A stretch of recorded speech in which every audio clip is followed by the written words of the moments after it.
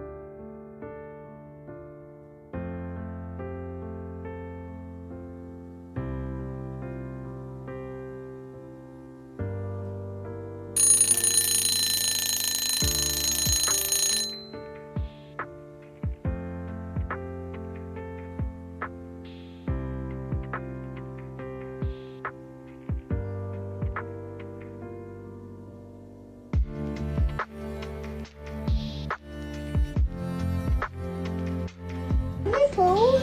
I know. What? She thinks that's a booby. A chest. She tried to drink your milk. No, I haven't got any milk.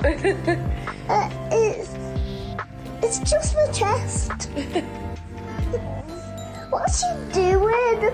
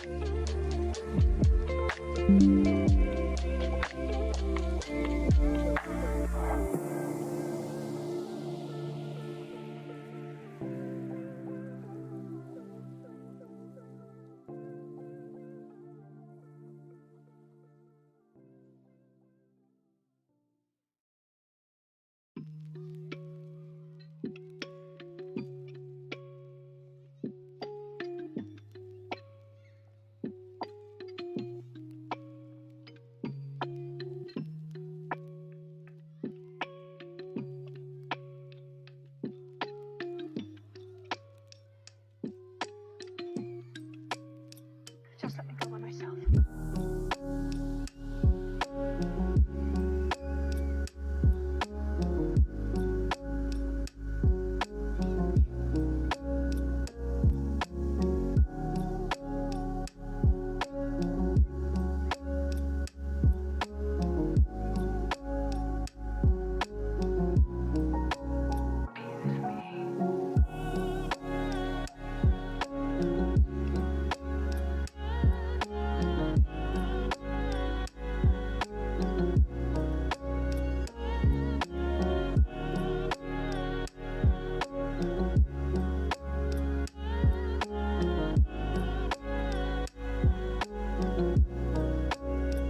Please let me go.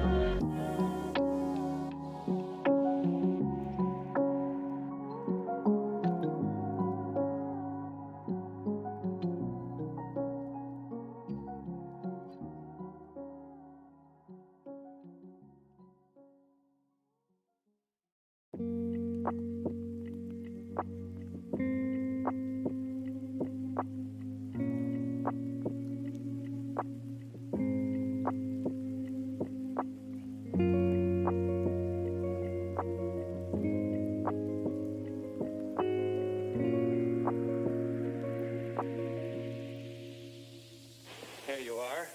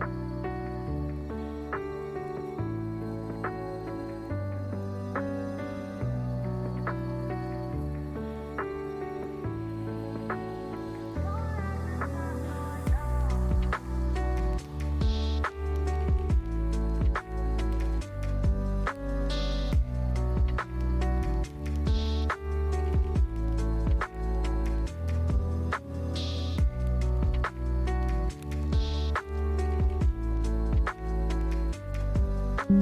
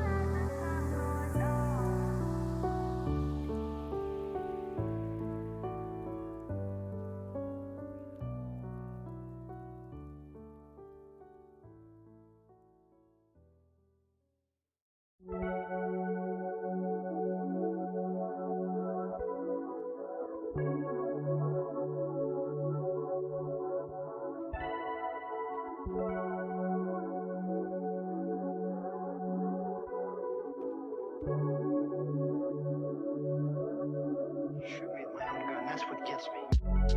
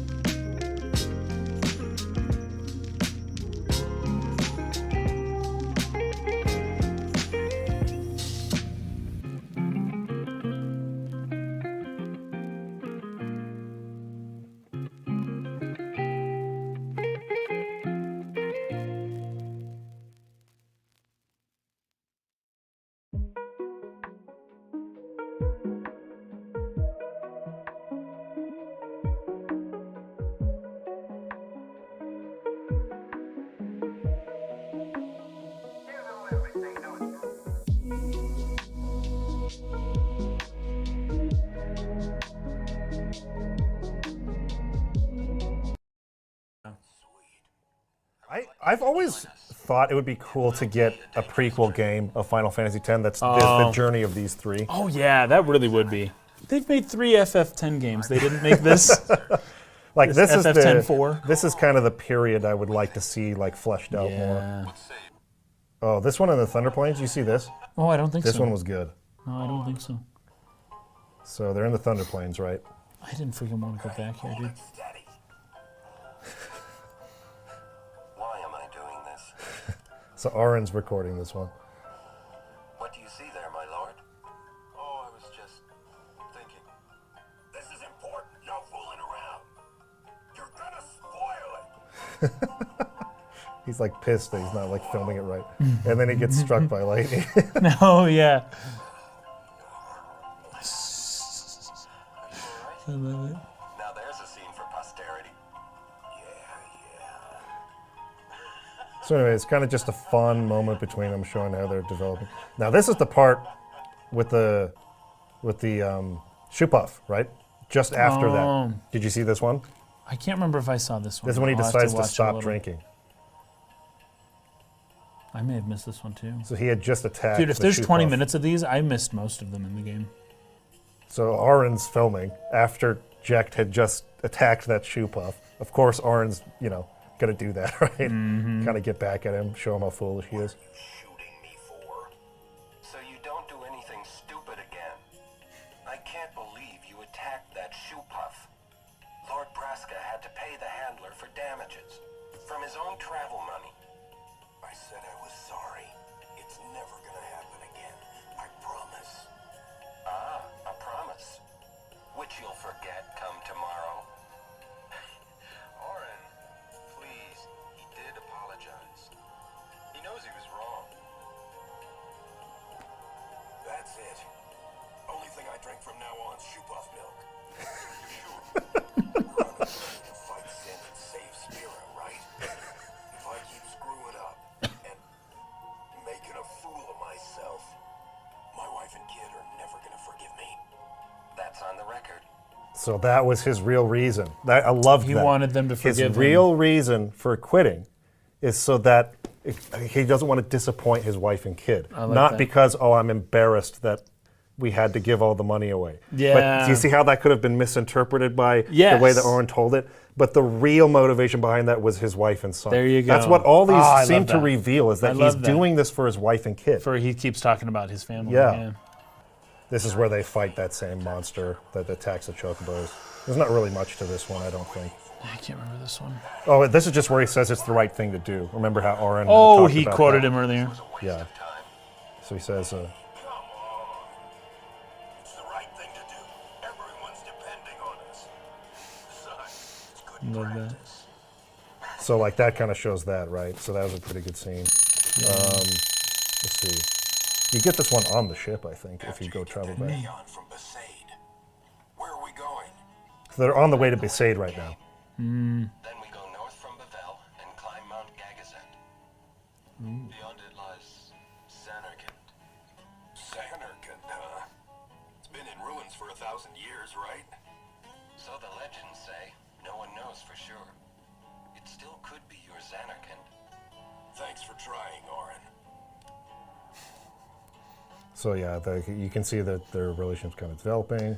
Yeah. This one, is part of the Thought same if I one. went with you guys, I might find a way to go back. But it's not that easy. I'm sorry. No need to apologize, Braska. It's not your fault. I should be thinking about fighting sin now anyway. Xanarkand can wait. But I will find my way back. Be careful, Jecht. Hey, I'll be all right. You're the one that Oh, this should is be in careful. Besaid Wouldn't after want that. your little girl to cry. The next one's the last one we She'll watch. be all right. She's strong, like her mother was. And so yeah, this will be the last one that you can get for now. Smallest heap of huts I ever seen. Now, that looks like a fine place to live. Auron. My lord. When this is over, could you bring Yuna here? I want her to lead a life far away from this conflict. You have my word. I will bring her here.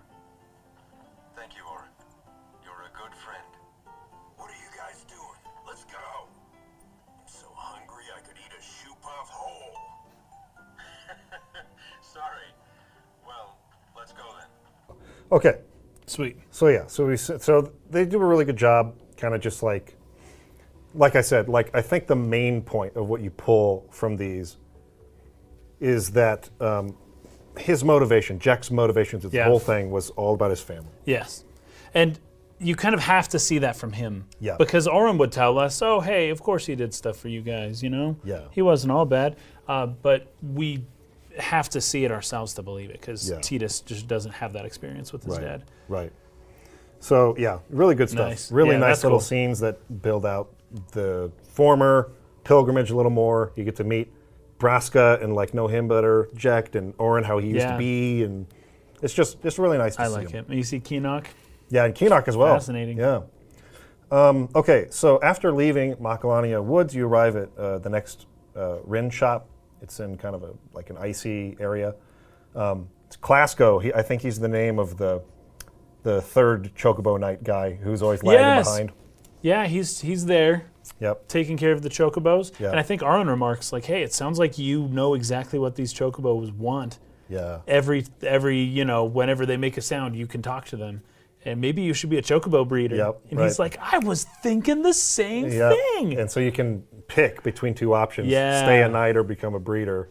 And if you tell him to become a breeder, I think he gives you an item later in the game or something. But yeah, Clasco's more of a chocobo breeder. He's more of a lover, not a fighter, right? Yeah, exactly. And then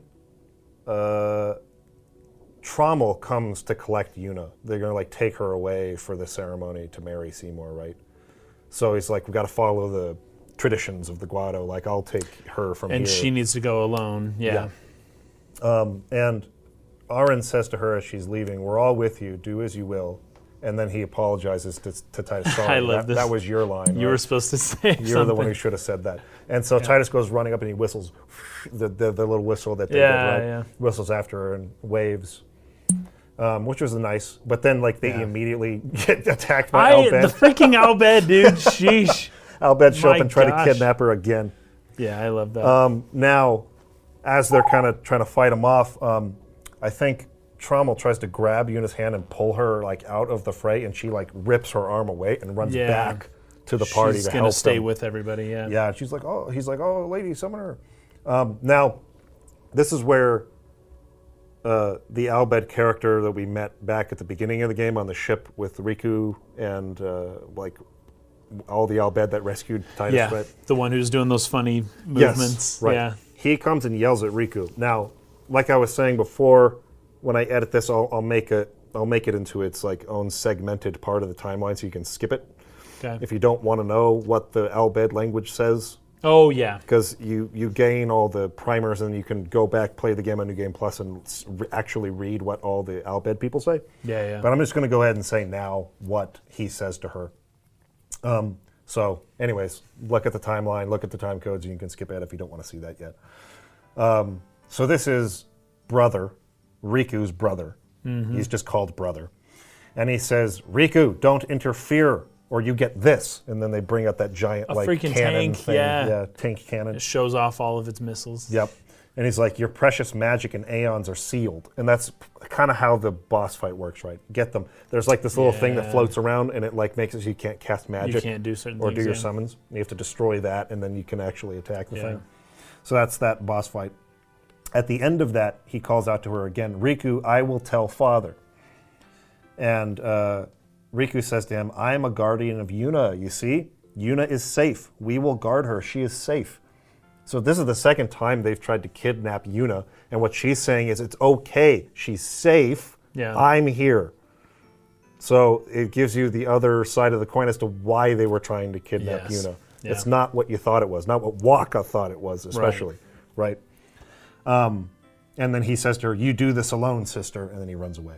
So that's what they're saying in Albed there. Yeah. Now, this is a big scene to break down. I love it. As soon as the fight's over and that back and forth goes, Waka's like, how do you speak Albed? Yep. And he just kind of, you see the wheels working in his head, and he's just like, he is so upset. Yep. He is so mad. Everybody knew. Because she admits to being Al Bhed, and then Titus is like, it's not a big deal. And he's like, you knew? Yeah. We knew. Everybody knew. Everybody knew. That's Everybody. the part that hurts. Yeah. Almost worse than the fact that she is Al Bhed in the first place. Is that everyone everybody knew. knew. And they knew how Waka feels about the Al Bhed. And no they one told let them. it happen anyways. Yeah. Especially, anyways, he's just so pissed about this, right? This is great. I can't believe I've been traveling with an Al Bhed, a heathen. Now, this argument between Riku and Waka is like the classic secular religious debate. Oh, gosh. Like literally like the foundation of this argument. It's the for blindly all following the religion, and then, She tries to say, we have no problem with Yevon. Yes. And he says, yes, you do, because you use Machina, which is against the teachings. And she says, well, like, who says that it was because of Machina that sin was... Yevon says, okay, but who else says? Well, show me some proof. Like, you can't you need to have more than that. And then he goes, well, can you prove that it wasn't? Yes, and that's the part that really made me laugh. Can you prove that it wasn't that? And she's like, no. I really liked the... that's not good enough. Yevon says this, Yevon says that. Can't you think for yourself? Yes. Classic, well, then you tell me. Where did sin come from then, huh? Oh, I don't know, she says. But, it's okay not to know something. Right. But just don't assert something when you don't have proof. And then he's like, you badmouth Yevon and that's all you come up with? She's like, but that doesn't mean you have to do whatever they say without thinking. Nothing will ever change that way. And I really like this. Nothing will ever change that way. Yes. That's the Al Bhed's motivation. We've got to change the way things are because it's not okay. And he says nothing has to change. That was the part that I took the note on. Yes. Yeah. Waka's pissed. Nothing has to change. It's fascinating. They aren't showing his eyes when he says that. Oh, really? The camera cuts off. It's nose down, and they don't show his eyes for this particular part. I don't know exactly why they did it other than... what I wrote here is that he's just a body talking, not a head thinking. Yeah. If that makes sense. Yeah. So he's regurgitating the things to say, right? But he's not thinking about what he's saying. And so the camera kind of cuts off his brain, so to speak, and his eyes in favor of just showing his mouth and his body. Well, think of how absurd that statement is. Yes, nothing has to change. And things are fine how they are. When you live in a world surrounded by this much death all the time for 1,000 years, that's what and she you says. think that nothing has to change. You want sin to keep coming back? Yes. Nothing has to change? Yes. There might be a way to stop it, Right. And he says sin will be gone once we atone for our past mistakes. So he's saying it's permissible for sin to kill us like this because we haven't other atoned people yet. who aren't us. It's original sin. This is the idea of original sin. Yes. Of because Adam and Eve ate some apples. Yes. We all get to be killed by sin over and over, like Prometheus with the devouring vulture, every single forever. And this is and it's okay. Yeah. This is the level of indoctrination that has gone on. It's permissible that we are massacred like this because we have not atoned yet. That's the idea. Yeah. Yes. I love it. I feel like I just mischaracterized the Adam and Eve story. I get it. I'm doing that on purpose. I'm purposefully showing it in this debate of the two extremes, right? And that's, of course, Riku's on one side and Waka's on the other. Yeah. But anyways, and then I'm just saying, it's original sin. That's what Waka's talking about. Yeah, so she's like, well, when and how will we atone? We don't even know the criteria for atoning. Yeah, exactly. What do we have to do? And he says, if you keep faith in Yevon's teachings, it will be gone one day. And then she just gives up. Like, why do we even bother, right? Like, this is stupid. That's more or less. And then Aaron calls over to start fixing these snowmobiles. This is the best. And Waka's like, are we seriously going to use Al Bhed Machina here? But then he goes, wait, Aaron isn't Al Bhed too, is he? Yes. Now, the reason I like that so much... Is Aaron Al Bhed too? I love it, dude. It is He's so like, wait, funny. Sir Aaron isn't an Al Bhed too, is he? Now, this shows so clearly that Waka doesn't have a single fetching clue what an Al Bhed is. Right, He doesn't know anything about Al Bhed. Yes, which is so interesting. And this is where a lot of racism really is born from. It's born from ignorance. Pure ignorance. Total ignorance. A fear because you don't know. And we talked about this last time, but because you don't know something, because of the part that's unclear to you, you fear it. This happens all the time. Recent example. I was talking with Christine over like an instant messenger sort of thing, a video messenger. And it was windy. that night, and something slammed against the window of her apartment. Oh. Like the sliding glass door to the balcony. And she was like, oh my gosh, like It's a someone's person. trying to get in. It's a vampire. And I was like, let me in. No, it's windy and something from your porch got blown into the window. Right. And she could not buy that as because I just open it and look. I kept telling her, just open it and look. Just look. You'll see. Just look. It's not that. And she would like resisted, and then she finally did it. And it was like, oh, why was I afraid? Right. If I had known what it really was, I wouldn't have That's been almost afraid, the right? definition of fear, Yes. is not knowing. Just right? not knowing. Yeah, because like, why are you afraid of the dark? Well, because you don't know what's there. And so Yes. it's not, it's like fear is like an emotion, but it's the literal fact is that you just don't know something. Yeah. And so that's all that's happening with Waka. And that's all that's happening with a lot of people who are ignorant. The question is, Aaron and Albed is the funniest question. It might be the funniest moment in the whole game. Yeah, it's like Aaron It's doesn't so have blonde good. hair. He doesn't have green eyes. He certainly doesn't have the spiral formation in the eye pupil. But Waka doesn't know that those things are what makes an Albed an Albed. Right. That's how clueless he is as to like the culture of the Albed. And so I really like how after that, like after like being suspicious of Aaron for a second, Titus tries to be like, come on, Waka, you got along just fine before you knew Riku was an Albed. Like, can't you just, be cool? and he's like, that's different. And Titus says, well, I don't claim to know that much about Spira. I probably know even less about the Albed, but I know Riku's a good person. She's just Riku, right? Right. And then You were fine with her before Yeah. you knew she was Albed. And so Waka then turns to Lulu, like, will you please support me in this? And I love how Lulu says, just think of this as an opportunity to learn more about the Albed. Exactly. Which is exactly what he needs to do. It's the whole problem. He just doesn't know anything about it. And that's the idea, because you mentioned, if you're afraid of what's out the window, go look, go find out what it could be, and then you'll feel better, right? Yes. So the whole point is, learning. Go learn what's outside your window. Go learn about this culture. Yes. And maybe you'll be better off. Yes. But at the very least, learning is like the point. Go do that. If you don't do anything else, do that. And he just walks off. Yeah. And we're all taking the snowmobiles. And he doesn't want to take it. He's walking. He's not. He'll walk instead of. It reminded me of that. He's a waka.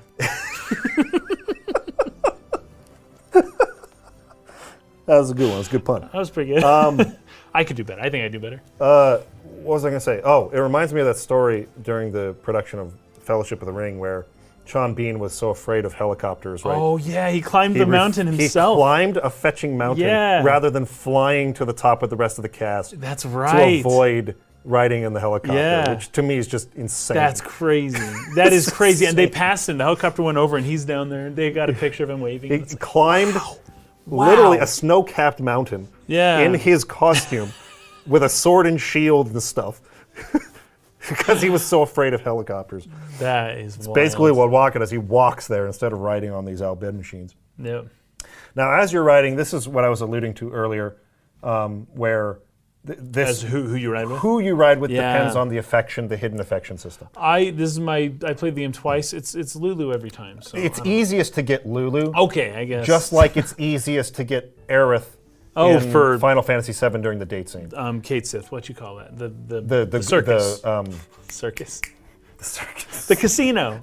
I know, the gold saucer. Golden saucer. There we go. The gold saucer. So it's easiest to get Lulu, but you can have Riku.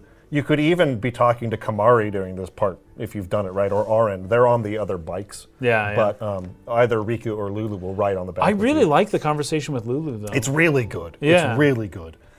She tries to get him to. She says, "Please don't be so mad at Waka." Right? I love when she's love not that. around Waka. Yes. She is so, and she's starting to trust us now. Yeah. She's so like soft towards him. She really does Yeah. like him. Yeah. She doesn't hate him. I'll put it that way. Yeah, and he's like, "Oh, I'm not." So I really like no that. big deal. It's like Tidus doesn't have grudges. as horribly racist as Waka has been. They don't condemn him for it. Right? Yeah. They're trying to help him, and I like that. We talked about that earlier, so I won't reiterate. But she's asking him not to be too hard or too mad at him. And he's like, "Oh, I'm totally cool about it. It's no problem." And then he asks her what she thinks about Riku, and she's like, "Oh, she's fun. She's fun to hang out with. to Yeah. hang out with. And she's a good person or whatever. Yeah. And Titus says, you know what the problem is? She's just another Albed to Waka. Waka's head is as hard as a rock. I bet it's because of Yevon, or, something like that.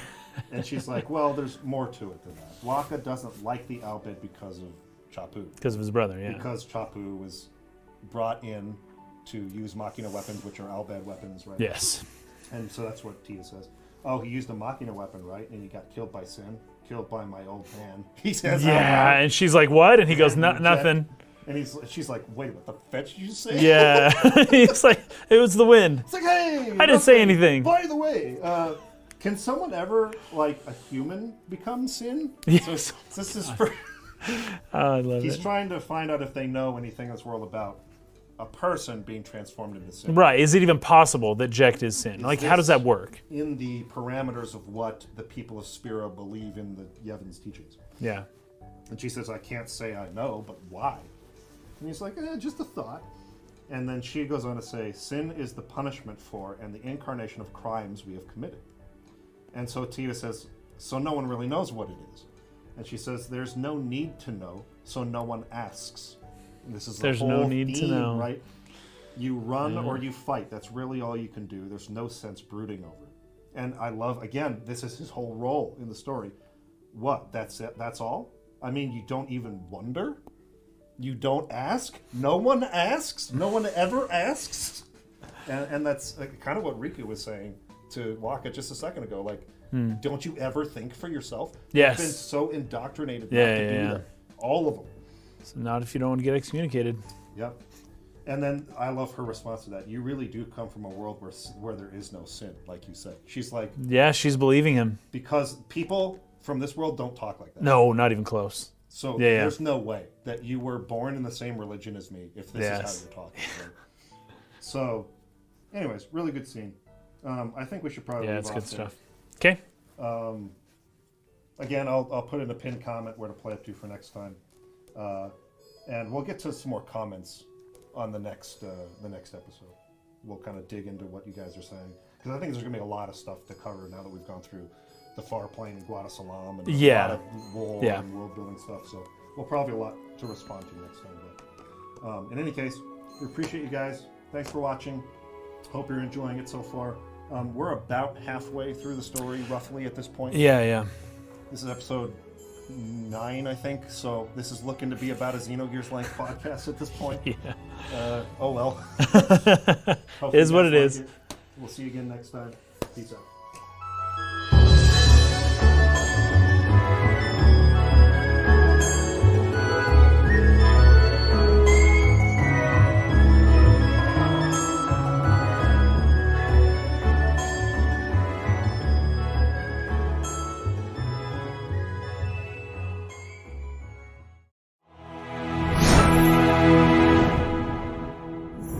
What's up, everyone? Hello. Welcome back to the State of the Arc podcast. This is our exclusive podcast for patrons and subscribe stars. Yeah. This month, it was very close. The vote was became between Arrival and Yasuka of the Valley of the Wind, which Oh, is sweet. a Ghibli film. Yeah. They were separated by literally one vote. Oh, no way. Arrival won by one vote. Wow. So I'm not sure how to handle something like that. Should we just roll into next month and do Nausicaa? do Nazca next time? Because it was Or- like they essentially tied. Or like, Well, it included in the poll next time, I guess. I guess so. But just keep having people vote. And that's probably what I'll do. But anyways, I'm very excited to talk about this film. This is actually one of my favorite movies of all time. This is your first time seeing I it. had never seen it before. I remember seeing trailers for it and thinking, wow, that's a movie I got to see. Yeah. And I never watched Well, it. particularly because you are so passionate about language. Yes, language. And that's like really at the center of the concept of this movie. Exactly. But you know what? In some ways, I'm actually glad that I waited because there are analysis points Yeah. within notes that I took here that I would never have noticed Until now. more recently. That's And good. you'll know when some of them are because, hint, hint, that's an Ouroboros, and we're going to get into that. Oh yeah. 'Kay. Totally. So, This movie's so good. this was movie's just so good. fantastic. It's directed by Denis Villeneuve. I think that's how his name is said. Yeah.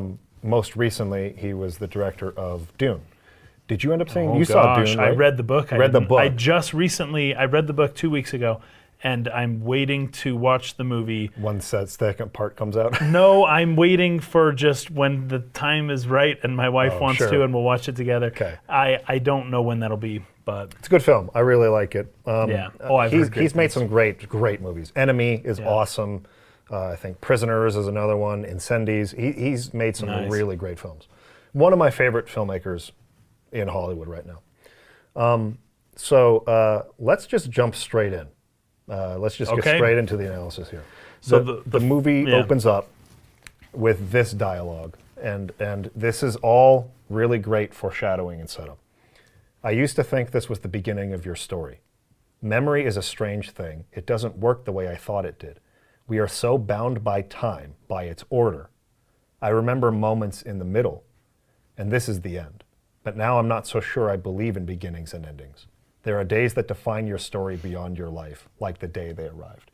That is really hard to parse when you don't know the movie yet. You haven't seen it. of course. But on the second viewing, it's like, oh my gosh, that's See, good. my first note was not that. I quoted the next line that she says, and not that part, because even though that was beautiful and poetic, I didn't know what she was talking about. So I was like, all right. So my first quote is, there are days that define your story beyond your life, right? Yes. So your whole life may be lived, and most of the days nothing happens, but some of the days everything happens, right? More things happen than can be contained in your life in just a few days. Anyways, it's beautiful. I love that. Yeah. So my note for that is, yes, please. So as she's giving that opening narration, you're seeing scenes with her and her daughter. The main character here is Louise Banks. Yeah.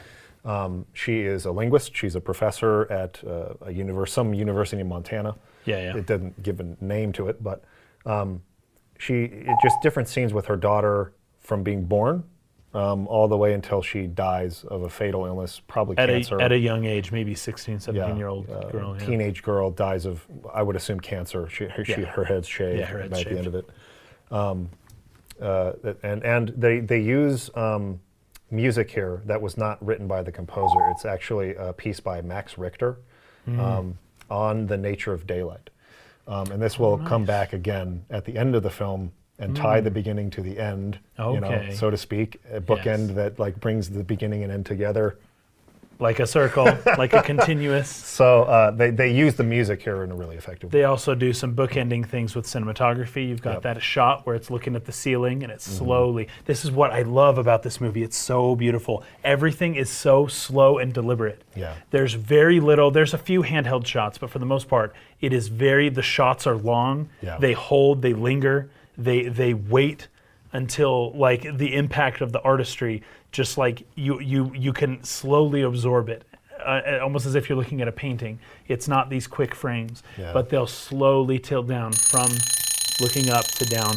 And I've got tons of, sorry, I was sick of last week, so my voice is bad. I've got tons of notes on the cinematography, but you'll notice that in the beginning of the movie, it's looking upwards, down. And you'll see multiple times where the camera slowly tilts downwards. Yeah. Once they arrive, you start to going get up. down, and the camera starts going up. And the symbolism there is that, things are when you're looking up and then down, something your attention is being brought downwards from above, right? Yeah. And that's what it seems like. Something's coming down and to Earth. Whereas once they arrive, everything is being brought upwards now. Your gaze is on the move this way, and you start to see those shots. You're now looking upwards. It's just beautiful, beautiful symbolism. Actually, it reminds me of a line from the end of the movie from Donnelly, where he says, "Since I was a kid," or something like that, my eyes, my gaze have been turned upward. Yes. But He says that halfway what through. surprises me is not them, but that I found you. And that's why at the very end it bookends that same shot where it's coming and it's looking back down again. Yeah. Where it's like, okay, the time to look up happened. It is now time to look back down and to fix Earth. Yeah. To focus on Earth instead of looking up to the stars. Yeah. It's just it's beautiful. I love it so much. The next kind of scene that plays out is her arriving at the college.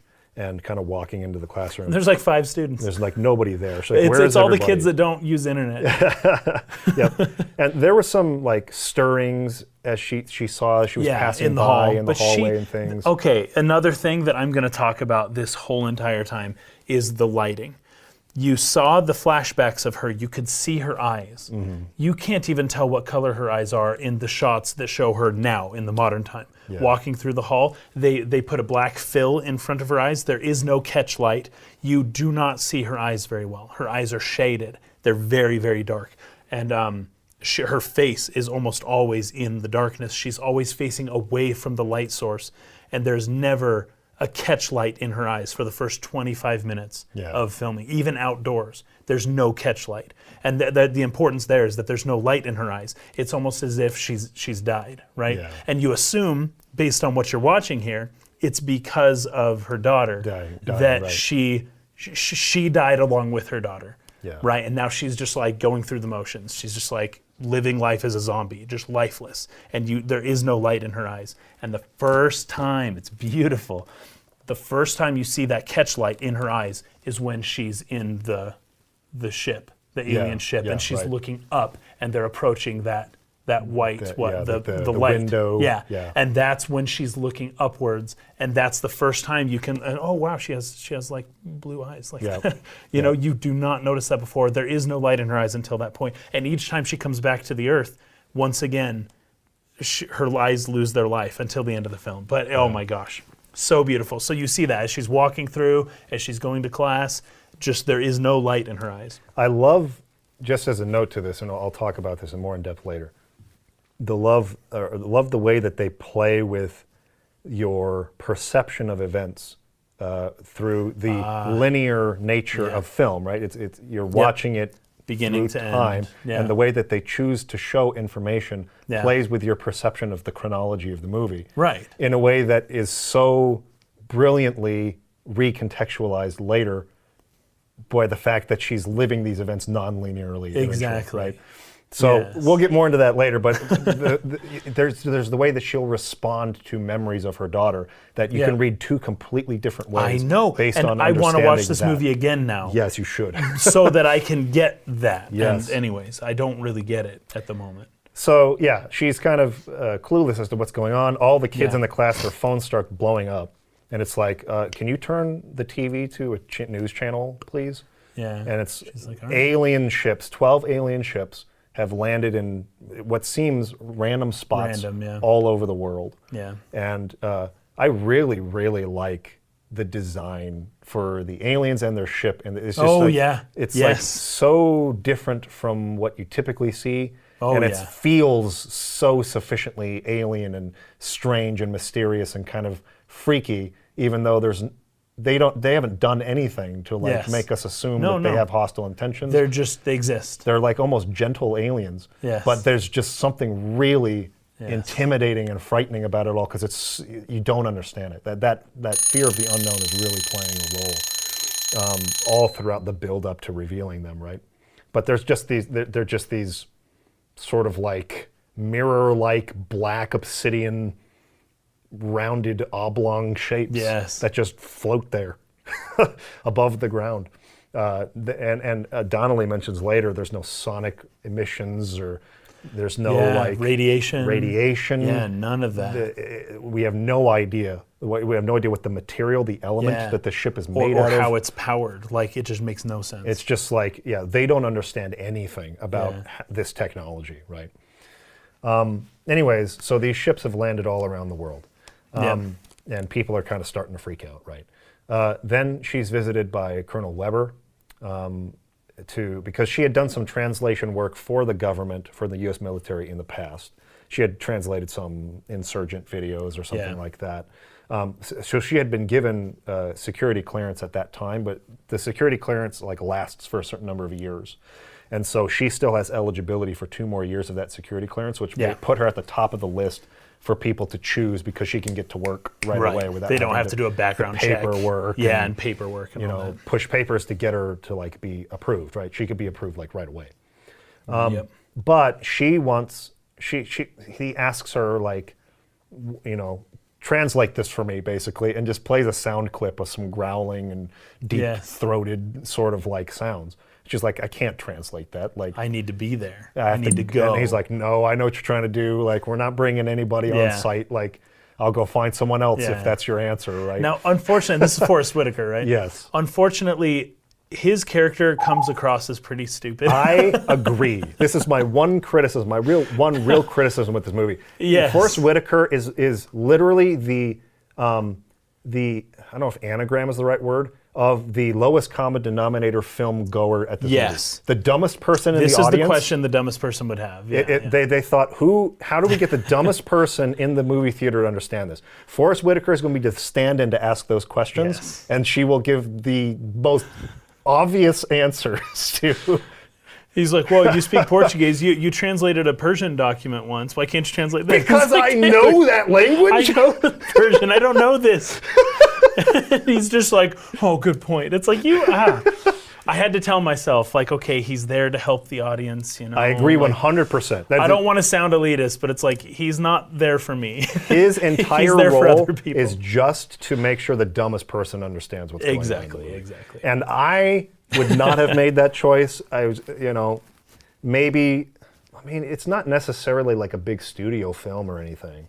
I don't know if it's an independent film either. There were like 5 credits as to who made this film. It kept saying like Future 21 Films and this, and it was probably distributed by one of the big, companies, but there was a bunch of different credits. You just know that somebody was like, listen, we got to make sure people get this, understand what's happening. And so please put this line in there, kind of thing. It's just like, but they do. It's multiple times. It's multiple times. It's always it happens, him too. and it's always always Colonel him. Weber. The other guys, at least, they're a jerk or whatever. But it's like him. He just doesn't know the first thing about talking. To people. And that's such a trope of military types in movies. You're right. They're always that. They're brawn and no brains. They're just they're really stupid. They always are just like looking for ways to like fight first. It says jarhead. Is that what they call military guys? Yeah, it's like, I don't know. Military commanders are generally really smart people. Oh yeah. If you're going to raise the ranks, not only are they like basically politicians at that point, which a lot of the lower military people don't like them for that, but they're really freaking smart. Like they're smart and they're political and that's maybe not a great combination. Actually, it probably is a great combination, but it doesn't result in what you want it to sometimes. Okay. But in any case, he says he's going to go to Berkeley and get some other guy. Yeah, and she like, basically sets a test for him. Right? And this is it's Sanskrit? Indian, Sanskrit. What is the Sanskrit word for war, and how would you reverse translate it back into English? Yeah. Yes. And he's like, okay. And so he goes there, presumably. She goes back home. Well, first of all, I made a note on this. Am I meant to believe that some adjunct college professor teaching language at a school in Montana lives in this beautiful freaking lakeside mansion? I know, it's crazy. It's a really cool house. Especially understanding the nonlinear nature of her life. Yeah. how did this happen, right? Yes. It's a really cool house, and I know why they wanted to shoot there, because it's beautiful for the cinematography, for the purposes of the actual image and composition of the film.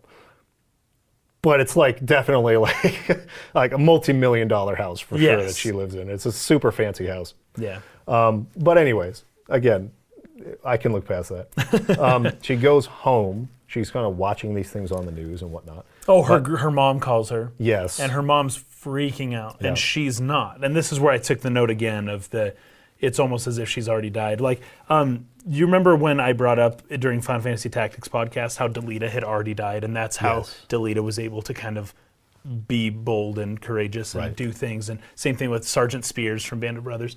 I felt like that's kind of what was happening with her, that she had already died and she wasn't afraid of death now. And so now it just wasn't a big deal to her. Right. But my note says, had her daughter still been alive, that she would be doing the same thing, calling her daughter, saying, "What's wrong? Where are you? You okay?" Not knowing how the movie pans out. But, it's fascinating. I also took notes about just the general panic, the nature of what, everyone's going through within this movie. Yeah. And the way that the news media is stoking that fear. Yes. That's very convincing. In multiple ways. Yeah, in multiple ways. But it also, and the fact that she's sleeping with the TV on all the time. And like, I took this note here because this just happened yesterday. we don't need to talk much about it, but the Russian invasion of Ukraine. Right, yeah. I saw some clips from that recently of helicopters going through residential neighborhoods and jets flying overhead, and this scene actually like really hit me hard because I had just watched that stuff and my thinking was, my gosh, dude, Americans don't have to worry about this crap. Yeah. Like there's very few places in the world where you can almost guarantee that you're never going to have to worry about whether a bomb's going to land on your head or not. Yeah. This is one of them. Yeah. And there's maybe a few other throughout the world, but it's like unbelievable. People in Ukraine, it's like one day everything's fine, the next day, am I going to live or not, right? And that's where all this panic is coming from. And that's where, what do? Well, you go at home and you just turn on the TV and listen to the news. Just try to find somebody to tell you that you're not going to die, basically. Right. And like, that's crazy, but it was really powerful, specifically because of the Ukraine thing. Yeah, I agree. That actually was really interesting timing as I was watching this. It right? was. the same Because day as that she's it looking up, happened. seeing jets flying and all the college students, Yeah. it's like, that's actually happening somewhere in the world right now. And it's like, even though alien invasion and other situations, it's totally different. It's like, no, once the military gets involved, it's a scary time, Yeah. no matter what. Once you start seeing the military jets flying around and it's not just a training exercise, like... Yeah, when she's in the That's parking crazy. lot, right? When she's walking out of the school and those jets just keep flying over their heads. Two of them, and then at her house again, 2 more fly by, and it's Yeah. like, what are they going to do? Yeah, That's it's crazy. a really good way of building tension. Yeah. Because like this is getting really serious. Because right? you don't know. Yeah. They took their time showing us the alien ship. Yeah. They took their time. Yeah. And that suspense was just so well done. Yeah. But yeah, so realistic too. I think they portrayed that very well. So in the middle of her sleep, a helicopter shows up, and Yeah. Weber's like, he says, what does he say? The word for war. A conflict, something like that. Something But like an just argument or something argument, like yeah, that. something typical. And he's like, and what is your answer? What do you think? Yeah. And then she's like, the need for more cows. Need for more cows, Or yeah, something like that. yeah, And yeah, he's something like, all about right, cows. pack your bags and let's Pack go. your bags, yeah. But that's almost unfair. It's like she's probably studied Sanskrit and the other person probably hasn't. Yeah, so it's right. like, come on, does every linguistics professor speak fluent Sanskrit? Or I think it's more of a written language, but still, does every Ancient linguistic... Egyptian Yeah, just because you're a linguist Sanskrit doesn't mean... and ancient whatever. Right. Just because you're a linguist Assyrian. doesn't mean you know every language. It's like, exactly. come on. Yeah. Anyways, but whatever. We'll let that go because this movie's really freaking good. So she gets on and they move on. And this is where we first meet Jeremy Renner. Yes, his character Donnelly. the All of my notes scientist. the whole time, he's Jeremy Renner. I don't say his actual name because I kept forgetting and I was like, I don't freaking care. He shows up and he's got his obvious, well, I'm a scientist and you're Yeah. just a language person and your view of the world's wrong and I'm a man and you're a woman. And it was like just this pretty dumb initial action There was a there. playfulness to it, though. It was There like was. He's kind of trying to break the ice a little bit. Yes. And be like, He's like, good. my scientistly But it's wrong, yes. role's more important than yours, nudge, nudge. But I don't know if he's being serious Well, about it. she right? didn't like it, but it's Yeah. like he doesn't know her. Of course, he wouldn't know what she likes or not. But also, as we reveal later on, he's just an awkward guy. Yeah, Maybe kinda he was weird. trying to break the ice, but he doesn't really. And they talk about it too. He's like, if I wasn't so antisocial, maybe I'd be married. Yeah, And she I goes, end up yeah, trust single." me, understanding how people communicate doesn't mean you won't end up you single. won't be single. Yeah. Yeah, but. That I feel like it was maybe some of that too. Yeah. But they definitely insert that conflict in there, which is really important. And even as it turns out later in the movie, you hear her daughter talking about, "Oh, go ask your father. He's the scientist." Right. They are setting up a distinction between science and language. Yeah. And this is Jacques Lacan's thing. So Yeah. Lacan talks about the symbolic, the real, and the imaginary, right? And the imaginary is when you're a baby, and then you go through the mirror stage, and then you would start to interact with the real world. But you can only do so through the symbolic, which is like the superego, the symbolic, right? And that's language. That's words. That's writing. That's talking.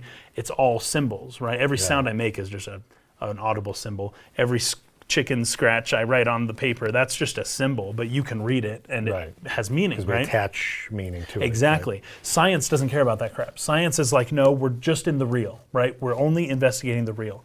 But what symbols do is they pair the real with the unseen, imaginal world. Conceptual. Yes. Well, and I put this 100 times in my notes, but like the eidos, like Plato's eidos, or the collective unconscious, Yeah. or the what else? Like just meaning, just meaning, right? Because science doesn't give you meaning, but language can pull meaning down and tie it to the real, right? In a beautiful little knot. And that knot's the symbol, right? Right. So it's beautiful. And they're setting up that distinction here right from the get-go. They're like, hey, science and language, she may be a smart person who's going to communicate with aliens, but she is not a scientist. Yes. She is something else. She deals in an abstract realm Yes. of meaning, not of Which is what you need solid matter. to decipher a really, Yes. really difficult language, Yes. and particularly script, Yeah. to try to pull meaning from when it's so complex and just totally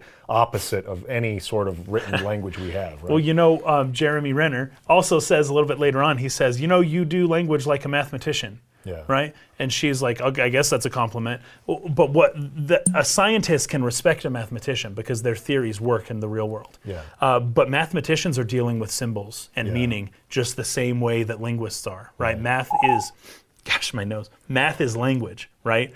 And so, but science will respect math more quickly than it will respect some of the other social sciences, right? Yeah.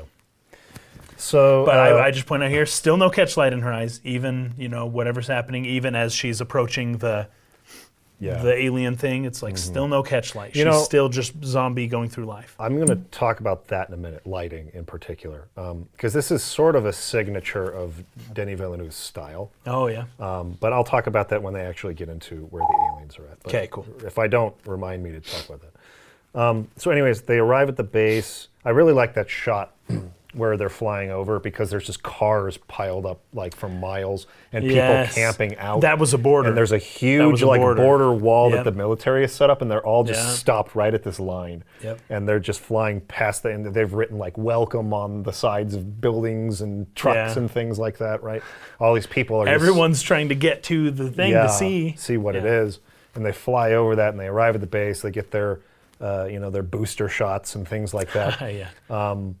And start to get debriefed on what's going on. They kind of introduce you to the data command center where they're in contact with all the other countries that are also the sites where the other ships are located. So they're trying to share data and information between the other sites. This is what we've learned. There's a bunch of what Skype, have you learned? Skype They're all calls. they're all collaborating Yes. on what they're learning about the aliens. Yes. So everybody, the whole world is united on trying to figure out what they want. What do these aliens, why are they here?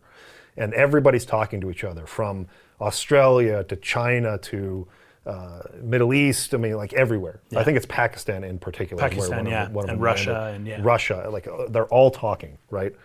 And so like she kind of walks in and she sees this, and so it's kind of introducing you to the kind of the whole setup for this. But they're like, basically, you're about to go in right now and meet the aliens. It's like really quick turnaround. Like there's not a lot of briefing. I remember I checked the runtime at the moment that we started to meet the aliens. It was like 20 minutes in. Like they get through this very quickly, and they cram a lot of meaning and a lot of like really good stuff in a short period of time.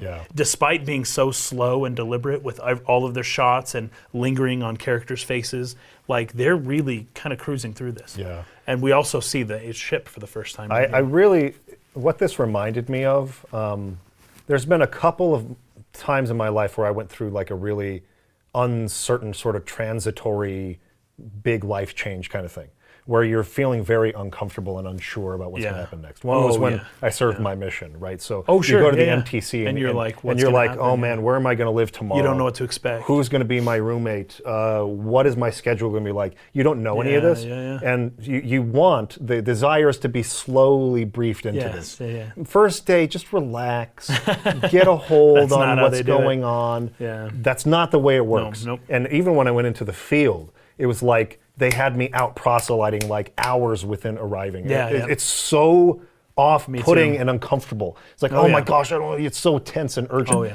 That's what this felt like. It was like they didn't even give them a chance to rest or like collaborate with other people and get debriefed really well, or like, hey, why don't you sit down and make a plan for what you're going to do? It was like, okay, it's time to go meet the aliens now. Like, whoa, what? You know what, though, since you bring up the Missionary Training Center, specifically as it relates to learning languages. Immersion. That's how you do it. That's how you so get acclimated. Get thrown right into the fire. Like just boom, right there. And that's how you learn languages. And that's maybe to some degree a loose connection with what they're doing here, but Yeah. that's it. If you want to learn language, you go there. You don't Go sit talk and chill. to the aliens. Yeah, you go immerse yourself. Yeah. Go live in their language and their culture. Yeah.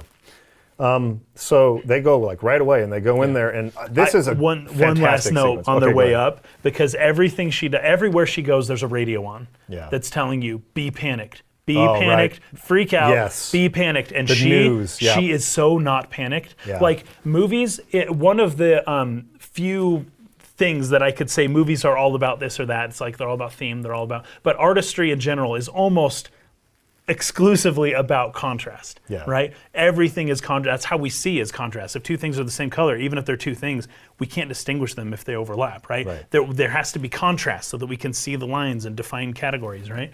So, but the contrast can be done in many different ways. You can do contrast on an image, right? You can do your S-curve, you can sharpen an image, you can do contrast with colors, but you can also do contrast just through the atmosphere of what you're seeing versus I guess it would be like the tone.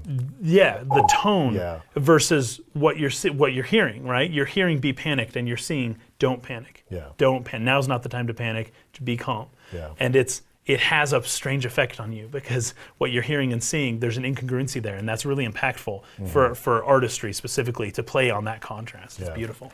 And this is where I think this whole sequence of where they go into the ship and meet the aliens for the first time is probably the most brilliant sequence of the movie. It's really good.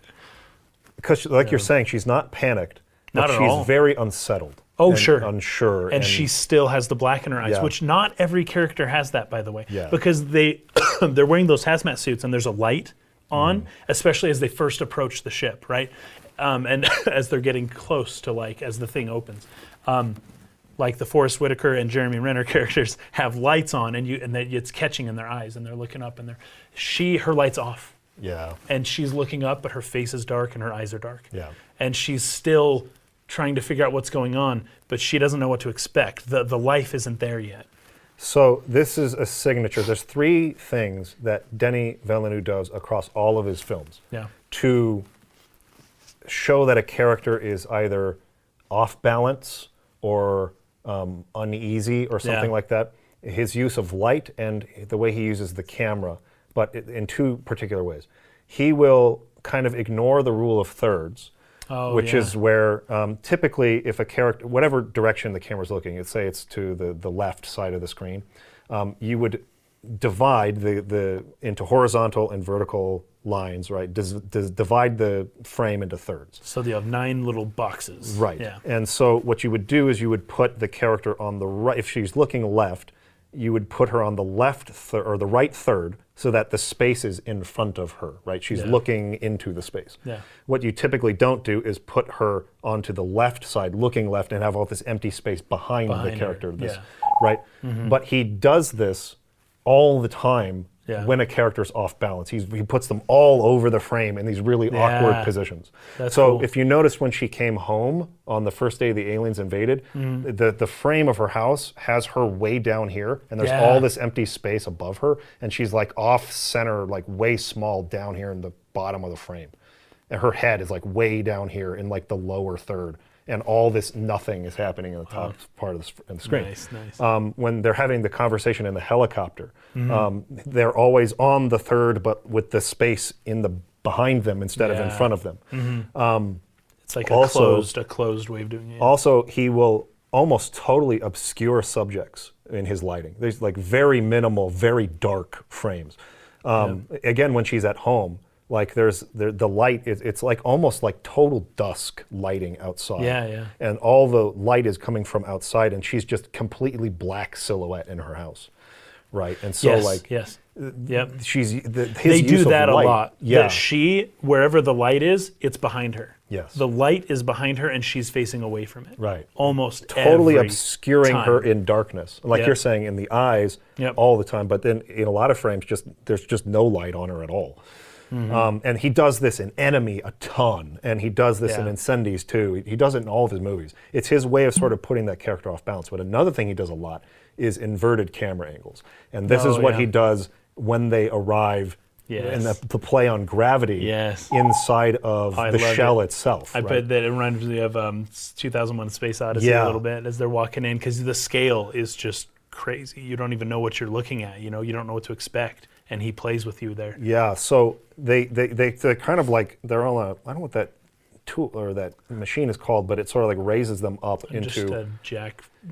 Yeah. like there's an opening that happens Yep. in the ship. Oh, so this is probably something to mention. It's like every 18 hours, it takes 18 hours for the aliens to restore the atmosphere The that oxygen, humans can Yeah. live in, and then they have to kick them out for 18 hours so they can restore it again. Then they come. So every 18 hours they're going back in for a short while to converse, and then they're kicked out. Yep. And then so that's kind of like the schedule that they're on, right? So they go analyze for 18 hours, they go back in and talk, they go out and analyze for 18 hours, sleep for maybe a couple hours, go back in. Yeah. That's kind of like the cycle that they're on. So they're put into there, but then at a certain point, like gravity changes and they're sort of almost like floating, right? Yeah, that's crazy. And then they push off, and then the gravity takes them and like puts them so that they're almost like perpendicular or like sideways walking, right? But they're walking upwards. Right. Yeah. But it's like, so these aliens have the technology to manipulate gravity like this. And then by the time they actually walk in, it's so unsettling and you don't know what's going to happen. And it's like the music is really loud there and they're just upside down. They got trombones and freaking bagpipes and like all kinds of instruments. Very playing loud here. instruments. Very loud and very very good. Yeah, it's crazy. But some of the instruments, it sounds like the Horn of Gondor a little bit. It's like they're using old instruments here. In fact, this is one of my notes here, that there's a canary, right? Yes. They bring a canary, which is they do it like in coal mines. Yes, well, at least what they used to do. Yes. 200 years ago. But this is the point. Well, 100 years ago. The point is, they're really low tech when it comes to communicating with these aliens. Mm-hmm. You would think, oh, we're high tech and they're higher tech. We need to keep raising up to get. But it's like, no. They're here and we're over here. Yeah. But we need to go down and find a basic point, a common point, which is basically caveman, right? Like we're going backwards. You have to go backwards to then build up and get back up to that level. Especially particularly when it comes to language, because you're learning a new language. It's like you're going back to elementary school or something to learn how to read and write again. Right? Yes. And so you have to go back to canary in the coal mine. It's like, well, we don't have the technology to do this, so we're relying on old technology, which is a bird in a cage, to determine whether or not it's safe to be here. Right, because the bird will suffer a suffocation before a human would. Way quicker, yeah. And so if the bird starts to freak out or dies, or if it then dies, you know, okay, we got to get out. Get out. Because it's dangerous. There's a toxic air, or there's not enough oxygen down here, or whatever it might be. That is what the canary in the coal mine is. But it's just so funny that they have to rely on these old ancient methods, and that's what's happening throughout this movie. It's beautiful. Yeah. So they walk into the room, and it's a totally inverted camera angle. They're upside down, on top, right? And so like these are his ways of putting the characters and the audience off balance, right? Yep. And he does it in literally every single one of his movies. Those three particular things: the really dark, obscured, silhouetted almost lighting, the off-center camera angles, and then the inverted camera angles. Nice. It's all over his style, and so. But once we get to that light, that's where you finally see her eyes. That's where the first time you see the light in her eyes, and it is if it reflects on her personality too. She brightens up and she's very like awestruck and she's excited about it. You can actually see the light come in her eyes. It's beautiful. And basically, all it is at this point is like they make some very. Again, the aliens are very loud, and the sounds they make are almost predatory. They're kind of like a growl or something, and it's very like frightening and just kind of disarming and shocking. And it's like, okay, do your job now. And she's like, but I love how it just cuts away. We don't see what happened. We rarely do, actually. And it just cuts to the aftermath of like obviously they didn't get anything done, because it was like such a shocking thing. And as they're going around, and you hear you get to eavesdrop a little on the Australians and some of the others, and they're all saying, "We got nothing." No one can talk to these things at all. But as they're like decontaminating or whatever, right? And she's just like in shock, and they're just totally shell shocked by this experience. He tells them, get to work on a certain thing, and then by 200 hours or whatever he says, be ready. And be ready for what? You're going back in. You're going to do it again. Over and over. Yeah. Get with the program. This is urgent. You got to figure this out as soon as possible. So there's no time to rest, kind of thing, right? And then, so really, really great Oh, sequence. I remember too, they use the vertigo shot when they get inside of it, but it's the slowest vertigo shot I've ever seen, where they're, for people who don't know, when the camera pushes forward but zooms out. Oh, yes. Slowly.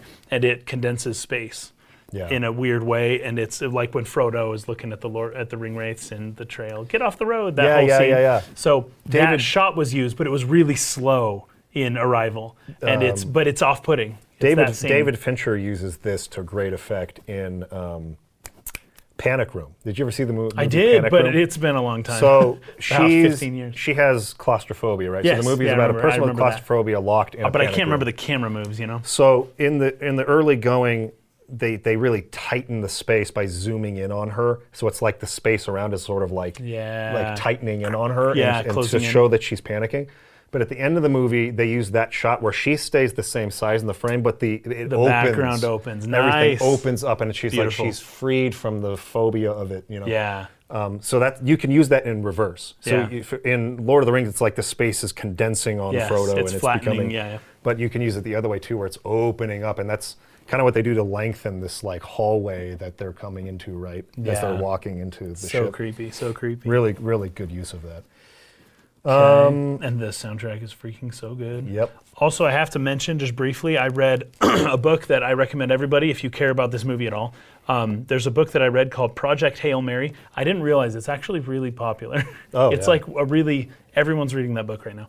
And I had no idea. It was recommended, so I read it. But it's similar themed and does things in a different way. But a really good book. I just want to throw that out there to anyone who likes this. But I don't want to spoil that book, so we're not going to.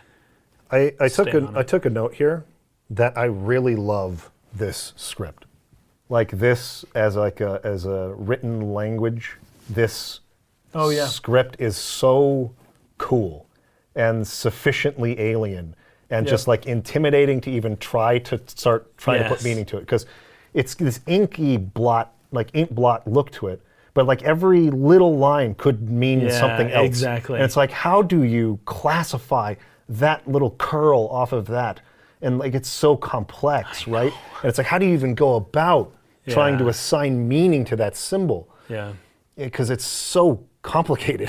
Yeah, it's crazy. And so I loved that. I thought it was such a great design, and it really works into the whole concept of like the non-linear time and the end meeting the beginning thing. There's another camera thing they do here that shows that. So Yeah. as she's walking through, she's got that crazy baggy suit, right? Well, they give us one shot, POV shot from her view looking out, and she's looking through the suit, but her view is warped. Because the suit, it makes everything look, instead of straight lines, everything's curved and warply and weird, right? So it's affecting her the way that she sees, but I think it's a general idea of showing her perspective just in general. Her perspective is slightly warped, it's different, right? And there's great symbolism there too. Yeah. Super good. So let's see.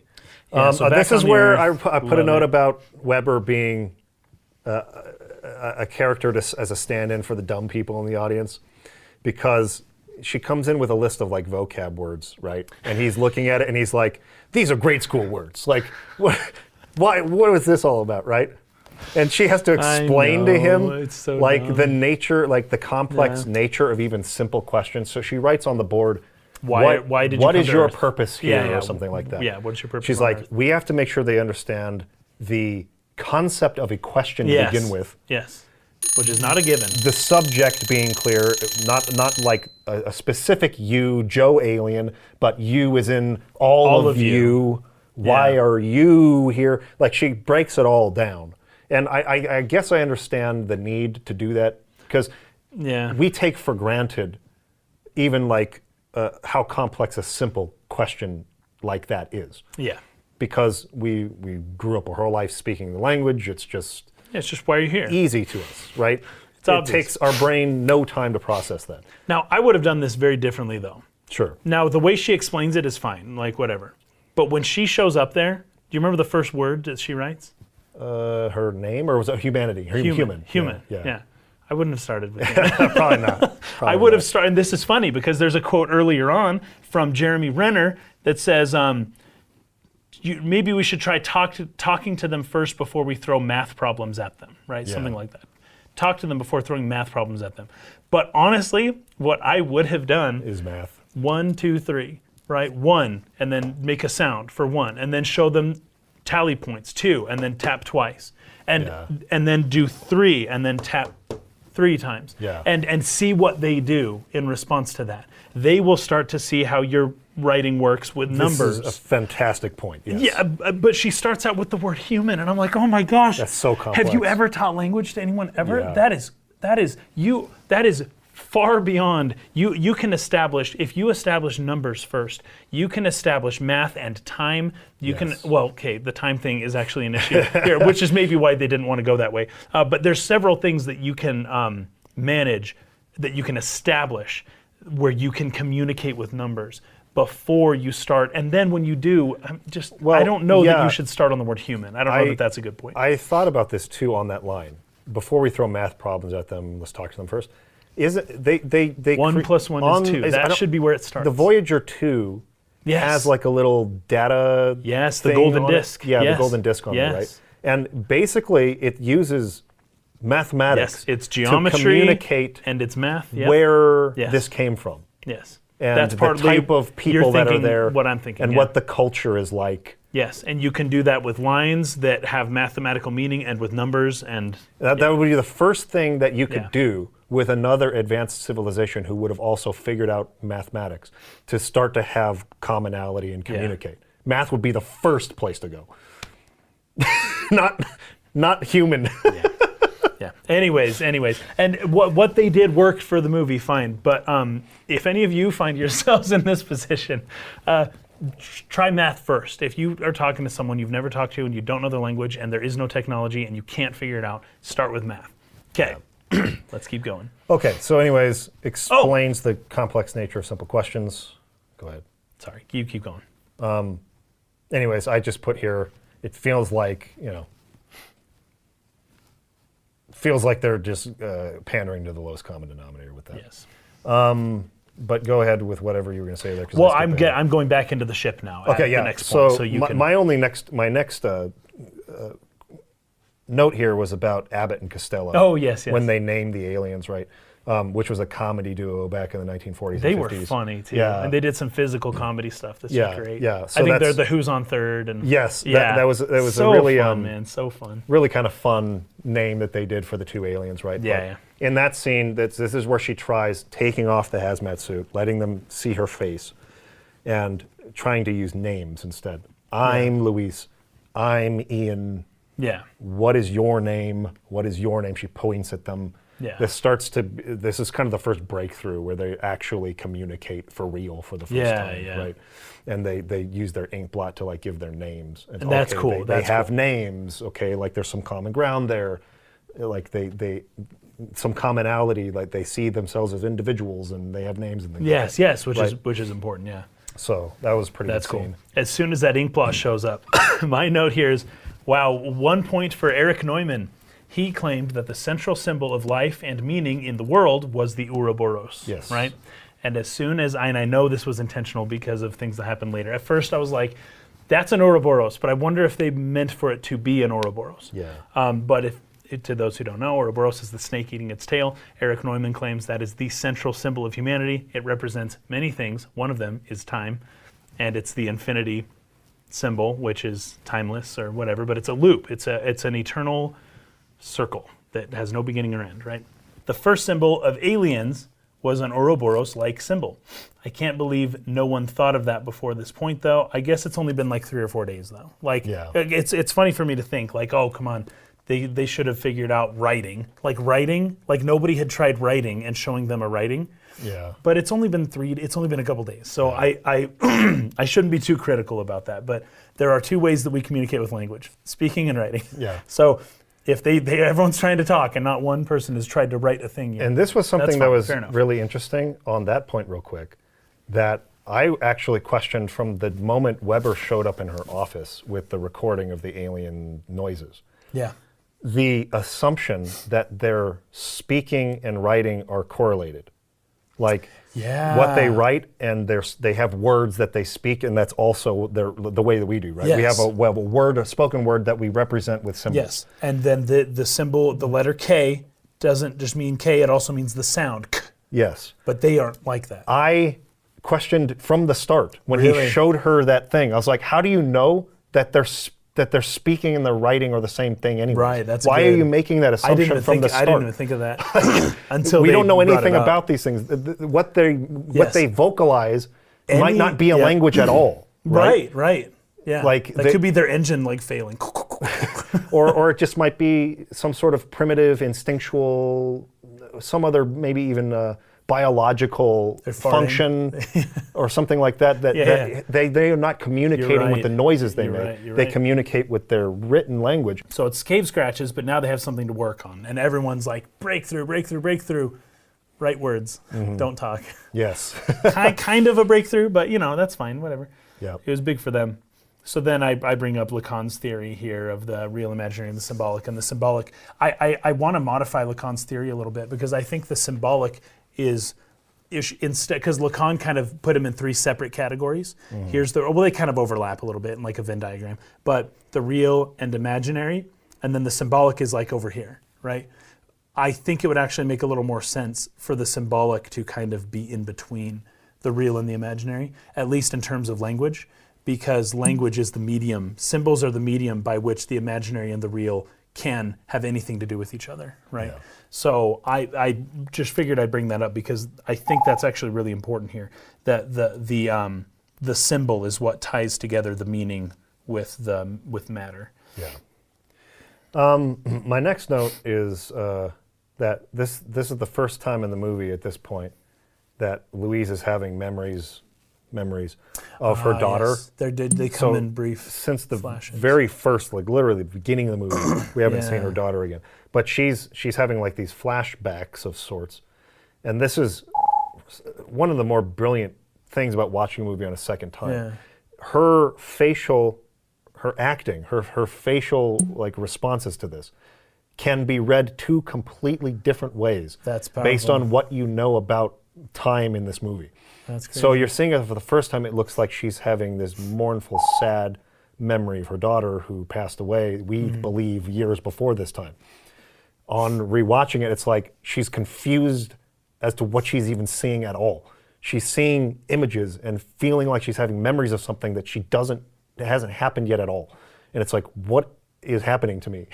Yeah, And that's crazy. you can read that facial expression two very That's different so ways. funny, wow. It's a very brilliant performance from her, and she does it all throughout the movie. And it really sells that like build up to the reveal, like kind of the twist of the movie, right?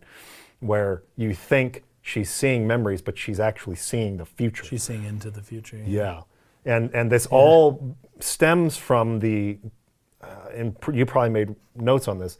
This I think it's Sapir-Whorf theory. Oh yeah. About the language you speak like affects your perception of the Yes. world. And she brings that up because Jeremy Renner asks her about that. Yeah. Says, hey, have you dreamt in that language yet? Yes. Actually, that was a dream. When he came to Yeah, ask her actually, that, was a dream. was a She dream. was having a dream about it at the time. Oh, that was crazy. But Yeah. anyways, he asked her, hey, have you started dreaming? And, because your perception of reality would change. You can rewire your brain through language, and that depending on how you speak a language. The reason it's still only a theory is because it's been shown that can affect things in certain ways. But that it's not as our complete perceptions, as exactly. they were making it Our seem. perceptions are still pretty dang similar Yeah. and aren't completely colored by language, but they can be. Yeah. They can be. And specifically, maybe not your perceptions of reality, but for sure your perceptions of the imaginary realm, of the forms and of the meaning. Good examples would be using like a masculine form for inanimate objects in one language versus another language using the opposite. yes, So maybe yeah. in German, a Yeah. bridge is a very feminine. They view it as a feminine thing because they use a feminine form of the word or something. But in like Spanish, it's a masculine form. Sure. So like Sometimes they in flip like small that. ways, Yeah. you would view the concept of bridge differently based on the culture and language you used growing up. But it's not so complete as to where you're seeing colors differently or something like that, right? Exactly. Yes. Anyways, still a really, really fascinating concept that in this movie does apply specifically to the aliens' language. Yes. Understanding the Because- aliens' language changes your perception of time Yes, exactly. completely. Exactly. So really, really cool. So concept. what she shows here is that language isn't scientific, and it's not only a part of the material world. It also connects the world above. So in order to communicate, she keeps entering the world of her dreams to find the meaning. Now, I don't know if that note's correct after understanding what her dreams mean in the end.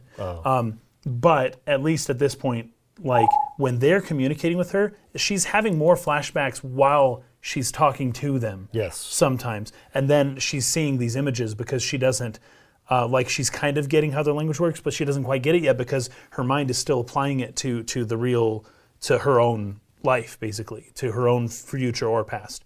And so she's seeing the images of what they're conveying, but she's applying it in a different way. I don't know, but she just doesn't know what any of it means, right? Yeah. Right. But she's entering the world of her dreams to find meaning, which is the imaginary realm. Anyways. Yeah. Lots more tilts up now. Yeah, We're tilts seeing up. lots of tilts up. No more tilt downs, all tilt ups. I really like this voiceover they do here. I think this is really effective. So they have Jeremy Renner's character, Ian Donnelly, doing the voiceover here, where they kind of shift to more of the scientific view on this stuff. Because right now we've been seeing mostly her As like a perspective. documentary. Yeah, and it's that a was good fun. it's a That good was way to fun. do the montage sequence, so we can skip Yeah. ahead a little bit Yeah, and see they've made progress in these ways, and we don't have to get bogged down by that too much, and the pacing can keep moving.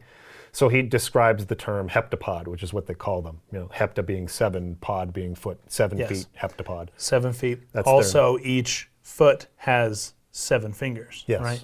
So there's a 7 times 7. There's some spiritual meaning to what they are and what their limbs represent and all of that. They're kind of like gods, you could say. Yeah, I kind of took down his dialogue here. It says, who are they? Trying to answer this in any meaningful way is hampered by the fact that outside of being able to see them and hear them, the heptapods leave absolutely no footprint. The chemical composition of their spaceship is unknown. The shells emit no waste, no gas, no radiation. Assuming that the shells communicate with each other, they do so without detection. The air between the shells is untroubled by sonic emission or light wave. Are they scientists or tourists? If they're scientists, they don't seem to ask a lot of questions. Why did they park where they did? The world's most decorated experts can't crack that one.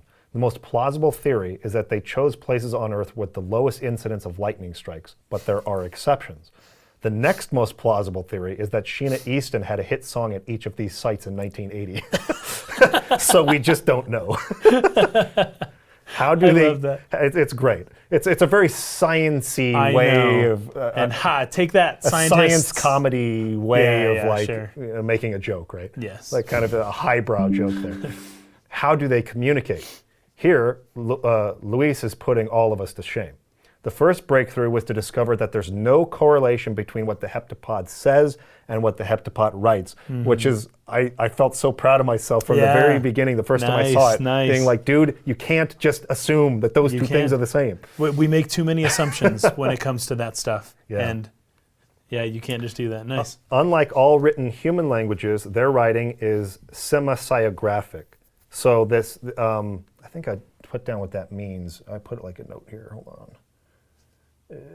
Yeah, here it is.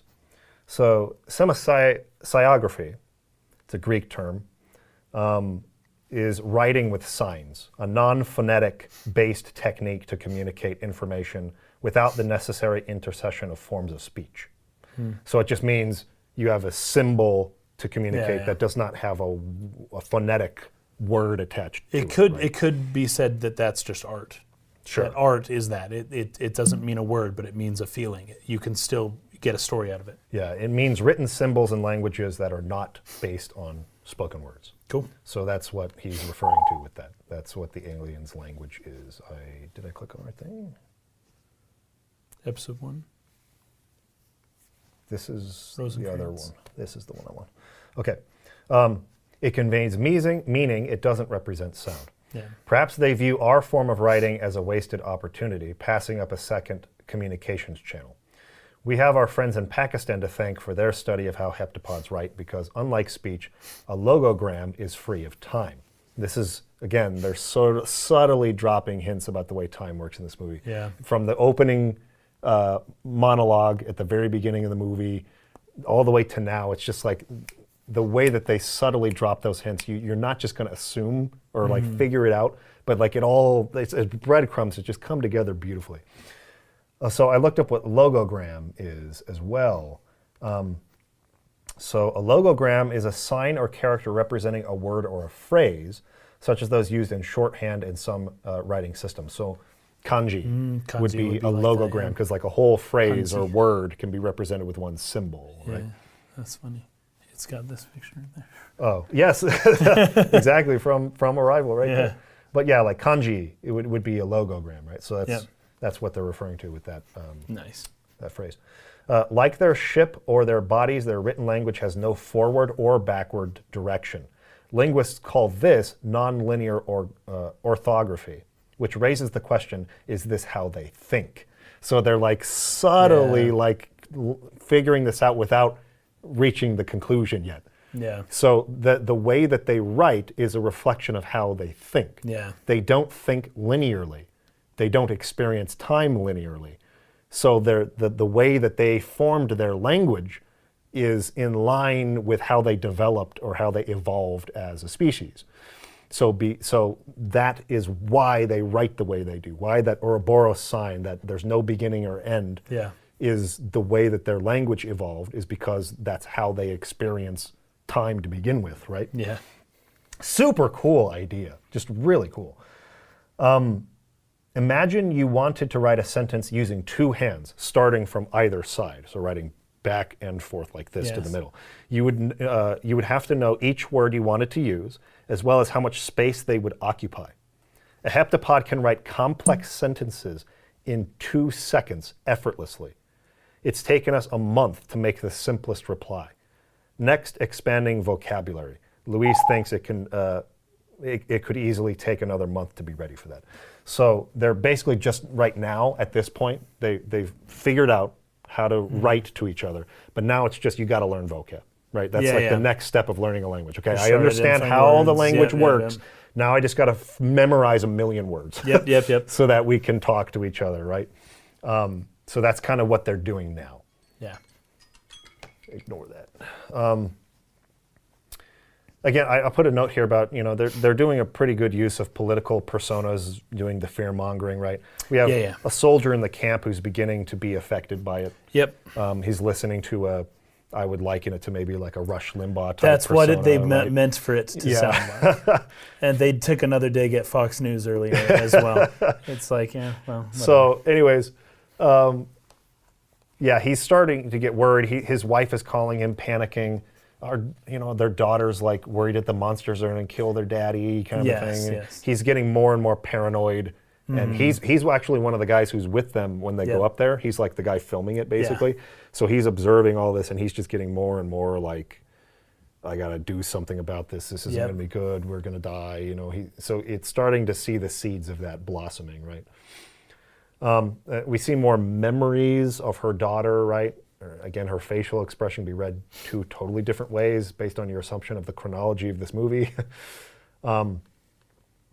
So this is the dream sequence where Ian says, I was doing some reading about this idea that if you immerse yourself in a foreign language, then you can actually rewire your brain. Yeah. And she says the Sapir-Whorf hypothesis, the theory that it's a theory that the language you speak determines how you think. I love the dialogue here. It's written with purposeful uhs and pauses and like things like that are very natural parts of speech, right? That's, yeah. You wouldn't write like Right. that. No. But it comes very natural. This is the way that you do realistic dialogue, right? But without all of the repetition and the things that make a conversation go for 7 hours or whatever. We don't have 7 hours to sit here, or I guess a more realistic number. You go visit a friend, you're going to have like a 2-hour conversation, 3-hour conversation. That's like the length of a whole movie, right? So we can't write the way that people talk that extends conversations forever. But I like at least doing this. These interjections of it, pause, So the way that he said his line was, I was doing some reading about this idea that if you immerse yourself in a language, then you can rewire your brain. And she says the theory that it's the theory that the language you speak determines how you think. And so I love that, like really natural dialogue. Comes across very convincingly. Yeah, it affects how you see everything. It was, I'm curious, are you dreaming in their language? I may have had a few dreams, but I I don't think that makes me unfit to do this job. And this is really cool because she's not saying it to him. She turns and like says it over here to something we haven't seen on screen. And there's a heptapod in the room, and it's like, oh, she's dreaming right now. It's just right there. Yes, Really she is cool having way. dreams about it. Really cool way to reveal that this was a dream and there's something off about it, right? Yeah. Really nice. So yeah, she is having dreams. Let's see, my next note. They also, another thing that made that kind of dreamlike strangeness was as she was talking, the bird kept chirping. Oh, so yes. she's like responding to him, but you keep hearing that canary bird chirping around, and it's really loud. And I was like, oh, what's the bird doing there? And it's like, oh, because she's up there in that room so much with a bird chirping and talking to aliens. Every it's now time becoming they're there, the bird is a part of the dream. Yeah, yeah. So it was really cool. It was really well I have done. another take on that bird a little bit later. Okay. My next note is when they're in the truck together, just kind of talking. But it's that conversation. My next note, I wrote an interesting idea that using a game to converse with aliens would lead to big misunderstandings. So this is... Oh, then you're past this. Then. Okay, go ahead. So just mentioning that this is the part where he says, yeah, well, I'm single. I don't like to talk much. And she says, yeah, well, I understand everything about how people talk, and I'm still single too. Yeah. But it's beautiful, once again, contrast, right? Contrast. That she understands how people communicate, but she's not very good at it herself, and she doesn't like to do it. Yeah. But she likes to learn about how to do it, but she doesn't like to do it. Yeah. Right? I think that's fascinating. But that's a beautiful, it's almost like a dissonance within her mind, but it creates a contrast within the film. This is true of therapists, particularly psychologists and things like that too, right? Yeah. They study and they know how to break But down then- a person, but they have really messy relationships themselves and problems that they have a hard time working through. I know a woman who went to marriage therapy, divorced her husband, married her marriage therapist, Oh my gosh. who divorced his wife previously as well. That's messed up. Isn't that weird? That's really messed up. Probably the worst marriage therapist in the world. That's kind of what we're talking about. I hope he with, doesn't watch this podcast. That's what we were kind of talking about in Mass Effect with the commander Yes, where it's like relationship with you're the the leader. subordinates. Yeah, isn't there a power dynamic here that's like a very little, inappropriate. You know? it's like unfair. It's really It's messed up. unfair. It's stupid. Yeah. Anyways, the therapists aren't always the best at internalizing their own therapy. Yeah. So was that Okay. all for that? So then, we're next on your part. So My next we note is the learn dream here about that China, in particular, the Chinese with their They did heptapods, games. they used games to try to Yes, communicate. yes. And I wanted to get your feeling have on thoughts on this. because that Yeah. came across to me as being a very weird way to do it. It's not. Okay. It's not. Okay. So educate me, because I let was me like, tell why you, would they do that? This is a conflict I have with my wife often. So my wife knows one language. Yeah. And she has no interest in learning any more languages. Yet she has been to Asia, Africa, South America, Europe, you name it. She's been all around the world, and she has been in places where nobody speaks her language. Yeah. She has never once thought that, well, I better learn that the other person's language of the people I'm at, right? She spent a lot of time in places like orphanages and with younger kids, right? And so I will often say something like along the lines of your thinking, which is, you're either talking or you're fighting, right? You're either, and this is so true of like countries, you're either talking or you're fighting. You're either, what I often will say is that language is one of the reasons I'm so interested in languages, is that language is a barrier where if you don't speak the same language as someone else, you cannot be friends. Like, it's not possible. You can't be friends. My wife hates it when I say that because she went to these places and she played games. She played games with them, and she felt, there's a theory within, she has a major in recreational therapy, which is playing games, at least in part, with people. And there is a theory amongst the recreational therapists that games reveal people's true nature in a way that's better that would take longer for language. You play chess with somebody, you play Candyland with somebody, and you're going to understand the way their brain works in a different way depending on what kind of game you're playing. You'll understand how easily frustrated they get. You'll understand whether or not they are willing to cheat or maybe, skirt the rules a little bit. You'll understand maybe a little bit about, like, if they're just pleasant or if they're just along for the ride. You'll understand a lot about them based on whether they come in first or last. Are they the kind of person that really doesn't like to lose? Or are they the kind of person that, or if it's somebody, and you can kind of judge based on how you play a game with someone, even if it's soccer or anything like that. Whether or not you are compatible personality-wise with them, right? Yeah. And that's something that my wife will often bring up. Playing a game is none of it's perfect, but it's a pretty good substitute for talking. So in that sense, either you're talking, or you're playing, or you're fighting, right? That would be a better dichotomy instead of either diplomacy or war, right? Either you're talking or you're fighting. Well, there is a third option there, which is play, which may not seem like the best way to get to a complex solution, but is a pretty good starting point. I think it's a pretty good starting point. Maybe that can be likened to like toddlers or babies that don't speak, right? But they get together and they play games. And, Yep. Or something akin to that. And they'll even kind of intuit the rules, right? Like a little 3-year-old who doesn't understand the rules of a game will just kind of watch and figure out the rules and start to participate in little ways along with the other kids who made the rules of the game, and eventually start making their own new rules for that same game, And it's a way that kids can kind of communicate in their own little way, So, just wanted to bring that up. But she brings up in this that it's a bad way to go about it because everything's going to be painted by these concepts of opposition and victories and defeats. Winning or losing. So wouldn't a linguist, one of the Chinese linguists, be aware of this? And You're right. When you're dealing with somebody that possibly could kill you and you don't know why or not, a game could easily become an ominous thing to do. Yeah. Maybe not the best idea. Yeah. But in terms of raw communication with somebody who you're trying to communicate with, games are pretty good. In terms of this could end the entirety of humanity if it goes wrong, maybe game isn't such a good when you're trying to particularly you need to be very precise with words, right? And the whole word that everyone gets really hooked up or really tripped up on here is the word weapon.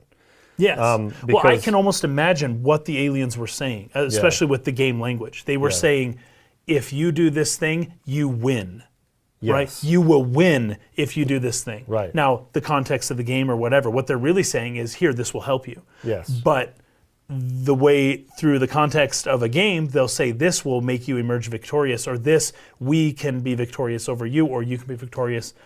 There's implications there that are like war, basically. Yeah. But you're so limited by the vocabulary of the game that you're trying to take this concept and sort of make it fit into this vocabulary. See, at some point you need to stop playing the game and talk, right? So like I mentioned, I would start with math, with numbers. Well, at some point, once we've got the clock, once we've figured out the basic math, once we were able to communicate in that way, we're going to have to leap to language at some point and say, okay, you get the numbers. Now let me teach you our alphabet, Like at some point you do have to change. And if you start off with a game, I'd still rather start off with numbers, but you are going to have to transition away from that at some point because you can't have a decent conversation. Yeah. But they may have done that too. But the game colored their initial perceptions of the language to begin with, which is why they're talking about flowers and just the different mahjong pieces, because that was their early vocabulary. Instead of learning the first 500 most common words, they learned all the mahjong pieces. Right. And so it colored everything from that point on became colored by the game. So. Yeah.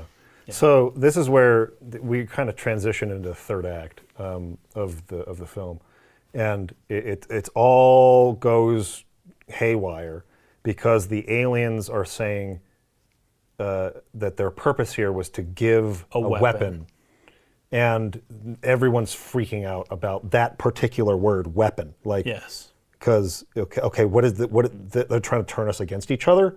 Yeah. They want to offer a weapon to them that then they can conquer us, and they're trying to divide us, kind of a thing. That's the way the Chinese interpret this, and they're like, okay, we don't trust the aliens anymore. We should all unite and fight them and get them to leave. Yeah. Basically, we're done talking to them. And China kind of leads the way there. Right. Yeah. And so, anyways, I think it's an interesting concept. Well, but they wouldn't tell anyone why. Yes. At first, they just turned everything off. Right. We then found out, weapon, because they didn't want anyone else to know that there's a weapon. So they're just like, don't talk. So I wrote a note here. Similarly, would a message like offer weapon immediately put everyone in a panic? I don't mean everyone is in the world. I mean like as in the people 'cause talking. the world, yes, the but- people talking to the aliens. You're right. Would they not then try to clarify what do you mean by weapon? I know it's Like, weird that they went home and then went back, but I think you would have to understand, at least at some point, they aren't understanding these symbols immediately while they're talking.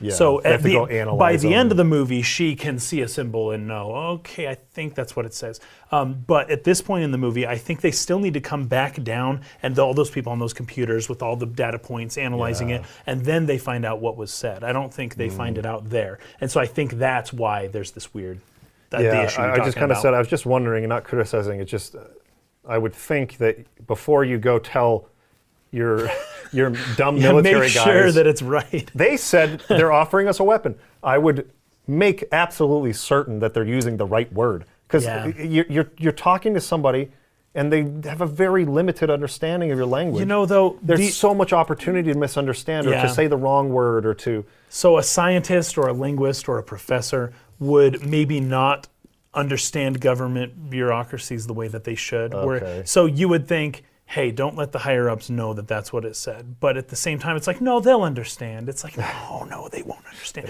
The Secretary of Defense will not understand that. But some kind-hearted person might assume the best in people and think, well, I'll let them know what he said, but I'll explain it and they'll understand, or something like that. But it's like, that's not how government works. Right. Government's like, no, we can't take risks, right? When you're in a state of emergency, you don't take chances. Yeah. And this is a risk. And this is when all of the sites start shutting down and not sharing information anymore. Yeah. And this is a really big part, I feel, of like kind of the theme of the movie too, is that like at the beginning, all of humanity was united, sharing their data with each other, Yes. working in a united way to try to figure out a problem. Yeah. And everyone was totally willing to share and trade and figure out what they learned, and we're all on the same team. As soon as that word gets brought up, they all shut off. Yeah. And it's like they're not talking to each other anymore. They're not communicating.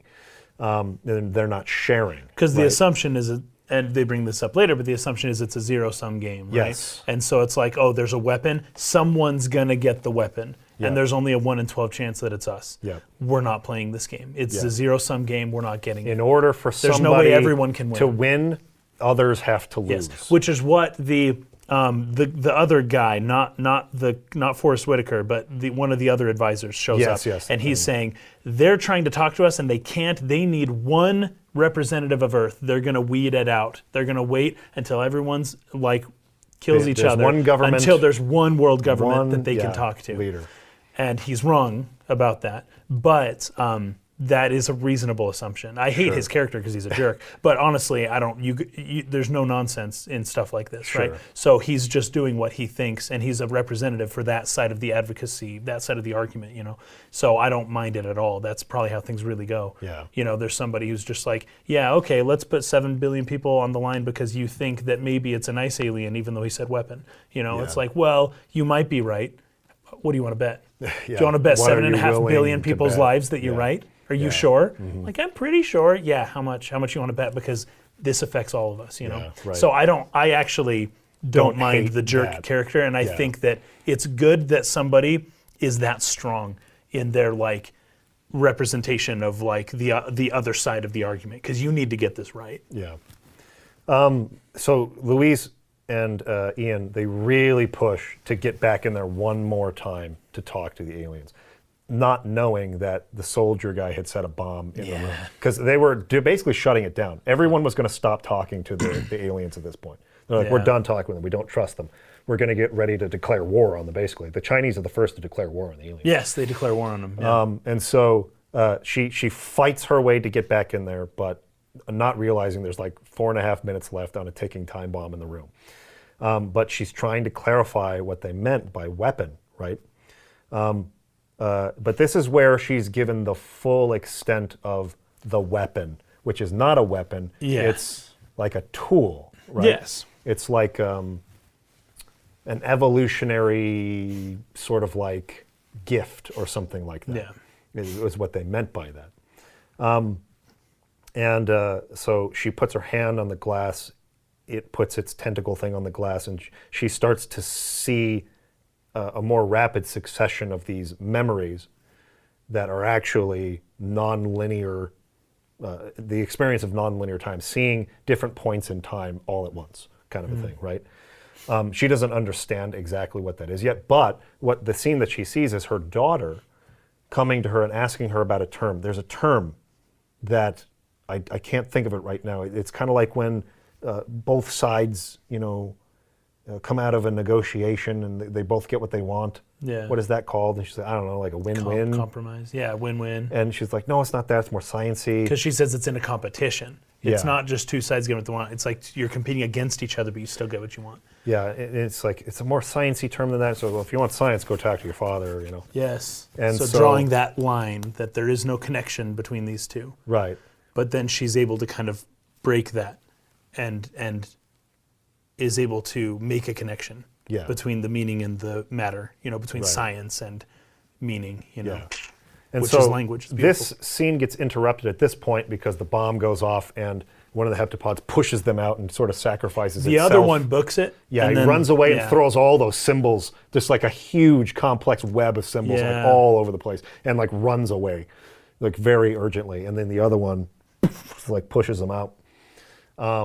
And then it sacrifices its life to save them, kind of Yeah, a deal, yeah. right? But then they're in a meeting discussing this and trying to figure out like what's all this about.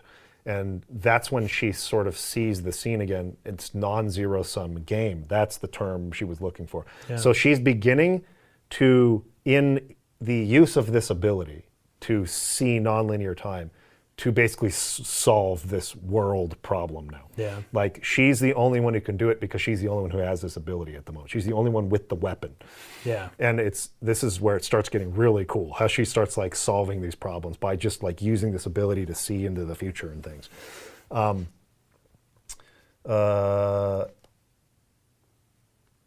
so they're studying those symbols because it's like, oh, this is going to take us years, right?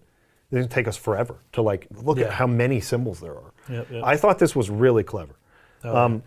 So Donnelly, the first thing he discovers is that the symbol for time appears all over this web of symbols. Just Yeah. like time. There's the word time, Yep. there's the word time, there's the word time. But then he decided to look at it differently. With the negative space within Yes. here is what he wants to measure. And by doing that, he got 0.8333 repeating, yeah. which if you put that in a fraction is 1/12. 1/12, yeah. And he's like, there's 12 ships. This is 1/12 of the message. And what it's going to take for us to get the full message is to Work together. communicate Yeah, again, yeah. to share our data, to trade Yeah. our data, to trust each other. This is what the aliens are trying to get the humans to do. Yeah. This is their way of solving the problem that, they stopped talking to each other. Give each of them a piece of the message, and they have to work together and trust each other and unite in order to Yeah. get the full message. I thought that was really clever. I thought that was pretty cool way of kind of tying that into that concept. Yeah, that was cool.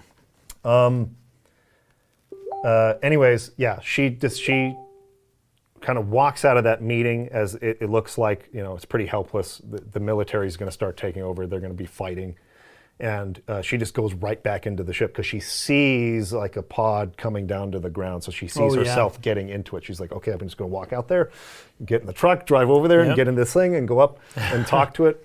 And I love the reveal of the heptapod's full body here because it's been very obscured, right, by this kind of fog that's in the room that they're in. You've only Yes. really seen like the legs and what you assumed to be the head of like a squid-looking Yeah. sort of thing, right? Maybe like a little bulbous head. But it shows up and it's like the camera pans Yeah, it's up even to where taller. our original assumption of the head was and stops for a moment on a beat. And then pans up and it's like way taller than Yeah, that. It's it's like, like oh even my bigger. gosh, this thing's huge, right? Yeah. I thought it was a really clever way of revealing like the full scale of this alien. Using the camera again to sort of like tell the story there. It puts us up, like kind of that slow pan. This is where you thought its head was. This is where its head really is. Yeah. Way up there. And she had seen this, right? So she had seen, there's the scene where she looks at her hands like a POV shot, and there's sort of like the ink sort of floating around her hands. Yeah. She had seen that while she was in the meeting. And so again, she's seeing the future, and so she knows Like what to do. Yeah. And like, how cool is that, right? It's like she's able to solve all these problems because she's already seen the result. She's already seen how it can be solved. She can experience all of these times at once, and so she knows what to do in the moment. Yeah. What a great, amazing gift to be given, right? So the alien basically leaves it up to her. The ships, they've sort of like, that was actually kind of a cool moment going back a little bit. So they had been really close to the ground. They started to take off, but then they just stopped really high. and Forrest Whitaker's character's like, somehow this feels a lot worse. Exactly. It's like they didn't leave. Even this more feels worse. ominous than before. I have no idea what this means, right? That was great. But in this area, this is where she starts to have more flashbacks of her childhood as well. And as she's writing, as she's learning to write the way that they write, she's seeing the future and elsewhere, you know. Yeah, and this is where she's putting it together that she is seeing the future now. Like Yes. all these things she's been seeing, she had no idea what she was seeing. And now it's like the alien says weapon opens time. And it's like she's finally piecing together, oh, that's what this is. I'm seeing the future, right? So we see the scene with her daughter you're talking about. It's revealed that Donnelly married her in the future. This whole discussion is a microcosm of the entire film. Yeah. Is this scene, is the whole film is in this scene. Yeah. Yeah, because she's explaining the explanation to her child of telling her husband something that he wasn't ready to hear. Yes. Right? So she told him something just like the aliens came and said something that Earth wasn't prepared to hear, and it resulted in a misunderstanding and a conflict that ultimately resulted in, well, a tragedy because Abbott, was it Abbott who died? I think or Costello? Abbott dies. I think yeah. Abbott dies. But that the beauty still exists and that the world, it's a non-zero-sum game. Everything can still work out Yes. despite the tragedy. Anyways, it's beautiful. It's beautiful. Yeah. And The whole scene. that it's actually very convincing that him having learned that she saw from the beginning, before they ever got married, that their child would die and she did nothing to change it, that would create a huge rift between he and her, right? Like, I totally can believe in that, especially if she didn't tell me from the start. She like, I was under the pretext of dating you and becoming engaged to you and having this relationship with you. And you never told me she this. knew the From the entire start, time. you never told me this would Yeah, happen yeah. because she didn't want to change the future. Right. Right? She asks him this question later on. If you could see your whole life, Yes. like, would you change anything? And he doesn't really understand what He she says, means by that. I would say my feelings more often. Yeah, something like that. Just a Yeah. general, That's about it. But like, they divorced because he felt so betrayed that she knew that this tragedy would happen, and she put him through that anyways, Right, and didn't try to change it. Yeah. It's tough. He has a point. Then she comes back into the present time, and she says, I loved this line, I just realized why my husband left me. Past tense. Yeah. For somebody who is experiencing non-linear time right now, that's such a cool way of putting it, because he says, you were married? Like, he's still in linear time. Yes. She's not, and so she is feeling like that's happened. Yeah. Even though it hasn't happened, because she's Right. experiencing it all at once. once. And so I just realized why my husband left me. It's a really great way of separating the two perspectives on time. I thought that was really clever. And they do it again a little bit later when she says, I forgot how good it feels to be held by you, or something like that. And it's like the first time that he's like kind of professed his feelings for her. It's his first time holding her like that. And she says, I forgot how great it feels to be held by you. You're right. Because again, she's already experienced her divorce. She's Long already ago. experienced, Yeah. because she's living That's it true. all at once, right? It's so cool. That is cool. I also put a note here. I thought it was really cool that they named their daughter Hannah, because it's a palindrome, meaning that it reads the same forward and backwards. Yeah, it's time. like the closest concept we have To a in our circle, language to this Yeah. concept, this circle language concept, right? So I thought that was really cool. Oh, and then Shang, she sees the future with Shang giving his private number to her, right? Which she then uses to call him and says in Mandarin the dying words of his wife to convince him. He told, like, look, like, I know what happens in the future. I have the weapon. Yeah. Like, call this off. Like, it's all a big misunderstanding. We got to share our data with each other. And that's what ends up resolving the whole conflict, right? And so there's a future time where he meets with her at some, I don't know, formal sort of government engagement type thing. Yeah, some UN. And he's like, I came here not because the president is honoring me, but because I wanted to meet you. Yeah. Because I have to tell you what my phone number is so that you can call me in the past. And tell me these words. me these words so that all That's this so can good. work out the way it It's so is. funny. It's super cool. I love it. Yeah, I love it. And then I also love how the ships, how they disappear. It's not, they don't go into like a light speed or like fly off. They just sort of just kind of dissolve Yeah, and they're just gone. into the clouds. As if they were never as there if to they begin were with, never there. which is beautiful. Oh, and then I forgot to mention the alien says in 3,000 years the humans are going to help. We're going to need your help. So it's going That's to return the why favor. we came here, to give you this Yes. gift of opening time, because you're going to need this in order for your race to become united, so that you can reach a place. Because they see that, To right? help, They're already living. Yeah. They're doing the same thing she's doing. that she did with the Chinese guy. They are Yes. in their future giving a gift to, or in Yeah. the past giving a gift that will allow the future problem to be resolved. Which makes it a zero-sum game, Yes. right? Because you can always, if you can control for time, you can do almost anything. Right. Another fun point, this is another circle, is that they give us this stuff now to keep the future from happening, right? So then we have it now so that in the future we can have it, but then they have to be there in the future. Anyways, it still goes in a circle, which is a contradiction of time travel, generally speaking. That's always the contradiction is, okay, but it's a circle forever. But that's actually kind of the point in this one, which makes it a lot more interesting to me. Which would actually make me think that a rule of time travel in this interpretation of it is that it can't be changed anyway. Like, time is fixed. Yeah. And you're living it all at once. It's all nonlinear, and like you can't change it even if you wanted to, kind of a thing, right? That was I was like 8 years old, and I came up with this theory that life already happened and we're just reacting to it. Yes. Yeah.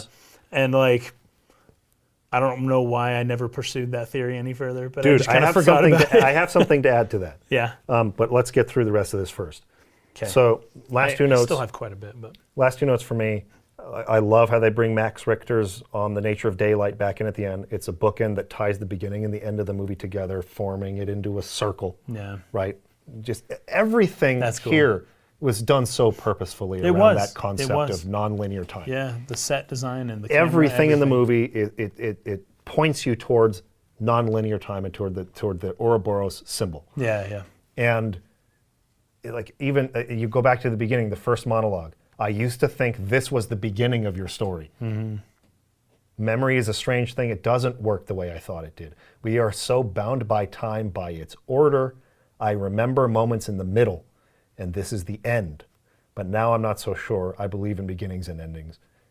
This is the beginning of the movie, but it's actually the end of the movie. Because it's all, it's just so cool the way that they tied that together. And the use of music there to do that was great. That is so cool. Okay, and then my last note was on the dialogue.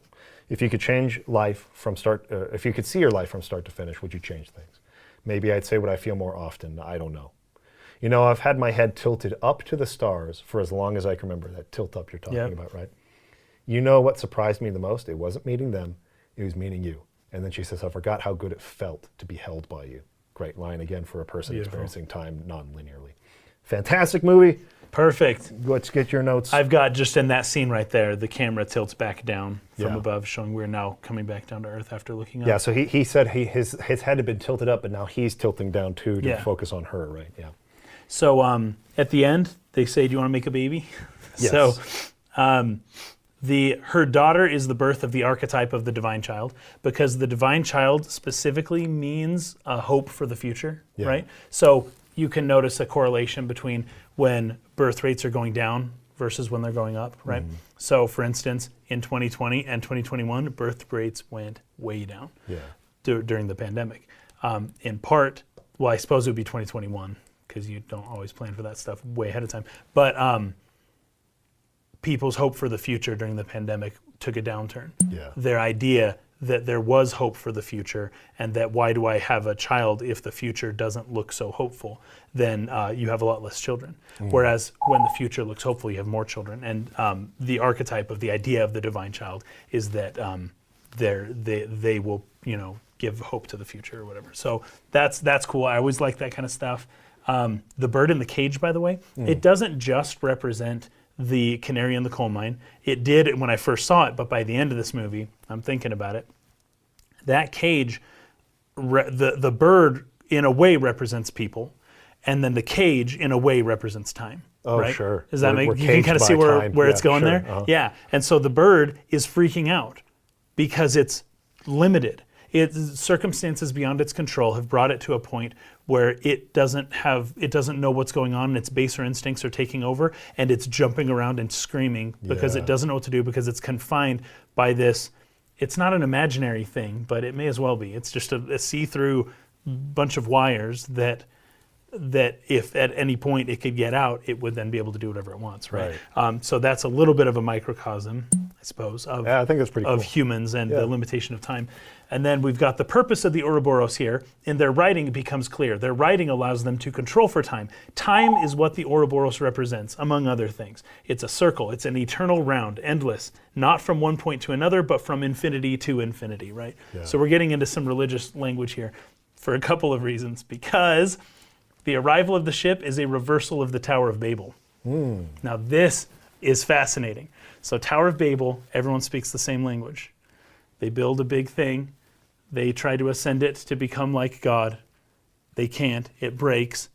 They're cursed to speak different languages now, and they scatter and have divisions and fightings amongst each other, right? Yes. Now that's the current time. Boom. But the Tower of Babel was ground up, right? So now another tower shows up, but it's top down. Yeah. It's an offering from the heavens, so to root speak. inverse. It's a root inverse. So top down, poof, and these countries that aren't getting along and speak different languages come together, ascend the tower, learn a divine speech, which is a uniformity of understanding so that everyone can speak the same language as provided by the gods that then allows us to transcend. Anyways, this is the Tower of Babel, but reversed. That's awesome. It's freaking cool. That's really cool. And it's really, I freaking love that. I love it. So, actually, I said it's actually a bit of a Gnostic interpretation. Like a recontextualization. Exactly, of it's the a story. reversal. Yeah. They reverse the story, but it's so beautiful. It's so beautiful. And then I've got this, my last note here.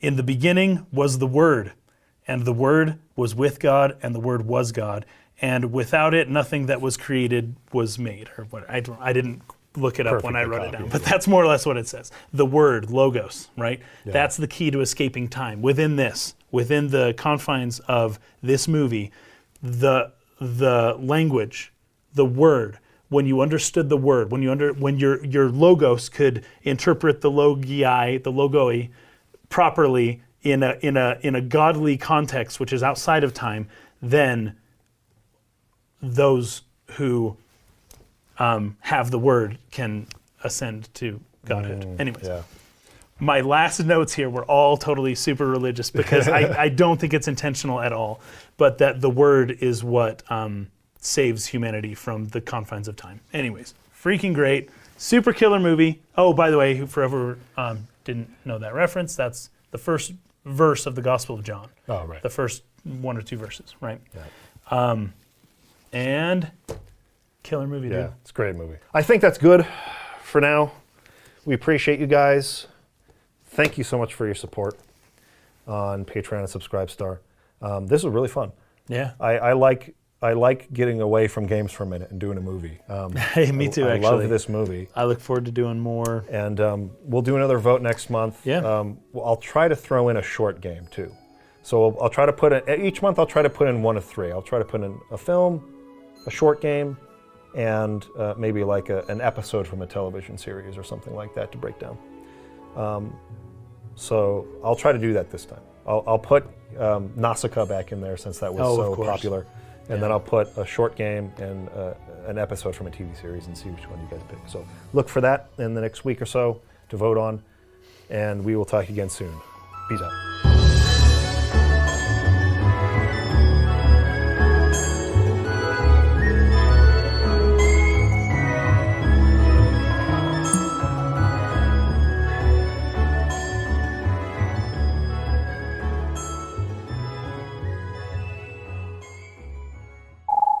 Kaysen, were you aware of this YouTube channel called Dan's 08? Never heard of him. What are you talking about? Never heard of him.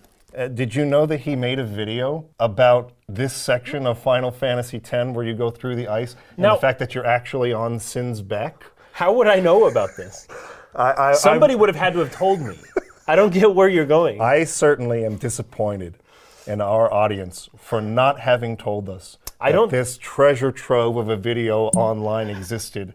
And that, I think I know the we could problem. have used it for a reference. I don't think they told us enough times. I don't think they told us I enough. think that's the issue. I think they didn't tell us enough times. Fortunately, despite the failing of our audience to inform us, I have contacted Dan's 08. Oh, no way. And he's going to Nice. join us to talk about this portion. What's up, everyone? Welcome back to the State of the Arc podcast. My name's Mike. My name's Kaysen. We left off after the snowmobile After the ride snowmobiles. with Lulu. Yeah. Which could have been Riku, or could have been Kimari, or could have been Auron. It was with Lulu for me. Actually, even all the way back into Guadalajara, the conversations you have with Lulu about Yuna getting married, those can be Riku as well. I don't know if you've seen those scenes. That's another one where they can switch them out based on the Oh, no whole way. hidden affection mechanic thing. Interesting. Huh. If you haven't seen those, maybe we'll play them now, or maybe we'll put them in the description. I don't know. Something will be decided later on that.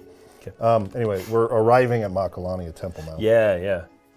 It's kind of like this column or like path of ice that like leads up to It's super the cool. door. Yeah. And so it's kind of like elevated a little bit. The Makalania Temple, it looks a little bit like the airship that we find later on. It's funny. Oh, I that didn't even take the, notice of that. Just the general look of it kind of looks like a Jabba the Hutt kind of thing, but it kind of gets a little skinnier towards the bottom, and it's got these things on the top. Yeah. It's interesting. I couldn't really figure anything out from the back, but all these temples look so unique. They look so Yeah. different. Does it have purple and gold coloring to it? I don't think it had that. I remember something more like blue and brown. I can't see it in my mind right It's now, more like but blue and brown or something like anyway, that. We're going to talk about the coloring of the airship in a little bit. Yeah. The door attendant of the temple tries to keep Riku out and is surprised to learn that she's a guardian. I think Riku says, I've decided to be Yuna's guardian now, and that's all I want. And then Auron says, and that's all one needs to be a guardian. I question that. It's just a little weird given what we've seen in the past. I did see somebody comment on this specifically saying that it's not Yevon the church that will punish you if somebody who's not a guardian enters. It is the faith themselves. Or it is the faith will withhold the summon from the summoner if The temple's a defiled non-guardian's somehow. there. Now, how they know how any of this works, I have no idea. I have no idea how any enforcement mechanism exists or could possibly exist, or if it's ever happened before. Yeah. But I mean, there has to be some precedent for it if people yes, believe that that's what's going to happen. But like, why do they? Like, when has this? I don't know. See, I don't that's know the anything question. about it. And then Yevon's trying to enforce it, but it's like, oh, they can't. They can't enforce it. Like she walks right past them into the temple. Yeah. And they're like, so the organization's powerless. They're not the ones enforcing the rule, yet it's a rule. So it's like, is it the faith? I don't know. And I don't know if all it takes to be a guardian is to just want to, To be want one. to be, I want to be a freaking guardian. I don't know. There's just something about that doesn't feel like well enough explained Yeah, I don't know if I accept that. or like convincing from from the church's standpoint that they would just be, oh, they said she wants to be a guardian, so I guess she's a guardian. So I guess she's a guardian. Titus decided to be a guardian, so he's a guardian now, so you can come in. Whereas before it was Yeah, like, he's oh, it's like- so taboo, like you cannot Yeah. enter. It's like a big deal. There's not a lot of enforcement going on with this Nope. on the church's side, and there doesn't seem These to be much of a infidels- process to actually qualifying to be a guardian in place. Yeah. No ordination, no like vetting process, no nothing. Yeah. They just say, I want to be a guardian. Cool, you're a guardian as long as the summoner accepts that. I don't know. Seems not well enough explained Yeah. to me. I don't know about Whatever. that. I wonder about that too. I think Shalinda is in there. She gets pissed Oh yeah, she's there. if you yeah. lied to her about Yuna getting married or not. She's like, you shouldn't tell stories or lie. But it's like, no, she isn't getting married still because, and that's why we're kind of like rushing over there because we know something's up, right? Mm-hmm. And then this is where I think one of the like temple worker people, they discover Jiskel's sphere in Yuna's belongings. She's like, oh my gosh, Lord Jiskel. And then the whole party goes in there and watches and learns that Seymour killed his father. Mm-hmm. Jiskel essentially admits to that, and that Yuna's in more trouble than maybe they even realized. Yeah. Oren picks up pretty quickly what Yuna wanted. Yes. And he's just like, oh, I get what she's doing. This is a bad idea. Well, it's actually a really, really bad idea when you hear it come from her mouth. It's just like, when she explains are you serious that you like, thought that oh was my going to... Anyway, we'll get to that in a second. Yeah. But I did think it was interesting that Jiskel says in the Sphere recording that he has accepted his death as a punishment for his deeds. Like he says, I will accept this out loud, yet he still came back from the far plane. Right, so he hasn't actually accepted. So he was just lying when he said he accepted it. It's also possible he meant it, but then like as it all went down and that there was not really any resolution to this problem with his son, it's like he saw the need or whatever and maybe tried to come back. But interesting. Anyways, for those of you who haven't seen the previous episode where or the 2 episodes ago, I think, where we talked about like the rules behind how death in this world works. Right. If you die and you have not like accepted your death in life, you have to be sent by a summoner to the far plane, or else you remain in the world as a fiend. Right. But if you have accepted your death in life, then you'll just go to the far plane. That's kind of the clearly rule. he recorded this little home video before he had actually died. It's easy to say, I shall accept my death. And then when your son actually murders you, it's like, I don't think this is right. And before you know it, you're a fiend. This isn't quite... I have not resolved this in quite the way I'd hoped. Exactly. Or maybe it's just that other people should know about it, that his grudge wasn't the acceptance of his own death or not, but his grudge is something more along the lines of people need to know about this. It's not right that this happened, but people don't know about it. Yeah.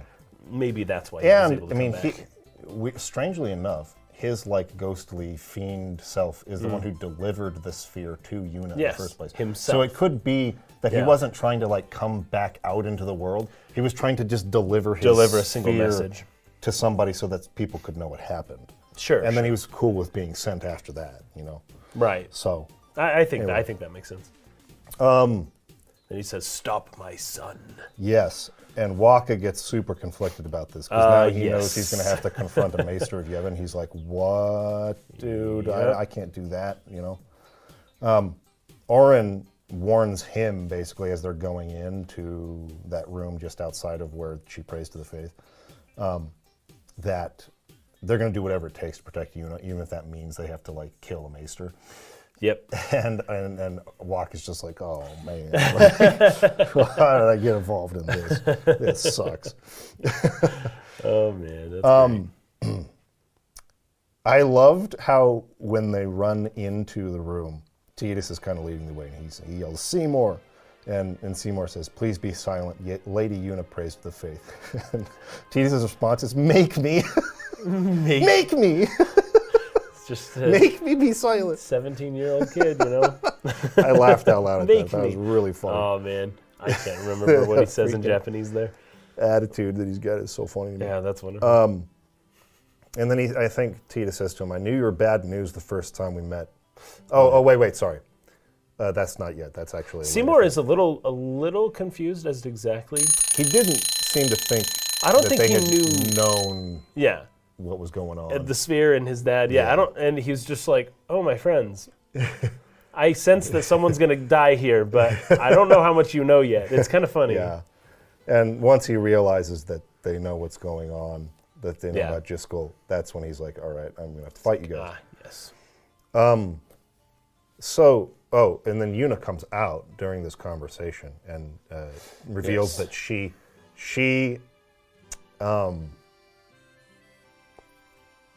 Well, I'm trying to remember. I think she says this actually after the fight's over. But she Right, reveals because here there's a that, point where she reflects on it later. yeah, she says, I'm going to stop you. I'm here to stop you. That's the reason why Yes, I agreed yes. to like come marry you or whatever. I'm here to like stop you on Lord Driscoll's Uh-huh. request. And that's when it sets up this big boss fight. So I didn't know if you saw this when you're fighting. You can, when you click left on the D-pad to go to the overdrive menu. In this fight, they have a talk option underneath that, so a couple of party members can talk to Seymour in this fight. I may have seen it. So there's a little extra dialogue you can get. Oh, okay, I got you. Yeah, Instead of taking your turn to attack him, you take your turn to talk to him, and you get some back and forth dialogue. Gotta be real comfortable. You know what's funny though? This battle isn't as hard as you'd think it would be. Yeah. Because you're fighting Seymour. Right. It's like, oh great, this is gonna be ridiculously hard, and it's Yeah. like, oh, what's up with that? That actually felt a little easier than it should have, you know. And we find out why later, but Yeah. So Titus will say to him, I knew you were bad news from the time we met. And his response is, oh, my sincerest apologies, very sarcastically, right? yes. Yeah, he's like, Seymour, he's all pissed. And then Seymour says, "Make me." yes, exactly. Una says, you may be a maester, but I will still fight. And he says to her, your eyes, they burn with a resolve, beautiful. So he's not really listening to what she's saying, Right. just thinks she's hot or whatever. And I think Waka says something to him too, like, Maester Seymour, we don't have to do this, or I don't want to do this, or something like that. Anyway, there's some options there for a little extra dialogue if you Okay, want to do interesting. that. Interesting. Now, when you beat his first phase, he summons Anima. Yes. This was pretty intense, or it feels intense when it first happens, given like the Anima cut to the FMV earlier when Exactly. it killed You all hadn't those had to deal with this directly. fiends, right? Exactly. Yeah. So it's like, oh, great. So did you get all the way? Did you allow Anima to get the overdrive built up and to go into its Yes. like overdrive mode? On purpose. Yes. So you can see. So that I could talk about this. Yeah. Yes. It's cool. It's very cool. It's very cool. And it reveals why the name Anima is even there. I have this whole write-up about it. Okay, so I'm going to get to that. Okay. I'm just going to explain what it is. So as you're fighting Anima, the Anima summons overdrive is building up on every turn, just like yours do when you fight, right? And if you don't kill it quick enough, it'll go and do like a big overdrive attack. And when that happens, your party members get like sucked into these sort of like dark portals under the floor. And it's like they go into an underworld of sorts, where there is a second part to the Anima boss underneath. Yes. And this is like the male half of this Aeon, right? It's very clearly like, it's got a beard and this long white hair. The top half is like a female part of this summon, this Aeon, right? The bottom part, and we've been talking about like this symbol, the two halves kind of thing, right? It's almost a reflection of this yin yang thing. Yes, and how she's upside down. In this Aeon, right? yeah, exactly. So this was a very well thought out design. long white beard, long hair. It's got kind of a crown. It looks almost like these green feathery sort of like feathers on the crown. It's got horns coming out of either side of the head, and this giant sort of cavernous mouth with these massive like razor teeth and these hollowed out eyes. And it's got its hands are chained up. Yes, Breaks the binds, and it just punches the balls out of you. And then there's this giant explosion. So that's more or less what it looks like. I'm excited to hear the notes that we took from. Sweet. So Seymour uses Anima. This is the coolest thing ever. So there's a necklace around Anima that Anima wears. It looks like a saint. It looks like Virgin Mary, actually. But, well, who it is, maybe we'll talk about a little bit later. So there's 12 circles around the halo. So there's a halo around this like womanly figure that looks so medieval, right? It just looks like a depiction of Mother Mary.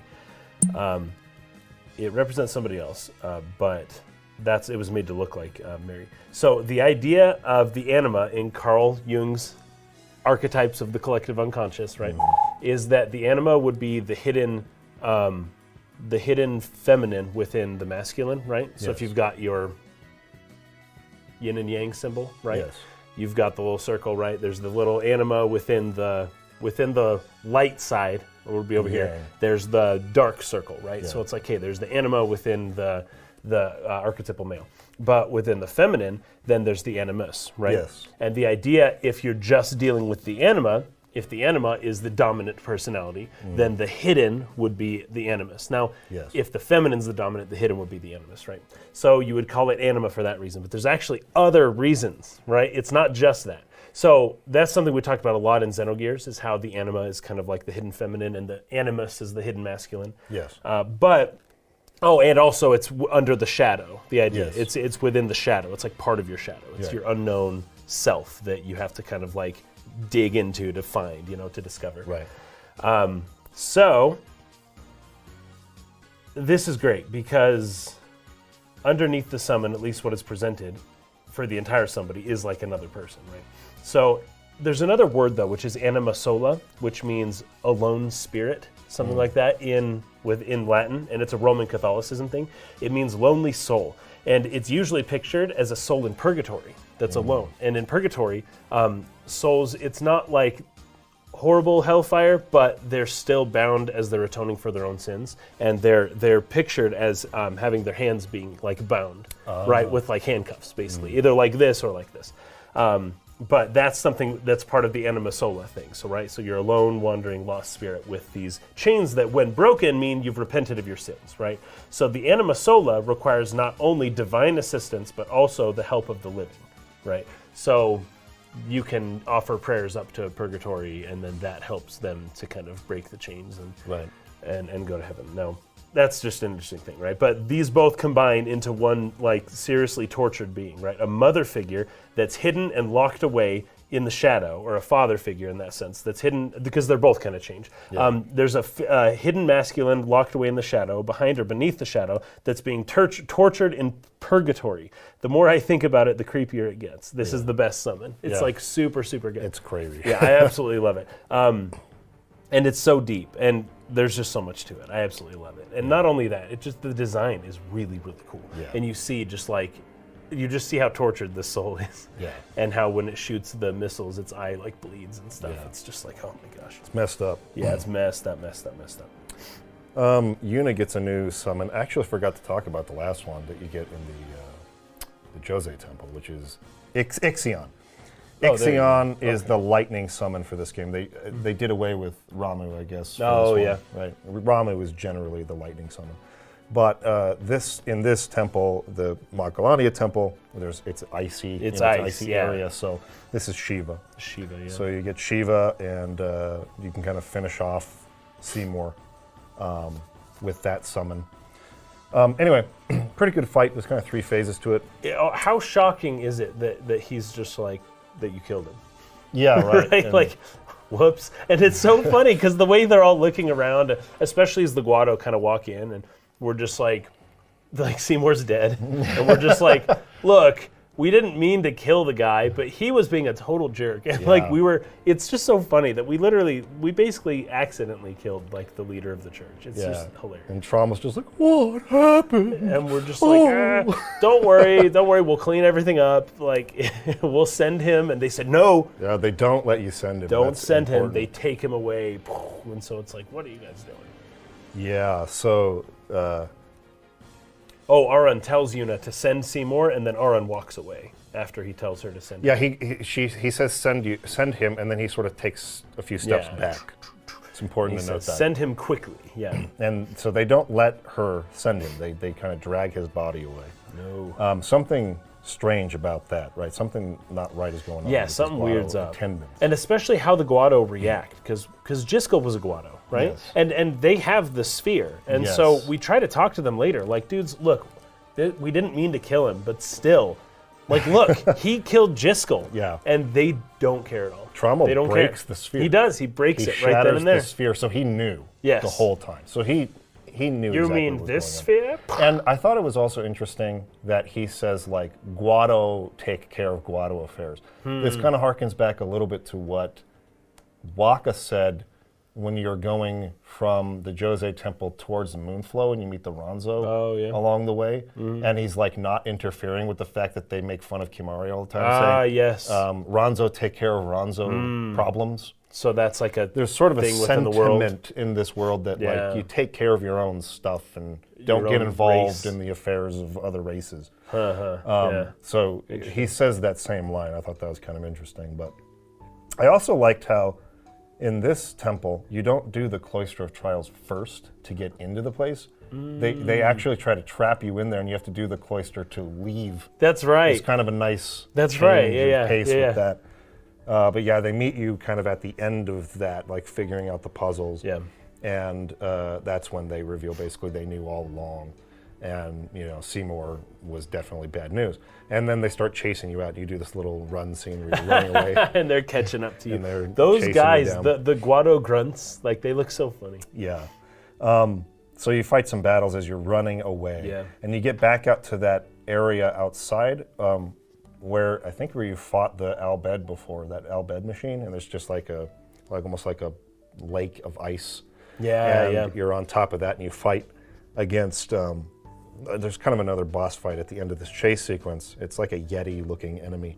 And he punches the ice and he sends your party falling through the ice. That is so cool because the assumption is right below this ice is water, right? That's what I'm thinking as we're playing the game. And then it's like, no, below the ice is just air. It's just nothingness for a long ways until there is a lake, right? But it's like separated. Yeah, and it's really far down. Really, really far down below the ice. Yeah, really cool. Now, Kaysen. So it's like a shell. Kaysen, were you aware of this YouTube channel called Dan's 08? Never heard of him. What are you talking Never heard of him.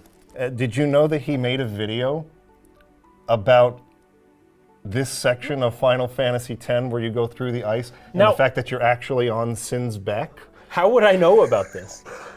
Somebody would have had to have told me. I don't get where you're going. I certainly am disappointed in our audience for not having told us that this treasure trove of a video online existed. I think I know the problem. We could have used it for a reference. I don't think they told us enough times. I don't think they told us enough. I think that's the issue. I think they didn't tell us enough times to make us aware of this. Anyways. Shame on them. Fortunately, despite the failing of our audience to inform us, I have contacted Dan's 08. Oh, no way. And he's going to join us to talk about this portion. So let's give him a call real quick and get him on the line.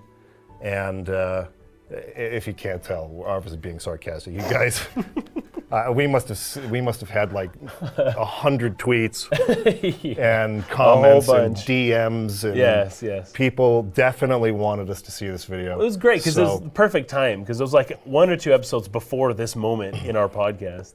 Yes. I have to say though, having played it, I can't believe that this wasn't known. Yeah. It seems so clear in the game, but it just would be beyond people's imagination, I guess, that would be possible. I'm going to talk about that a little bit when we get him online. Okay. But like, it's just one of those things that's common in FF10 to me, where when you know it, it seems really obvious. Yeah.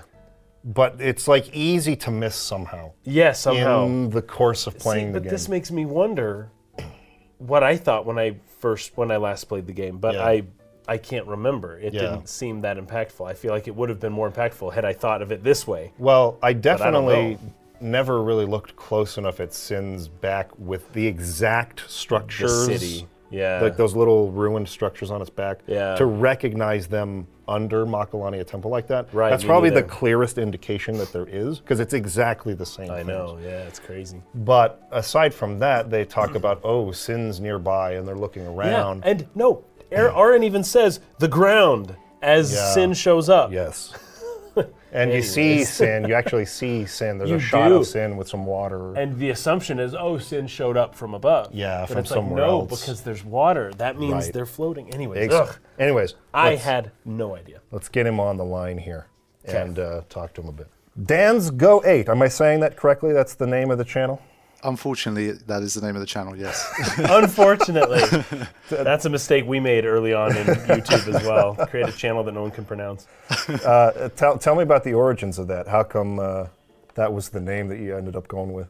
Yeah, so back in the day when I first really started to get obsessed with Final Fantasy X, I wanted to do a challenge related to the game, just to sort of find a new way to enjoy and play.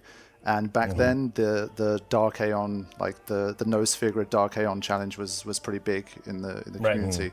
And I got inspired by that, and I wanted to do it. And back then, Dark Anima had never been defeated with a nose figured party before. Oh, really? Never? Yeah, and so that was like a little ambition of mine all the way back in 2008 to be the first person to ever do it.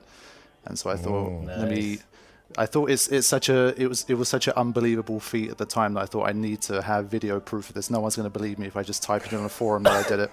So I was like, I should try and like have like a YouTube channel or something so I can record it and just show the world that I managed to do it. So Dansgo 8, it just stands for Dark Anima Nose Figure 2008. And there it is. Yep. That makes sense. I get it now. Because I've actually been watching your videos for years, and I never really heard or knew about the origins of how the name came about. So I didn't understand where it came from. I thought maybe your name was Dan or something. But I know, me too. That's awesome. So how many times would you say that you've beaten Final Fantasy X? Probably tens of times. Maybe like tens Final Fantasy X, tens of times. It's probably the best. Final Fantasy X, tens of times. So it's safe to say you know the game fairly well.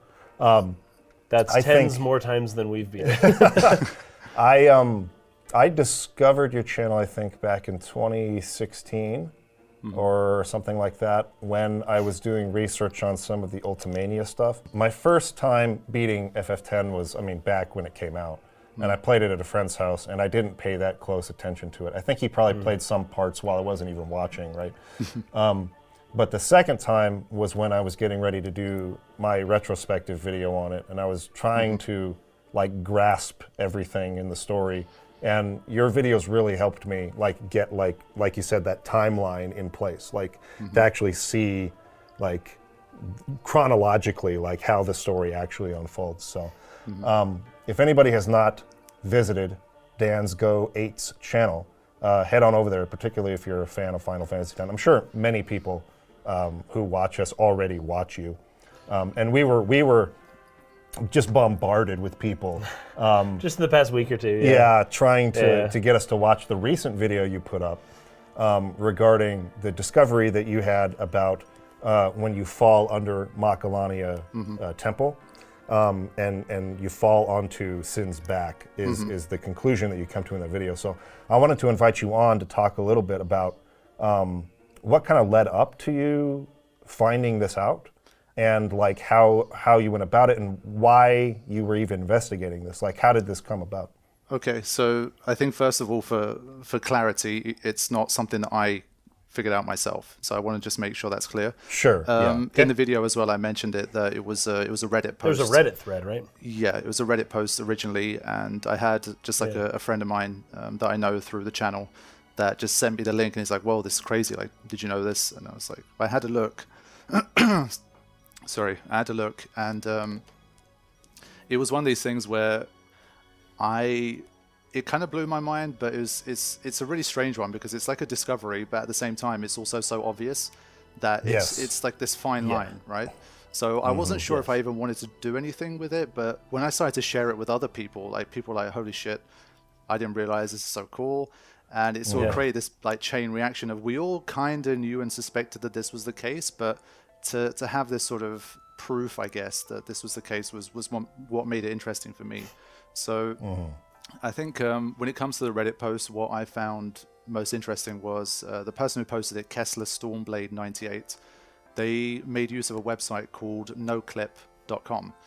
And noclip.com is this website where I don't know how they've built it, but it's basically they've been able to extract the maps from video games, and you have a free roaming camera within it, and you can basically fly around the different locations of games.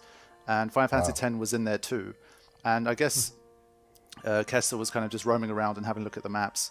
And there's one for the underwater, the bit where you're under the temple in Makalania. Where the party falls. And they took a screenshot, which compared to how you see it presented in the game, obviously you guys remember as well, when you watch the scene, it's really misty and foggy in there. And oh yes, on purpose. Yeah. yeah, and it's icy, so you can't you can see the buildings very clearly, but you can't see, like, there's some mounds there. Like, you can't really fully see an image of Sin being underneath there the whole time. At least I couldn't. I mean, and because of that, I think it's this weird thing where it seems so familiar because those buildings seem reminiscent of the ones on Sin's back, but because of the way the scene's presented, I couldn't make the connection immediately that we were on Sin's back the whole time. And so through no clip, because there's none of this mist there, you can move the camera around, you can spin, you can see it, and it's 100% clear that that is Sin just sitting there, and you've been having this entire sort of scene on Sin's back the whole time.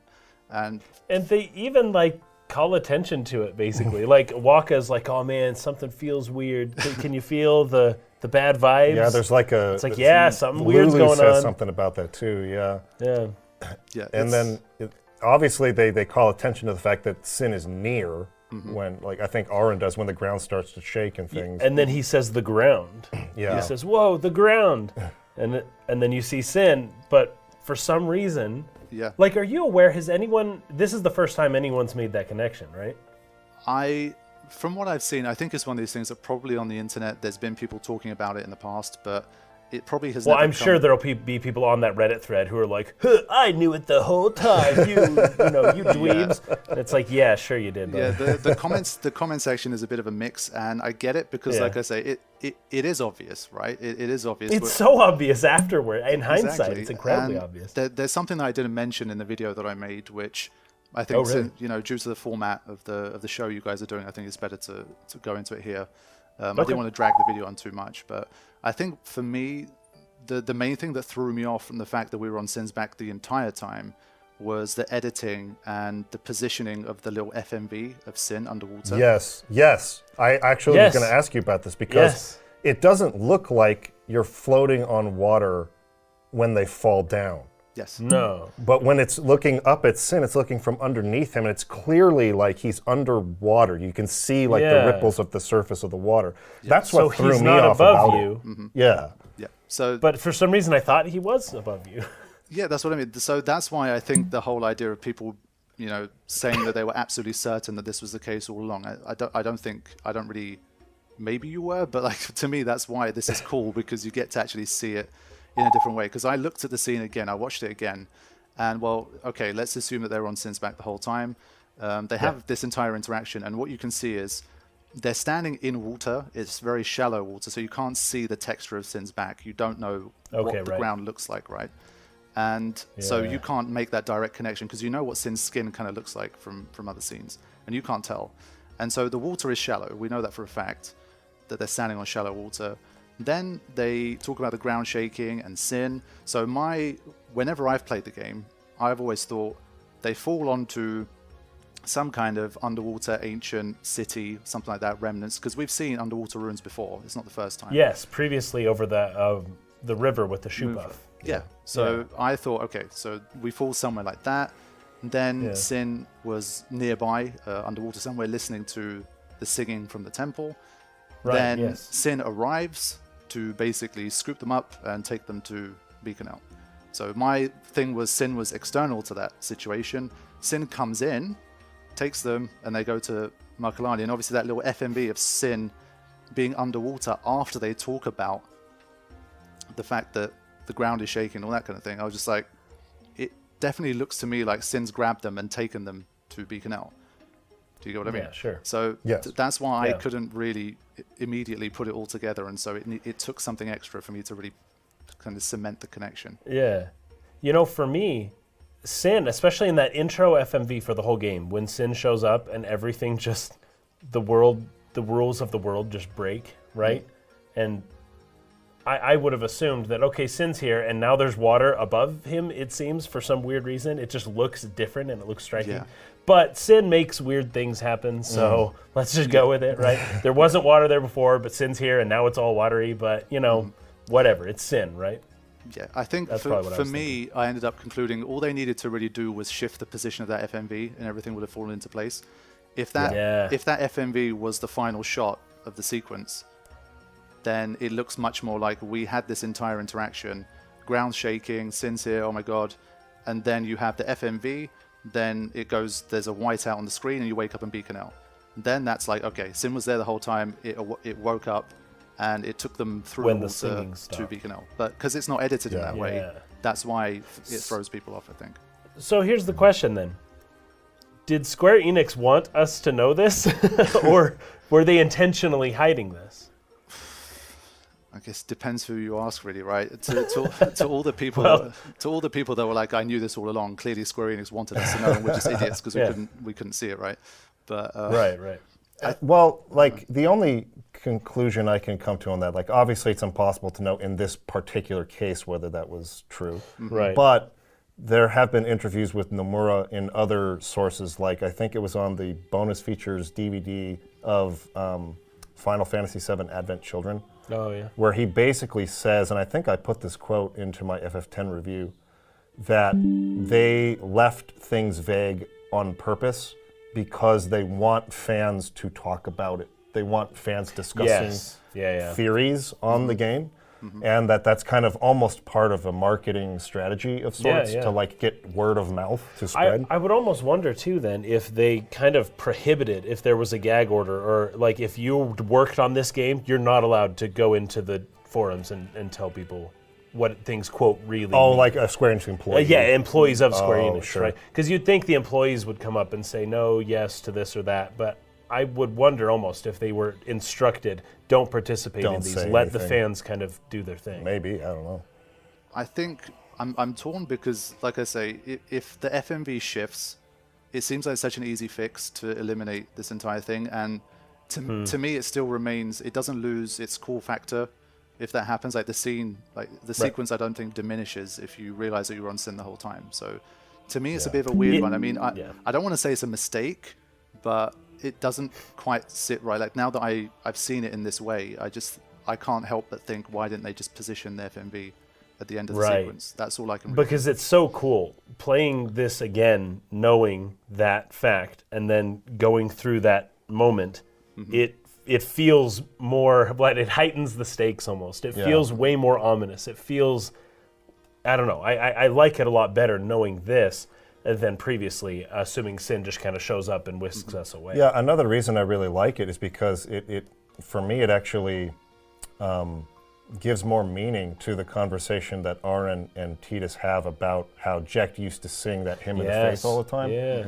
And so the fact that you're hearing that hymn here, like this is where Jecht comes to try to calm down and get away from this ravenous instinct of sin and like find some of his humanity, right? Yeah. Like this is where he comes to try to not kill people, to listen to that hymn he used to sing, and that used to be part of like Xanarkan's culture, and like get away from this trap he's in where he has to witness or be involved in somehow the massacre of the people of Spira. And, you know, Lulu tells Waka, you know, just listen to the hymn and try to calm down because he's freaking out about being a traitor to Yevon now and stuff. And, you know, Titus talks about how he even used to hum the song, and Aaron would come listen to him so that he could remember Spira and because he missed home and things like that. So that whole scene is made more meaningful when you realize you're standing on the back of Jecht, who is listening to the hymn to try to like get away, have a reprieve in a sense from his trap of having to be involved in this massacre of the people of Spira all the time. And that's where he's coming to like relax or get away from that for a minute. That means a lot more, Yeah, it's just really, really cool that he is there with you. And because Titus makes that connection, and I don't know if I wrote it down. Hold on, let me see if I wrote it's down as things start moving that he kind of is like, this is when I realized that Sin really was my old man. Hold on, we'll go through some of these notes again in a minute, but I think he says something like, the song you were listening to, I think is what he said. When Sin begins to move and Titus realizes that he now believes that Sin is Jecht, he finally says, okay, this is true. He says the song, you were listening to it too. He says that to his father, right? And he starts to actually change his attitude toward his father at this moment. Because I think when he gets taken away to Bikanel, he says, "Oh no, there's some cutscenes." Right? He's like, it's like his father's trying to talk to him. He shows through him little Xanarcan. flashes. Shows him a few images. Yeah. And he's like, "Oh, that's not your world anymore." Yeah. Xanarcan, right? And then you're Sin now, right? Hey, I'm older now because he sees a child version of himself. This is how Jecht remembers him. Yeah, this is all Jecht's memory. And then it shows him standing before the faith. And he says, "You want this to end? I'll find a way. Promise." So Titus is now making a promise. He's not going to just like defeat his dad. He's going to help him escape from this horror that he's having to live every day. And Titus is making an actual genuine connection to his father for possibly the first time in his life. Yeah. And all of that is made way more meaningful to me when you realize Jecht is right there with them the whole time. Yeah. It's awesome. It's really, really it's cool really to good. put that together. Yeah, I would almost have to say that this would be a fault of the directors for not making this more clear. I would lean in that direction because it's so much more meaningful, and so many people missed it. Yeah. That I would have to say that maybe they did it. They did it right. They just didn't. I feel like they could have executed a little bit better, little more clearly, made it a little more clear so that it was a little more meaningful for more people. I think one of the questions I had about this was, the way the scene plays out and with the dialogue, it almost seems like Sin is sleeping underneath them. Yeah. And so the singing stops, and then he moves. Then Sin like almost wakes up. So the hymns kind of put Sin to sleep. Now, is that the case? So does that mean that they just got lucky? So Wendigo, you beat Wendigo, they smack the ice. So was it just one of these classic sort of tropes where they just happened to fall on top of Sin, or was Sin sort of floating around underneath to be near where his son is? Because he's always in the distance. He's always keeping an eye on things, really. Yeah. And so does Sin save them? So is he floating underneath and he comes up to break their fall? And then just actually, that's good. I like that. I like that interpretation. Actually, so there was a comment on an earlier video. It was right around the time of the Operation Mi'ihen, where they're talking about Sin always comes back for its spawn. Where someone in the comments wrote, "This is Jecht coming back for his son as well." Gosh. Right? It's not just Sin coming back for the How spawn; did I it's miss Jecht that? coming back for Titus as yeah, well. Sin comes back for the So spawn. that all kind of ties into that too. Is he's coming cool. back all the time for Titus. I love that. So there's kind of a dual thing going on there, right? Yeah. Anyway, super cool stuff. But I wanted to ask you as well, because this is a game I've had to play now 3 or 4 times to really start to feel like I've put most of the pieces together and like actually understand it. Yeah. How many times did it take you before you really felt like you really understood Final Fantasy X and like put most of its sort of themes and lore and everything together? It's probably still an ongoing process, right? Yeah, right. It's the game that keeps on giving, right? 100%. I've said that countless times, and every time I feel like I'm being cheesy when I say it, but then something else happens, and I'm like, "Yep, I was right." Like it keeps on giving, and so I mean, it took a long time. I think once I started to dive into more like Ultimania and those kind of things, and just talk to more people, watch more content from people, and read more things, it just started to really come together for me, I think. And you know, the YouTube channel was such a blessing in that sense, because it forced me to take it to a new level. Because obviously, once I started to have people watching the content, enjoying it, it was like, so what else can I do? You know, for the community, you know, what other information can I unearth and share with people? And it was definitely a big motivator, and it did take a long time. I think the first time I played it, it was just this sort of, I don't know, I was maybe like 13, I think, the first time I completed it. So it was like this really early teens, just haze, really. Like I just got completely sucked in and obsessed. And maybe not because I understood everything so well, but just because it just sucked me in a way that no game had ever done before. And so I can't really claim that I understood it so well, like in its entirety, like the lore and everything else. But it took years, I would say, for that to really start to settle. And it just got better and better. I had a similar experience with Xenogears, like, and it in a similar way. I feel like every time I play that game, I'm going to kind of see or realize something new. I want to play it again already. It's just such a long game. And I think a lot of these Square games around that time period, kind of that mid to late 90s and early 2000s, had that feeling where it's like they were able to somehow, in some magical lightning in a bottle way, intuitively communicate what it was saying to your Yes. heart, even if you couldn't like put it all together. Yeah, you up didn't here. know any of that exactly. But you just felt its impact. But it wasn't too explicit. Yeah. Right? But it like rode that balance between like not able to comprehend and then like easily comprehended, and they Yes. just kind of skirted that. So even if you didn't understand any of the reference material, it still meant something to Yes. you. Yeah, so good. And so good. I mean, there are so many other examples in FF10 as well of me watching a scene again and going, "Oh my gosh, that's so obvious. How did I not see that?" Yeah. I remember on an old podcast we did, I told you about something, and you went, "Oh my gosh!" And it was like that. It just comes together, right? When you realize that little piece, that little jigsaw piece gets put in place. remember this just was- like falls. I remember the And this was another thing kind of like that, right? It's just like when you watch the scene with the right context, it's all there. Yes. It's clearly all there. You just were missing one little piece of context that wasn't quite in the right place. And then once it's there, it's just, and that's a really good feeling, to feel like you can revisit something that you love over and over again, and every time you're going to kind of pull something new Yeah, I was from going it. to say that's replay value, right? Because you know Yes. that there's still something valuable to be gained that you didn't gain the last time you played. Yeah. And it just kind of draws you back in. Yeah. Especially after all this time, I think that's what makes it so special as well. I know, 20 years, man. It's been 20 years. Yeah, it's Can't believe it. insane. It's crazy. I think while I have an opportunity to be on, I'm going to throw one more thing at you guys about sure this thing. entire scene. So I kind of said this more as a joke when I was chatting with my friends about it. So let's just say that the scene is edited in the right way, and we have this whole situation where how can Sin be underwater, and the characters don't look like they're underwater. Like, it doesn't really fit together.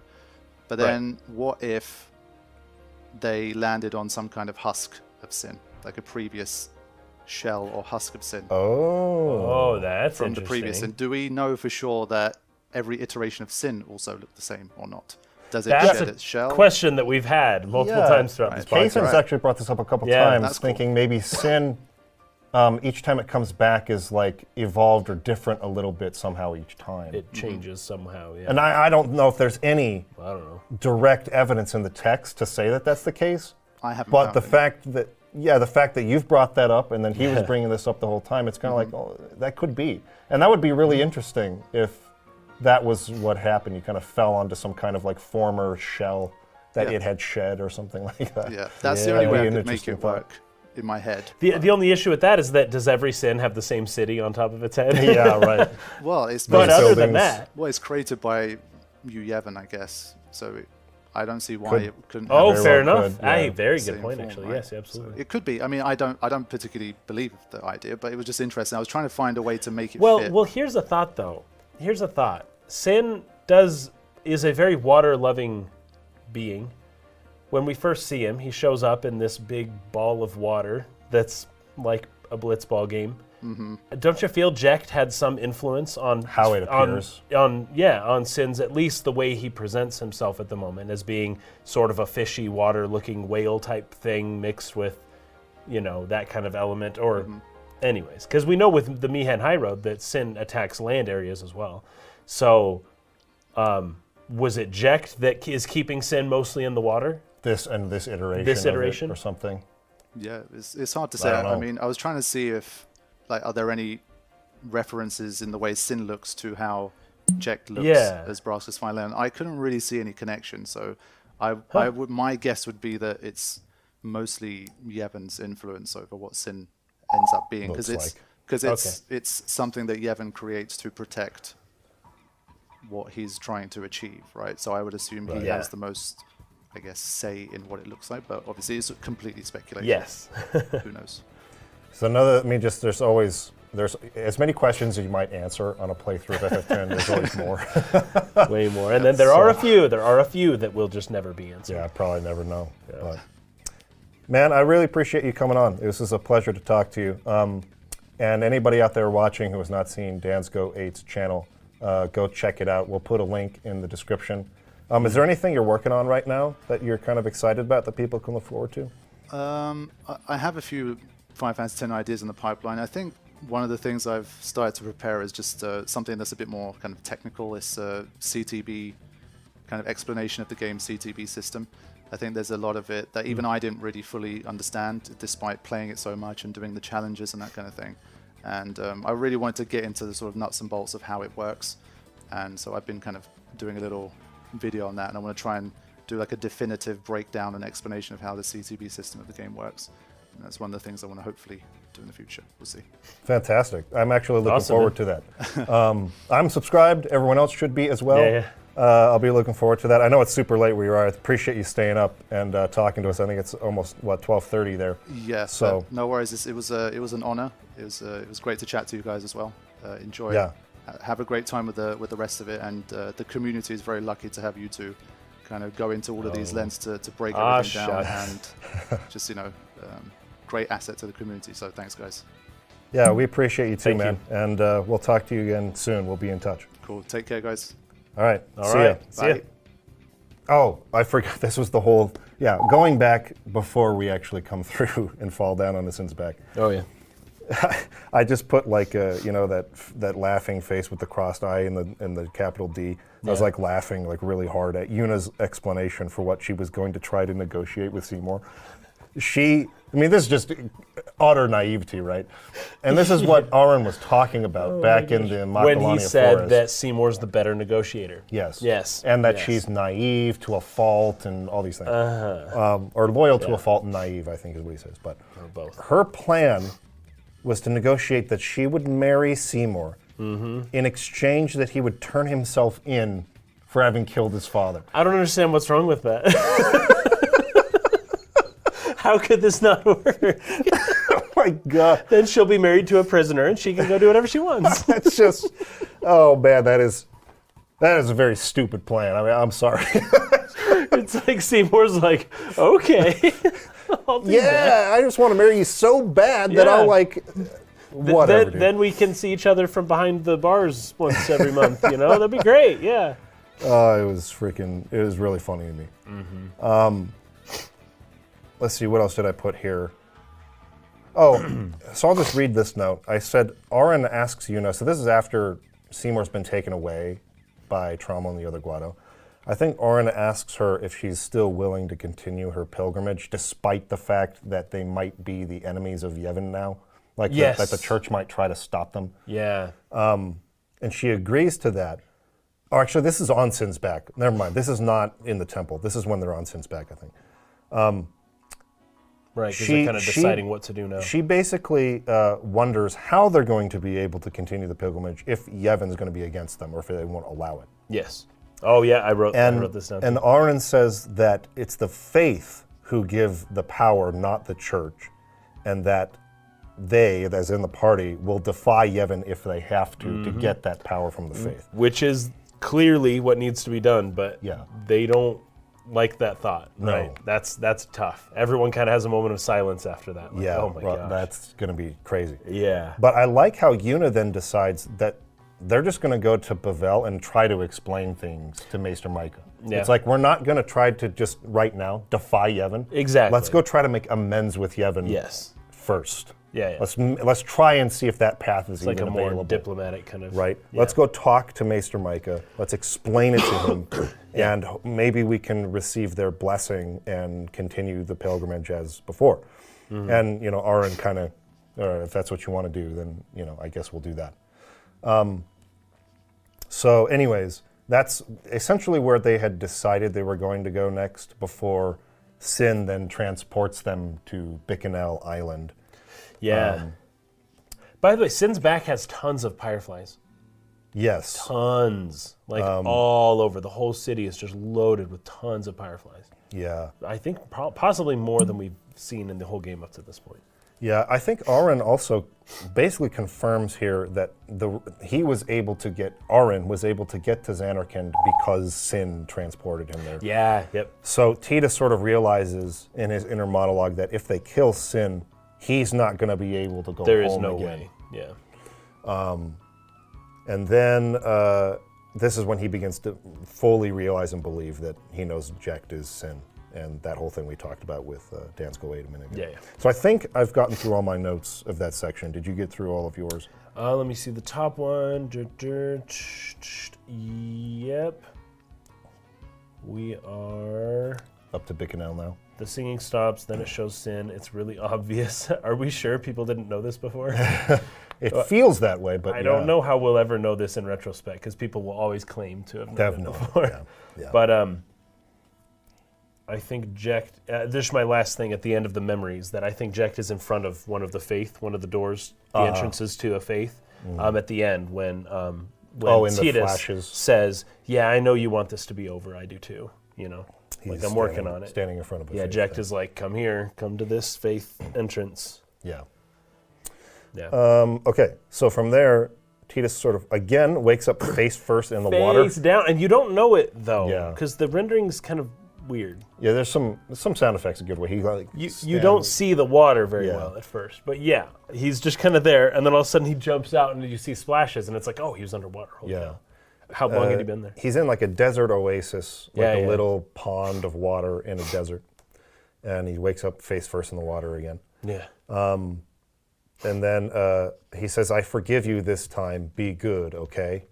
Talking to his father. So he's internally sort of made amends with his father at this point. Yeah. I think I missed that a little bit the first time I played the game. Just how kind of well we see Titus come to the realization Very his father slowly, was not very really slowly. as abusive as he seemed to believe. Yeah. And that he was actually jealous of his dad, not that his dad was really that bad to him. Right. Now, there was somebody in the comments, I think, of this would have been 2 podcasts ago now, who says, we can't let Jekt off the hook so easily as a potentially abusive parent. Right, he did talk down to him, and I don't want to downplay that necessarily, but I also do want to point out that we've really only seen these things from Titus's perspective earlier. Exactly, that's always the thing. It may not have actually been that way. This is just how Titus perceived it. It's his memories. And so it's kind of up in the air. That's one of those things where it's like, I'll just say I'm not sure. Obviously, if Jekt was, constantly talking down to Titus or something like that, then yeah, that's not a good thing. I don't want to condone that or anything like that. But I also want to just bring up the other side of it where it's like, he might not have been quite as bad as Titus was saying he was. And I think Titus is realizing that through this scene in Guadalsalam in the Far Plain, then here on Sin's Back, and then here in Bicanel Oasis. Like, he, I think, is coming to terms with the fact that he sort of remembers it not maybe totally how it was. And it's more his jealousy than it was his father's abuse, right? But there could have been a mix of the two things. Sure. Certainly. I think that makes sense. Okay, so he sort of runs out into the desert. He's sort of collecting his friends again, bringing them back together as you're fighting. Which was very quick. At first I was like, oh great, we're going to have to go through and find like tons of people and it'll take forever. And they're all basically right there. Like it doesn't take any time at all. Yeah. And so you collect just about everyone. When you get to Riku, I think she's the last one. She clearly knows where Yuna is at. yeah. But she doesn't want to say anything because the Albad have like a secret home or home base here in Bicanel that they don't want other people to know about. Yes. They don't want people to know where their like base of operations is at. Yeah. And so she makes them promise that they're not going to tell anyone about this island in exchange that she'll show them where Yuna is at. And so Waka has to make that promise. Now, the glare is like the stuff of classic meme legends here. He just looks, It's that look. That. It's such a meme at this point. It's so funny. He's just glaring at the screen. And the camera's pretty dang close. And it's so funny. It's like, walk up, please don't murder my family. Please, I'll tell you. But you have to promise not to murder my whole family, or at least tell the assassins where we live. Yeah. And he's like, I don't want to do it. It's so mad. But I don't know if that's really what he was thinking. He just doesn't like cooperating with the Albad. It's an exaggeration, but the it's not like he sentiment's wants them. kind of true. Yeah. Oh yes, there's something there in his shadow, right? Yeah. There's something there that wants him to just kill all the Albad. But it's like, okay, fine, he agrees. So she decides to take them. And when they arrive, the place is on fire and it's under attack from fiends and Guado. It's freaking crazy. And it's like, holy crap, what's going on? Riku finds someone she knows who says in Al Bhed. Again, if you don't want to know what the Al Bhed is it spoilery though? I can't remember. I mean, what they say isn't, but I'm just trying to be really conscious of like people who don't want to know read it on their own until they find all of the primers and come back and play it on the New Game Plus.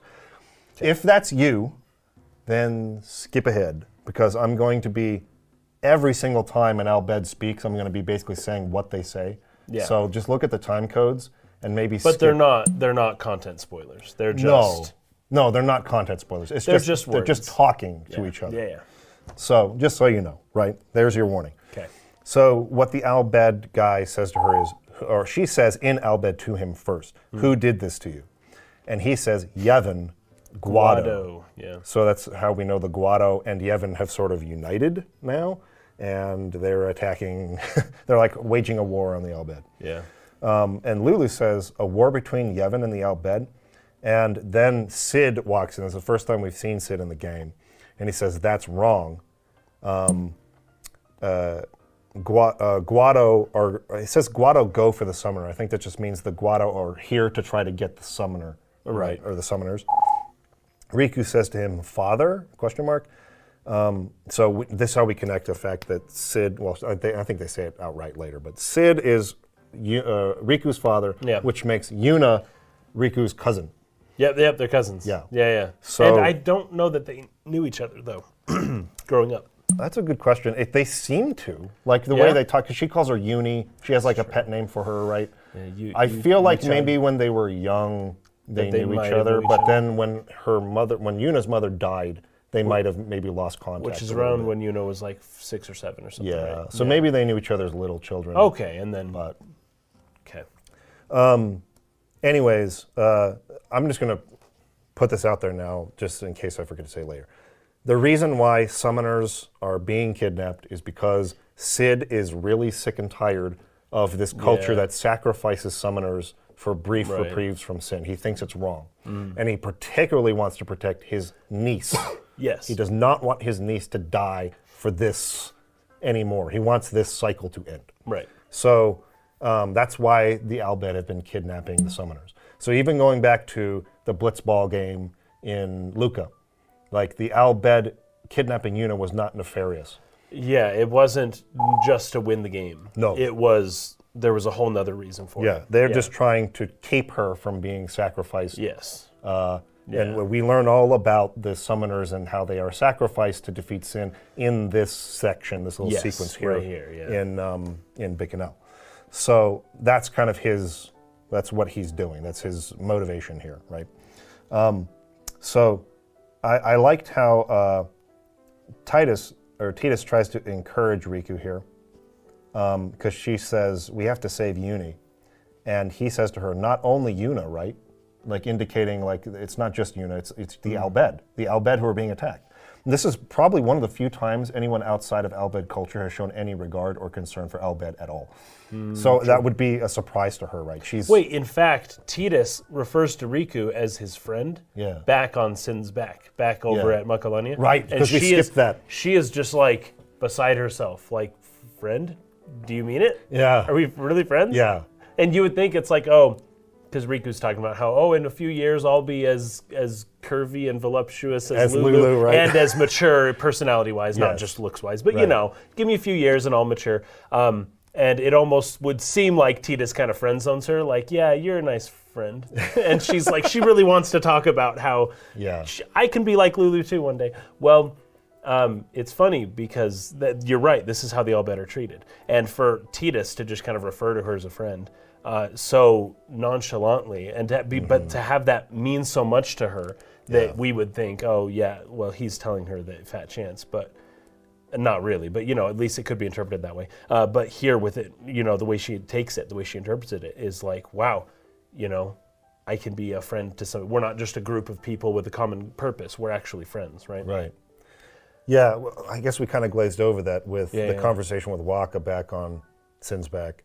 where he's losing it because they're traitors to Yevon now, and he's blaming it on Riku a little bit. Yeah. And it's like, stop. Titus is just like, stop blaming it. Riku is Riku. Blame it all on her. Yeah.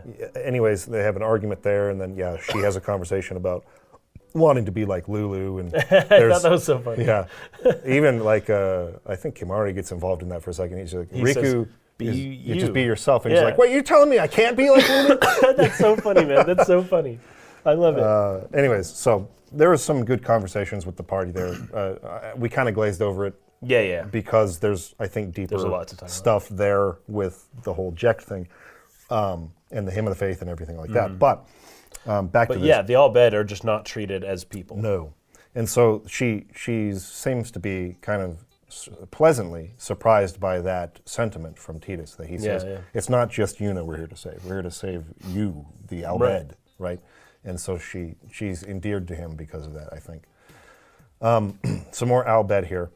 This bites. Riku, you read me? Her father's talking to her over like a radio. And he says, you go under too, I'm leveling home, and the fiend with it. So they're planning on self-destructing their little home in order to kill the fiend and like everything. How does Yevon use fiends to fight? Good question. Okay, it's not really answered here, but yeah, maybe we'll get to that later. Just curious. Now, Riku ends up telling Waka a little later about how Sin destroyed the island where the Al-Bhed used to live. Yeah. Yes. Which caused them to kind of scatter and become almost nomadic. No, this is the Jewish captivity. This is the So, the group comes on, destroys their city, scatters the people. Yet then Sid kind of gathers everyone back together, back to a new Jerusalem kind of idea. Like they come back home, they're regathered from after being scattered, right? And they have a hope, right? They can make a difference this time. But she's so upset because she's watching the new Jerusalem be destroyed, and it's like, dang it! Now they need a new. It's almost like they need a new myth now. Like they need new help. They need a new story because this one's breaking before her eyes. A new story to unite under. That actually is going to come up again later when Waka tries to cheer her up about their home being destroyed. That's right. And she's so pissed. Oh, jeez, yeah. And we'll get to that in a second. But Sid, like you said, Sid was sort of the leader who brought the Al-Bhed back together into a place, into a home. Yeah. And this is where that was at. Now, Waka allows Riku to embrace him as she sort of explains all this. And you can see that he feels some genuine sympathy for her and the Al-Bhed for the first time. And he starts to feel anger towards the Guado. Like he sees, he's seeing how the Al-Bhed are being massacred here or attacked. Know, it's pretty horrific. He cannot justify that. Yeah. It's like, even though he has his feelings about the Al-Bhed, he cannot justify massacring them in this way. And his sympathies change and start to shift towards the Al-Bhed, seeing the violence and anger towards the Guado for inflicting that suffering on the Al-Bhed. It's the first time he's ever in the game been able to sort of like empathize with the Al-Bhed, and it's changing his feelings about them. Really good moment there as she just like grabs onto him. She doesn't have any. Crying. She doesn't have any resentment towards him for the way that he's thought about the Al-Bhed or talked about the Al-Bhed or talked about her. She has none of that is there, and like that sort of melts his icy shell a little bit. And he sort of like begins to realize like how at fault his thinking was about all this. So that's a really nice moment. And this is where Riku reveals that Summoner's Sanctum, in the Summoner's Sanctum, this is where Yuna's being held right now. That's where the Al-Bhed are kidnapping and keeping all these summoners that they've been taking to protect them. And Titus is really confused by this. Like, protect them how? He says that's what Guardians are for. Yes. If Guardians do their job... If they do it well. Or if Guardians do their job well... If the then summoners don't die. If the summoners don't do their job, then who will defeat Sin? If Guardians do their job well, then summoners will be safe, right? Yes. And so everyone just kind of leaves. Nobody wants to put into words. Nobody wants to say anything. I think Kimari is like, Kimari must go. He leaves first. It's quiet. I leave now. It's quiet. I leave now. And then, but it's so funny because it's a moment But because you don't know exactly what's going on, this means more on a second playthrough. Yeah. Because they go into slow-mo for this. Yeah. But it's just people walking out. Walking out. It's really emphasizing It's this very moment interesting, of yeah. them not being willing to confirm that Titus's idea is correct. It's a huge lie. Yes. Nobody wants to put words to that. Nobody Yes. wants to say it out loud. And Exactly. we've had, I don't know, at least 10 instances, I feel like, up to this moment where it's been the same thing. Anytime this gets brought up about after we defeat sin sort of thing, they have just not said anything and they walk away and they just pretend like it wasn't said. And this is like the real penultimate sort of like sequence of that, where they show in slow motion they're just unwilling to like grapple with that idea at all. It's almost like they're like, Yuna should tell him. I don't want to be the one to tell him, right? In fact, Riku even mentions, didn't Yuna tell you this? Right, yeah. They're shocked that Yuna had not told Titus yet this. And they continue to be shocked throughout the whole journey.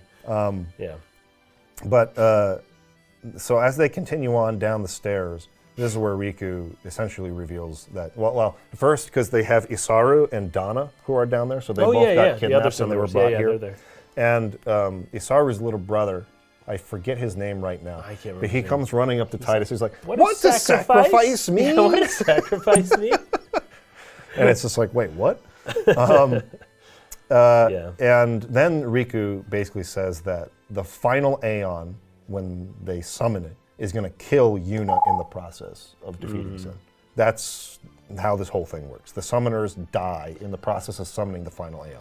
Yeah. This rocks Titus, because the whole time he continually brought up, well, after we defeat Sin, this. Yeah, and he when says we're it out all loud. done with this, Yeah. then this. And she just doesn't say anything. He even has the memory of when he's remembering, her. His memory is the laughing scene, right, where she can whistle and then they both laugh together. Yes. And it's super awkward. And how he wouldn't have laughed if he knew what was actually happening. Right.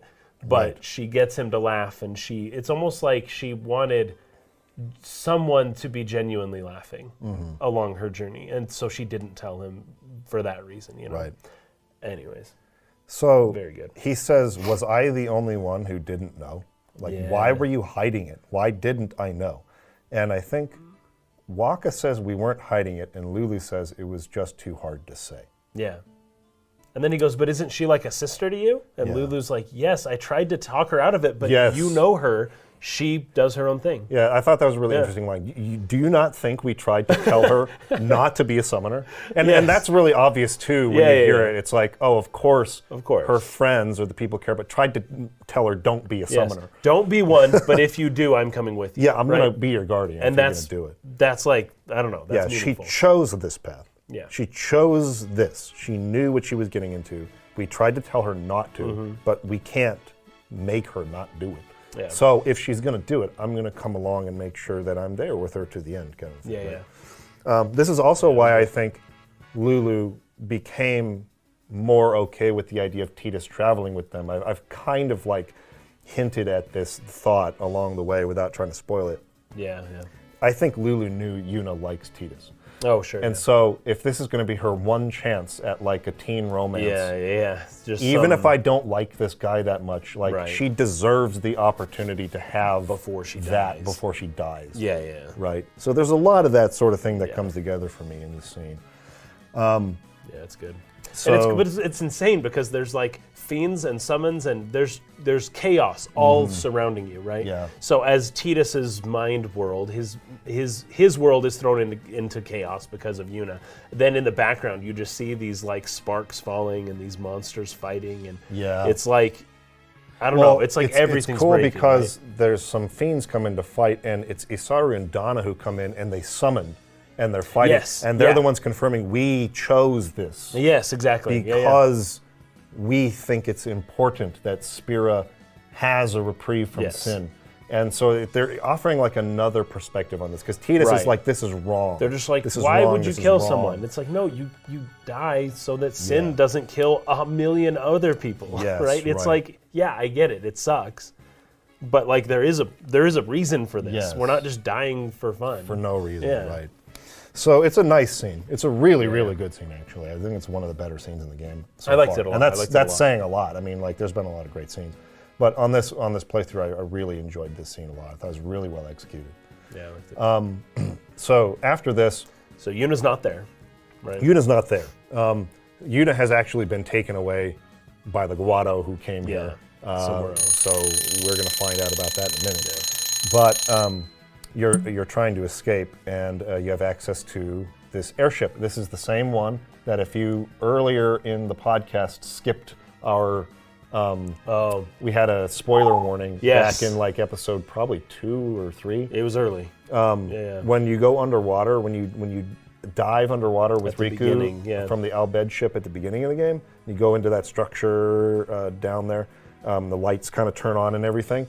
That was the game's airship. Was underwater. That's what the Albed were excavating was that giant airship, and they say that in She mentions it. She goes, "Hey, do you recognize this? This is what we found in the water." Yeah. So this airship was what they were excavating way earlier on in the game. They brought it up. They've made it. They've repaired it, I guess. And so, anyways, it's pretty cool when you kind of are able to put that together. But this is the airship that they excavated earlier in the game, and so you go inside. That's where Sid is at. And they're going to escape on this airship.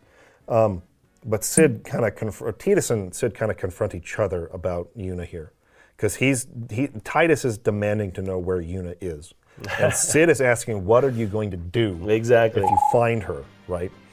And Tidus says he wants to apologize because he didn't know. Yeah. And Sid gets pissed and sort of like throws throws him him, across yeah. the room. It's like all of you freaking Guardians and Yevon people are all the same, right? Yeah. And he's promising that, no, I'm not going to let her die. Like, that's not going to happen. Yes.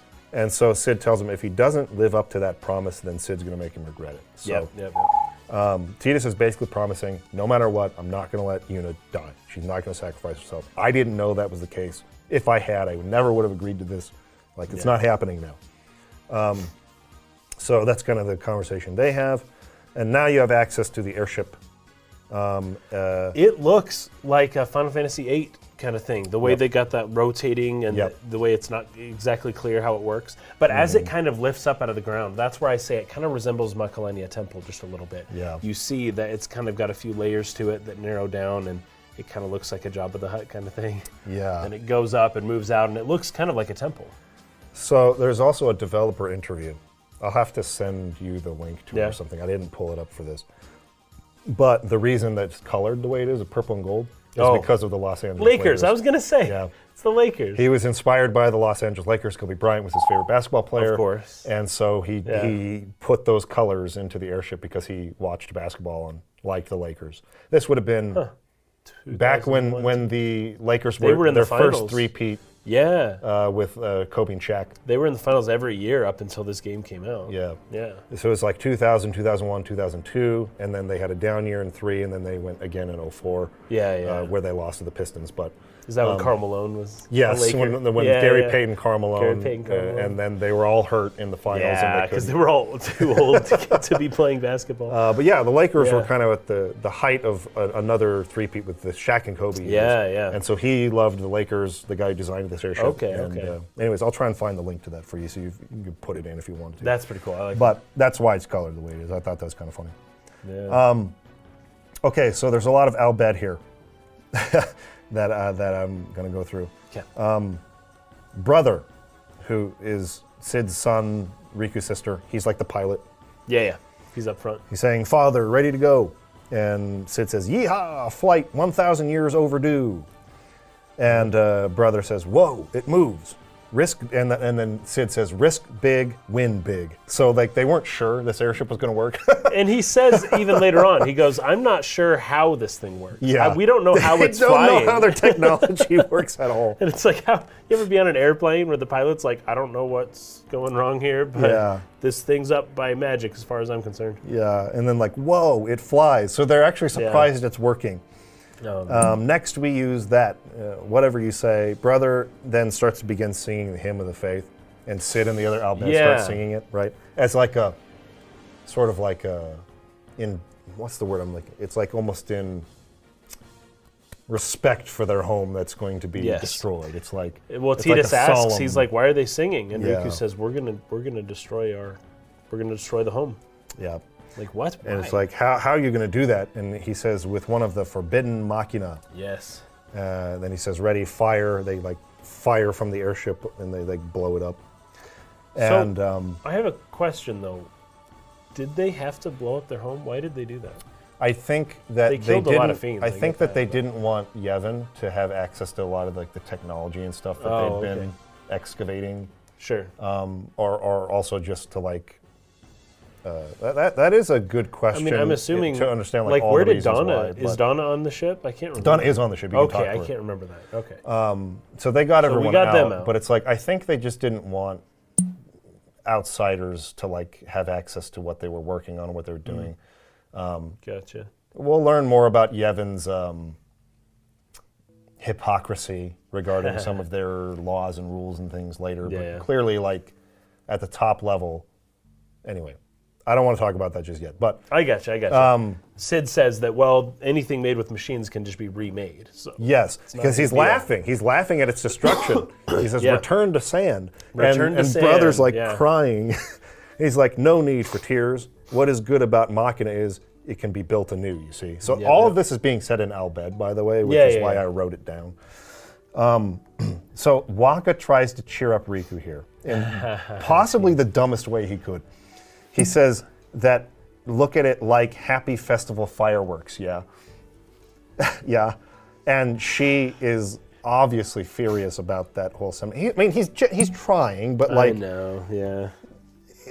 from a place of total like what's the word I'm looking for? Where Ignorance. Or? yes, ignorance. Yeah. A place of total ignorance about the Yeah. situation because he never took the time to actually understand Albed culture. Exactly. So he doesn't understand how important that home is to them. Yeah. And so anyways, it's just a really dumb thing to say, really insensitive. And she's pissed at him. But yes, now this brings up the sphere oscillo finder No. Yes. technology they have That they're they gonna also use. don't know how it They works. don't know how it works. That they're going to use to locate Yuna. So he's talking about Yeah, how they're they going to do use know what it's called though. They're going to use this sphere oscillo finder to locate her. And they're like, how does that work? He's like, I have no idea. And they're like, then why are you You push the using button it and it does if you the don't thing? know how it works? It's I like, know. anyways, but that's the So funny. tech they're going to use to try and find her. Yep. Couple of very last things here on the airship, and this is where we're going to end for today. If you've collected all the Albed primers at this point, and you speak with Rin, because Rin is on the ship, the guy who owns all the Albed shops that Yeah. you've been going to, Tidus will have a conversation with him in Albed. Like they'll actually talk to each other in Albed back and forth. Only when you get everyone. Yeah, when you get all the primers. Cool. So I think Rin says, I am in your debt. Oh, no. Tidus says, I am in your debt to Rin. And Rin says, very good, you've learned well our tongue. And Tidus says, easy once you know the trick. And then Rin says, to think the day would come that we could talk so, it's joyous indeed. And Tidus says, I'm happy too. And then Rin says, here, a present to congratulate you on your success and thank you, and he gives you an item. So that's a nice little conversation. Tidus is now fluent in Albed, Yeah. if you've collected all the primers, so that's kind of cool. That is pretty cool. Not very many people would have taken the time to learn the Albed language, Yeah. is my guess. Right. So And it's then flattering. you can talk to Donna, like I was just saying. I Okay. don't know if you did this, but this is a really interesting conversation. I was going to do it probably next. Time. Yeah. Okay, I'm trying to No, it's fine. You can go ahead to just your break point. down the airship section so that we can be past that for the Gotcha, next gotcha. one and just go straight into like the wedding scene. Yeah. But actually, there's actually a battle that happens, which we won't talk about today, but Okay. against the freaking dragon or whatever. But Yes. We'll start I there next remember. time. Yeah. You talk to Donna, and she asks Tidus what he would think of her if she abandons her pilgrimage. So remember how we've been talking about the whole time, the way she's dressed, that might indicate that she's not as devout. Yes. All these yeah, things. She's actually contemplating abandoning the Not pilgrimage. being a She summoner doesn't anymore. want to do it. And But the only thing is, it's just a big shame, right? To do yeah, It'd just be the whole shameful. society would see her as Yeah. abandoning her duty, right? It's like, oh, great. Of course, Tidus is like, or you have an option here, but my headcanon here is Tidus is like, who cares? Right? Who cares if you do that? Like, do what you want to do. I wouldn't judge you for that, right? And she's surprised by that. And like, I guess you're right. Like, what's more important is what I want, not what other people think. Yeah. Right. So that's a nice conversation you have there. There's also a line where Waka is putting together the fact that Yuna is an Albed this whole time. He didn't know it. He's sort of despondent. He's like, wait a minute, so that means Yuna's an Albed too, doesn't it? It's like this whole time, his hatred of Albed, he's been protecting one. You've been one of the guardians of an Albed. Cool. I do have a couple things. I'm sure there's some things we skipped. The city, right? Just the way that home looks, because well, it's gone. We don't go back there again. Yeah. So it looks really cool. But I looked up some notes from the artist who designed it. He said he wanted the city to look like a fruit that had burst open, right? It kind of looks like an open thing. There's 10 pillars kind of going around, and then there's a big one in the middle. It kind of looks like Midgar, if you think of it that way. Yeah. There's these wheels on top, so it looks like the whole thing kind of closes. It can close. Yeah. Now, this must have been a surprise attack, so because they weren't able to do that, if it even works still. But it looks almost like a satellite or something like that, like that just kind of crashed or something. Yeah. It's got this big spire. And there's some letters around the side, but I can only see 2 letters, and it was A and then B in the Albed language. So I'm guessing it's just A, B, C, D, E, F, G. I don't know what the point of that is other than to identify, okay, Tower A, Tower B kind of thing. Right. And then in the middle, they've got that logo. And that logo I found fascinating because it's got a greenish background with a purple spiral that looks like their eye spiral. Right? It's got that half, like 3/4 circle, and then it kind of goes in for like the letter G almost, but like kind of backwards. Very interesting, but it's a greenish background behind it. And so it's like... looks a little bit like the green eyes, and then the spiral thing within the eye. So it's like their logo is just what their eyes look like, and then behind it there's like a sun, kind of sun rays kind of thing going around, and that's the yellow. And so the purple would be the spiral, the yellow would be the sun, but then there's like a greenish kind of thing, which is like their eyes. Yeah.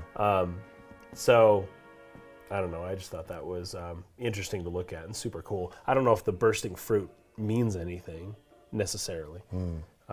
Good question. But I did like that quite a bit. And then I have a note here about Albed, because we don't come back to home ever again. And we may not talk about the Albed too much from this point on.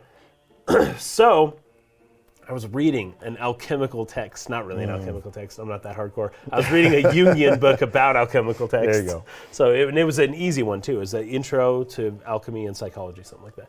And I came across the word albedo, Really? A-L-B-E-D-O. No way. And it turns out albedo means white. It's just the color, like albino. Yeah, like albino. Yeah. So albedo means white, and it's a stage of alchemy. Alchemy's got this process. Actually, I'm going to read what I wrote down here because it's really cool. It actually explains why. This is another reason why Yevon is called Yevon and not. This is why in the Japanese it was called Ebon. Oh, right. Sure. Yes. Now in the English they said Yevon. I think that would be a Yahweh, and I mentioned Evam. There's other reasons why in the English it's pronounced Yevon, but in the Japanese it's just Ebon, and E-B-O-N, like ebony, means black. Black. So you have the white the yin and black. yang. Yeah, exactly. It's a yin-yang thing. Albedo. That's actually really interesting. But- So Yevon is the black and Albed is the white. Yes. Interesting. I know. Really And it's almost interesting. like they need each other to an extent, right? You can't just completely go one way or the other. But either way, so that's it. So it's a yin yang kind of thing. So albedo has more to do with reflections than the innate color, right? So it's like white, but it's more like reflection, sparkling, shiny white kind of thing. And then ebon is more of a state of absorbing color. So it's like it's rough. It's not like shiny. It doesn't reflect anything. It's a matte kind of black color, right? So in a very basic way, it could be said that ebon means black and Yevon is black and Albed means white. This isn't totally accurate, but it's close enough. But the problem is that there's some racial images that are conjured up in the Western mind of 2022 that maybe isn't intended, right? So the black-white isn't intended to be a racial thing that you think of. But that may be what people think of now. It's more of a statement on what reflects light versus what absorbs it, right? So the Albed reflect light, the sun and the moon. and they appear white to the eye, while Yevon absorbs light and remains opaque, dark, and colorless, right? So Jung's idea of the 4 stages of alchemy are nigredo, which, remember in Xenogears, Yes, that thing? they use that word, So, yeah. and it's possible that nigreto means, nigredo, it means, blackening or whatever. But it probably was regret. But anyways, there's a possibility that it was referring to these 4 stages of alchemy. So it's nigredo, referring to the confronting of the shadow, right? And this is Jung's kind of interpretation of alchemy. You confront your own shadow, right? And that's something that breaks the illusion of the self. When you overcome the shadow, then that leads the next stage of alchemy is albedo, right? Which is the discovery or the rescuing of the anima or animus, right? So integrating the anima or animus leads to the formation of a new personality, right? So you go through the shadow you go through the nigredo to find the albedo. This is called, and then when you integrate the anima and animus together it results in the formation of a new personality, right? And this is called citrinus, which is yellow, right? It's the color of the sun. And then the final one is red. You know why the Philosopher's Stone is always red, right? It's always a red jewel somehow or another. In Full Metal Alchemist or in Harry Potter, it's just a red stone. Well, the final one is called rubedo, right? So the idea with citrinus, where it's yellow and it's the color of the sun, this means that reflection is no longer necessary. It emanates light itself, right? And then the final thing is rubedo, which is the complete individuated self, right? Including the persona, all acting in harmony as one self without any internal contradictions. Okay, now, it could be said that nigredo is impurity and albedo is purity, and then citrinus is light emanation, and rubedo is just truth, is everything all at once, right? So the completely integrated, whole individuated self is the Philosopher's Stone, right? It's the most transcendent ideal. So nigredo and albedo have been described as confession and illumination, right? You could think of it that way, right? So in order to confront your shadow, you have to confess, you have to admit that there is a shadow, right? You have to actually confront it and be like, hey, I've got these problems. This is my secret inner working mind. It sucks. It's stupid. I don't know how to get over it, whatever. And then the next thing is illumination, right? And then education and transformation, right? So ebon and albedo are being referenced in this game as black and white, but also reflective of light versus absorptive of light. You may say that they're the same thing technically, but I think the differentiation is a little bit important when judging the artist's intent and messaging. And while there is a racial component to the albed in general, I don't think the name meaning black and white is necessarily a racial one. Oh, sure, yeah. Yeah. And then likely the word Yevon in English referenced the concept of Avon, as they didn't call it Ebon, right? They called it Yevon. They called it a separate thing. But the Japanese word would not have referenced Avon at all. I doubt. They would have had it's not something most people even in America know. In Japan, it would be very difficult for them to connect Avon with Avum, right? This ancient Latin medieval concept. Right, yeah. But Ebon was something that it's not obvious right away, but do a little digging, and no matter where you are, you'll find that that means black. So, anyways, that's the whole spiel about alchemy and what Ebon versus albedo likely actually means, and in the concept of this game. So it's kind of this whole process of enlightenment. Yes, yeah. The stages. It's a whole kind of thing. Yeah. So the people who are involved in Yevon, they need to confront the shadow. They have not confronted the shadow yet. They need to The albed have. The albed have confronted it and have rescued the anima, but they don't know what to do with it. They don't know what to do with it. They don't know what to do with it. They don't understand They need the to integrate it to become, exactly. That's crazy. Yeah. That's pretty really cool. That's really I love cool. it. I love it. And I was just reading, because I mentioned Avon before, and I'm sure somebody mentioned in the comments that albedo maybe, but I was reading a Carl Jung book when I saw that word. And it's so funny because it reminded me, I was like, wait, I've known that word. How come I didn't realize this before? And the only reason it even stood out to me in general is because the Japanese albed is albedo. They do have that O on the end because they don't just end a consonant. Right, on a consonant. Yeah. So unless it's an N or something. But it's got to be arubedo, right? So I read that and I'm just like, oh my gosh. Square Enix, man. They just freaking love Carl Jung. They love Carl Jung. Or they did at one time. At one time, 20 years ago. They freaking They're loved obsessed with it. Yeah. Crazy, dude. Anything else? No, the other thing that I have is something that I'll bring up a little bit later. So. Okay. All right, everybody. That's going to do it for this week's podcast. We appreciate you, as always. Yep. I always forget to bring this up at the beginning. I should do it at the beginning, but I always forget. We're really, really close to hitting our sort of like next tier or stretch goal on Patreon. Oh, yeah, for Patreon? For which I would bring back the Final Fantasy Friday streams. We're like right there. So if you would like to join our Patreon and support the channel and keep this podcast going, take a look at that. At the $1 level, even if you just contribute $1, you get an extra podcast every month. We do one exclusive podcast to patrons and subscribe stars per month. We've already done Nausicaa, the Valley of the Wind. We already did the first 5 episodes of Cowboy Bebop, the movie Arrival, and it looks like we're probably going to be doing Undertale next, the game Undertale. Sick. I'm still keeping an eye on that this weekend, but we're probably going to, it's in the lead now, and we're probably going to be analyzing that next week when we come back to record again. So if you'd like to get access to that extra exclusive podcast, all it takes is just a $1 contribution. At the $5 level, you get to vote on which things we cover. That includes not only the next game we cover on the public podcast, but also on the exclusive ones. And you get to ask us questions for the podcast. We do little Q&A sections. And then at the $10 level, you can join me on private streams where I do my playthroughs of these games and discuss things with you and all that. So check out our Patreon. Link is in the description as always. And, or Subscribe Star. We do both. Or Subscribe Star. And I'll get started on those Final Fantasy Friday streams again. What I'm thinking about doing, because I've already done 7 and I've already done 9, and we just covered Final Fantasy X here. I'm thinking maybe what I'll do is maybe just a straight playthrough the whole series. Just start from the very beginning, FF1, and just do 1, 2, 3, 4, 5. Nice. Maybe skip 7 when we get to that, because I've already done that one. Maybe skip 9, because we'll probably do a podcast on 9 at some point. And then just go all the way through the series. So that's kind of what I'm thinking. It'll be. I'll put that up to vote on Patreon when the time comes. But anyway, just wanted to throw that out there. Right. Thank you for watching. Thank you for supporting. We'll see you guys again next week. Peace out.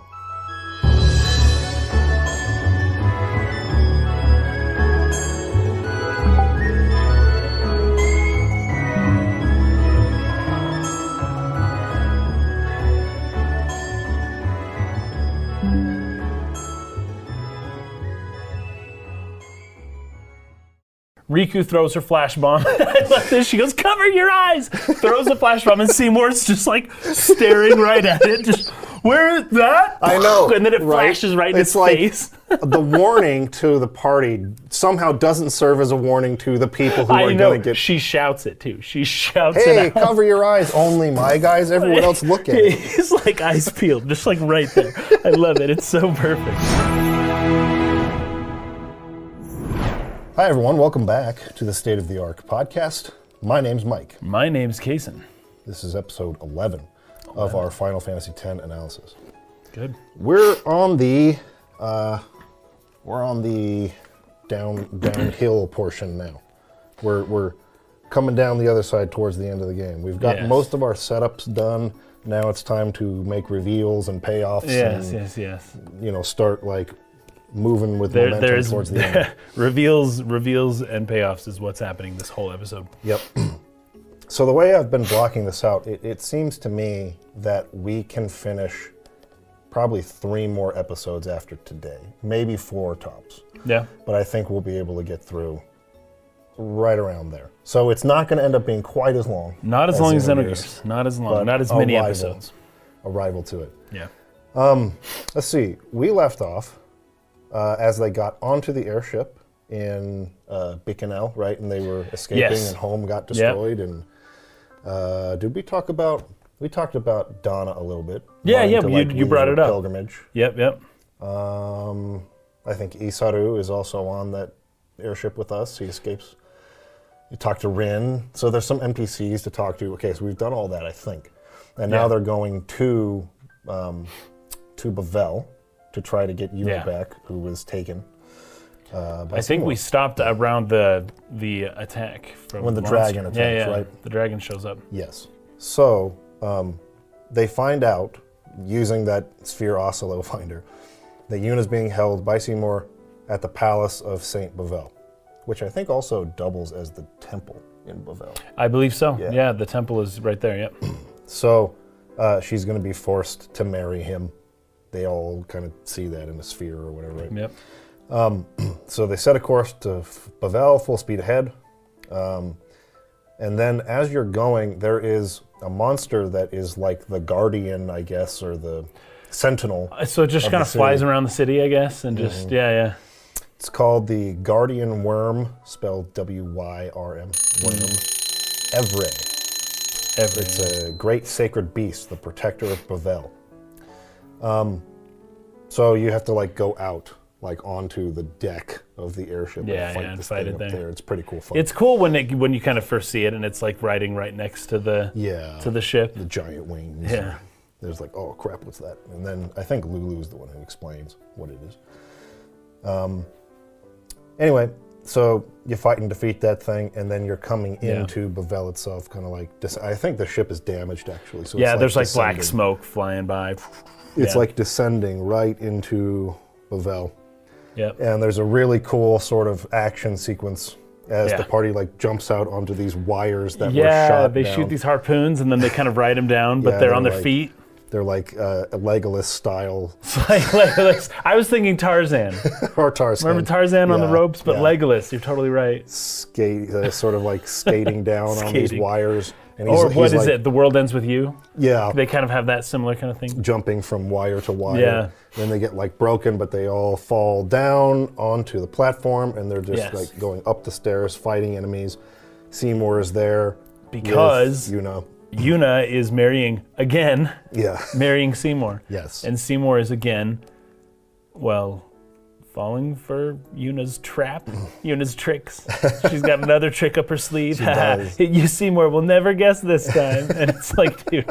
This whole sequence is probably of all the games, or all the scenes so far in the game, been the one where I kind of just, it doesn't feel like the most logically sound. Me too. Scene. Even throughout the whole scene, I agree. It's like probably the worst scene in the game so far. It doesn't make sense. See, this is unfortunate. This might bring up a little Final Fantasy 13 at this point, right, where looks freaking beautiful. Yes. Bavell, the city, the way that it's spread out, and I'll talk about that a little bit later, is really cool. And the roads and the way it winds and the shape of it. And then it comes up to this like really cool, like pinnacle where they're getting married, and the visuals are just top notch. Yes. Super, super good. But many of the things that happen here, I have a lot of questions about. It doesn't feel like it was as well thought out as maybe a lot of the other scenes in the game. Very much so. Very much let's just get through it here. So you get up to the top of the stairs, and Keenock and a bunch of warrior monks have like guns, and they're like confronted with them. And Auron's like, you're not supposed to use those. Yes. And Keenock says, there are exceptions. Yes. I love that. This is where Waka really starts to realize that I like know. Yevon is not what he thought it was, right? So Poor Waka. one of the maesters and all the warrior monks are using Machina guns. Yep. So that's one problem. Not just that, like the Bavell Temple. Like Yes. Waka's freaking out when we get there. They have like computer terminals. It's all and computer things. portals and stuff. And he's just like, what Oh the my fetch in gosh. the temple, right? Yeah, in the freaking temple. In like the holy place. So they've got Machina in there.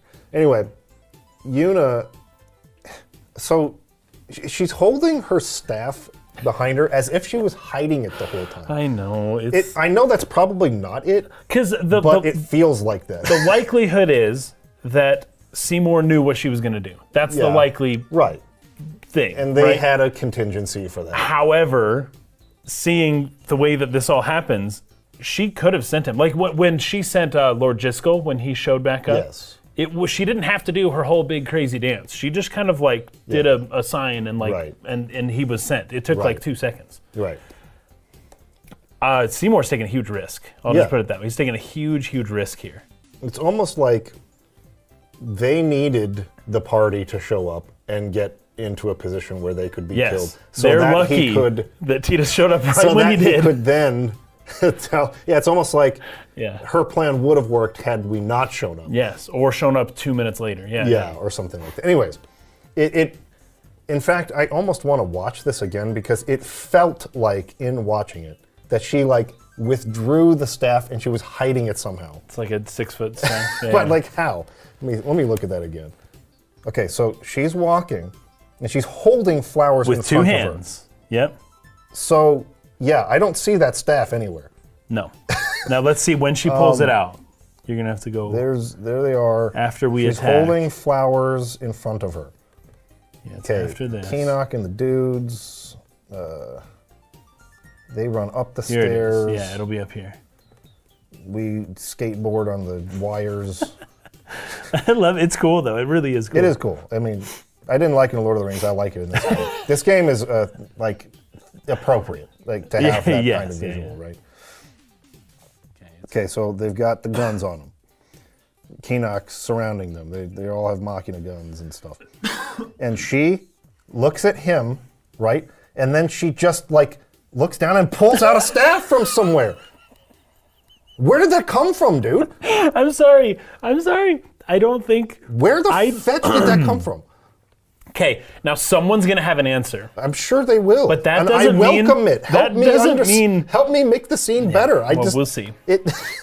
I don't want to dislike the scene, but it's just like, where the fetch did that staff come from? She's wearing a wedding dress, dude. Yeah. Like tight-fitting, form-fitting wedding dress.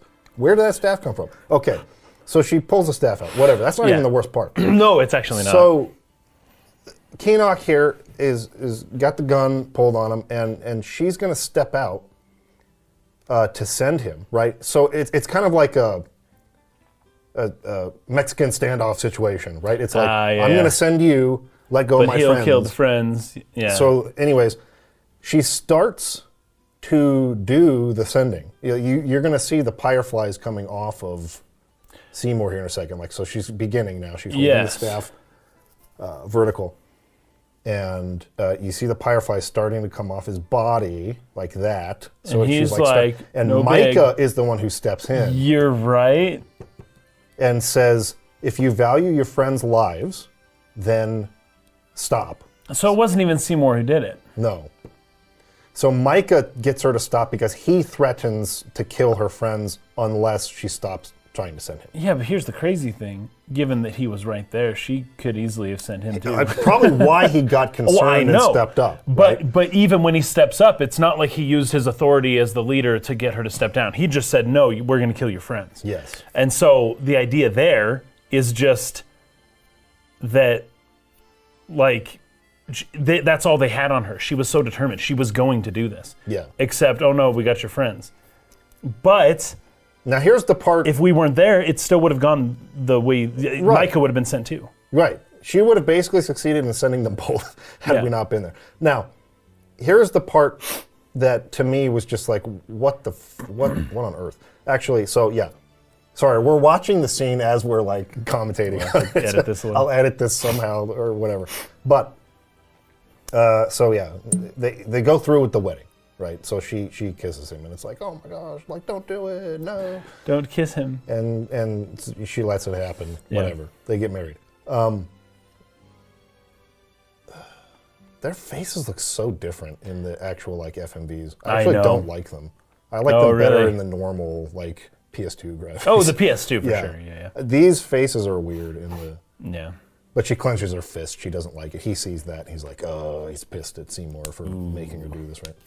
Gotta kill that guy. So, what she does at this point. Oh, that's right. Then he says, he said to kill them. So, they go against their word. They're going to kill them anyway. So, in desperation, what she does to get them to stop killing her friends is she threatens to kill herself. Yes. By throwing herself off of the temple.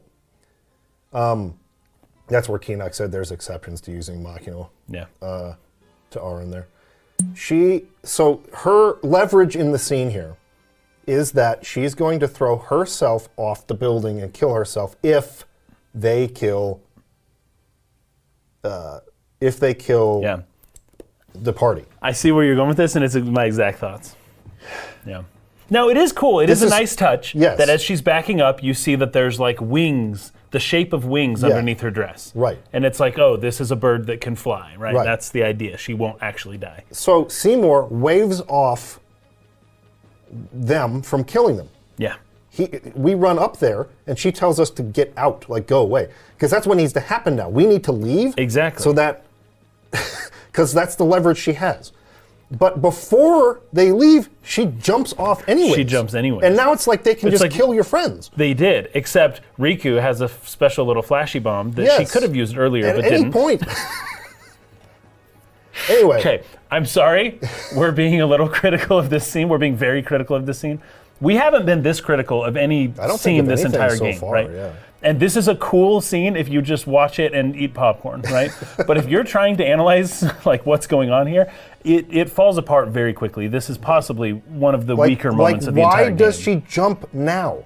She's actually putting her friends back in danger again by doing this. Now it's like, okay, her collateral's gone. Yes. Now we can just kill these people because we don't like them and they're a pain in the butt. Her plan to summon Valifor to rescue her was a great plan if we had already been escorted out or left. Exactly. Then we all could have gone. Then she jumps. Now, okay, so here's what I wrote. This is... It was more, how would you put it? It's romantic that Yuna did the swan dive while they were all watching. Yes. Because Tidus was watching, right? Right. It really shouldn't have worked. That doesn't make sense. It doesn't, like, she should have done that when we weren't there. But with us being there, you get the moment of Tidus who's like, no, don't jump, because he can't see the feathers. And, oh no, she's really going to die. Like, this is so sad. It heightens it. But Tidus has to be there for that to happen. Yes. Which means that she has to do it when he's still there. But even though that's the dumbest time to do it. Yes. They should have left first, then she should have done it. But for the emotional impact, it had to happen this way. I think we talked a little bit about this in Final Fantasy VIII, where there's a reason why they did some of the decisions they did, and it was to have the maximum emotional impact despite the sense not necessarily being there as much. Right? I like the idea of the scene being Yuna's going to play an Uno reverse card here. So basically... Nice. So basically... Seymour lies, the maesters lie. If you marry me, if you go through with it, if you don't send me, we'll let them live. They're lying. They're actually going to kill them anyways. Yes. So she pulls an Uno reverse card where she says, I'm going to kill myself unless you let them go. But the plan was, I'm actually going to summon Valifor to save me and escape. And then we'll all escape together. Yeah. Yes. The problem is go to the temple. The party didn't leave. I know, dude. But so once she jumps, they just shoot him and kill him. And I get it. I get what they did and sort of why they did it, but you really have to not think about this one, I think. Yeah. Hopefully somebody in the comments will be able to explain how this possibly makes a little bit more sense. But, we could just move on at this point. The scene's freaking crazy. It's crazy. It's beautiful visually. Riku throws her flash bomb. I love this. She goes, cover your eyes! Throws the flash bomb, and Seymour's just like staring right at it. Just, where is that? I know. And then it flashes right in his face. The warning to the party somehow doesn't serve as a warning to the people who are going to get... She shouts it, too. She shouts it out. Hey, cover your eyes. Only my guys. Everyone else look at it. He's like eyes peeled, just like right there. I love it. It's so perfect.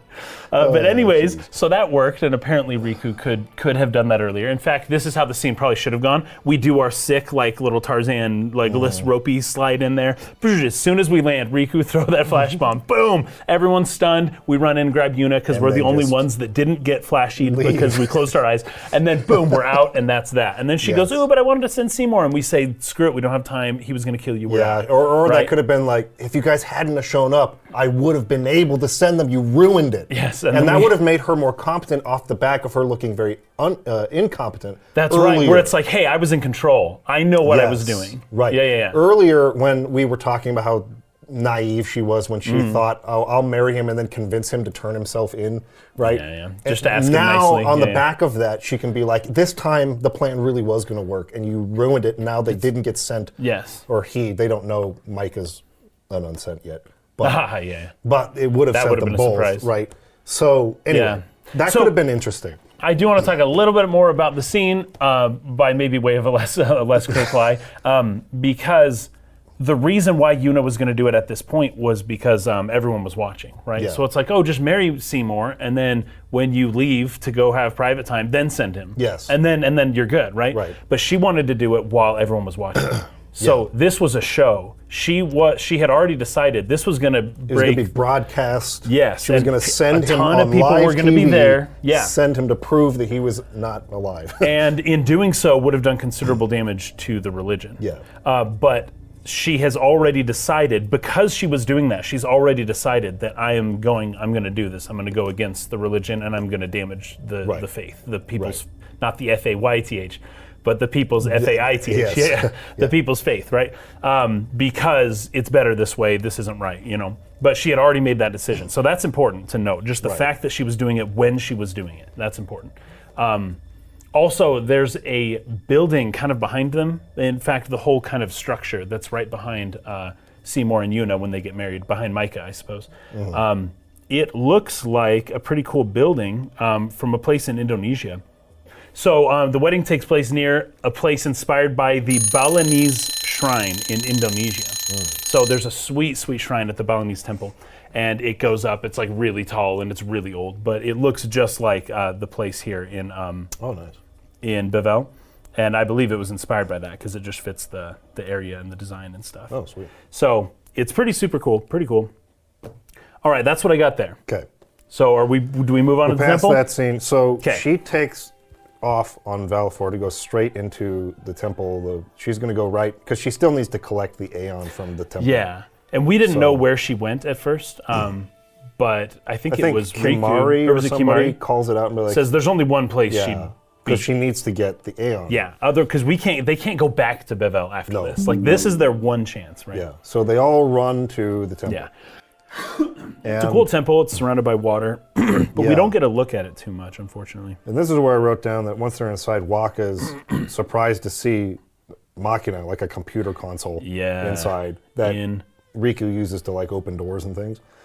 And he says, what's a Machina doing inside the temple? And Riku's response to that is kind of funny. I suppose it comes in handy. She doesn't even like connect that this was like a problem, like a shock to him. And he's like, that's not what I mean. The teachings. What about the teachings, right? Yeah.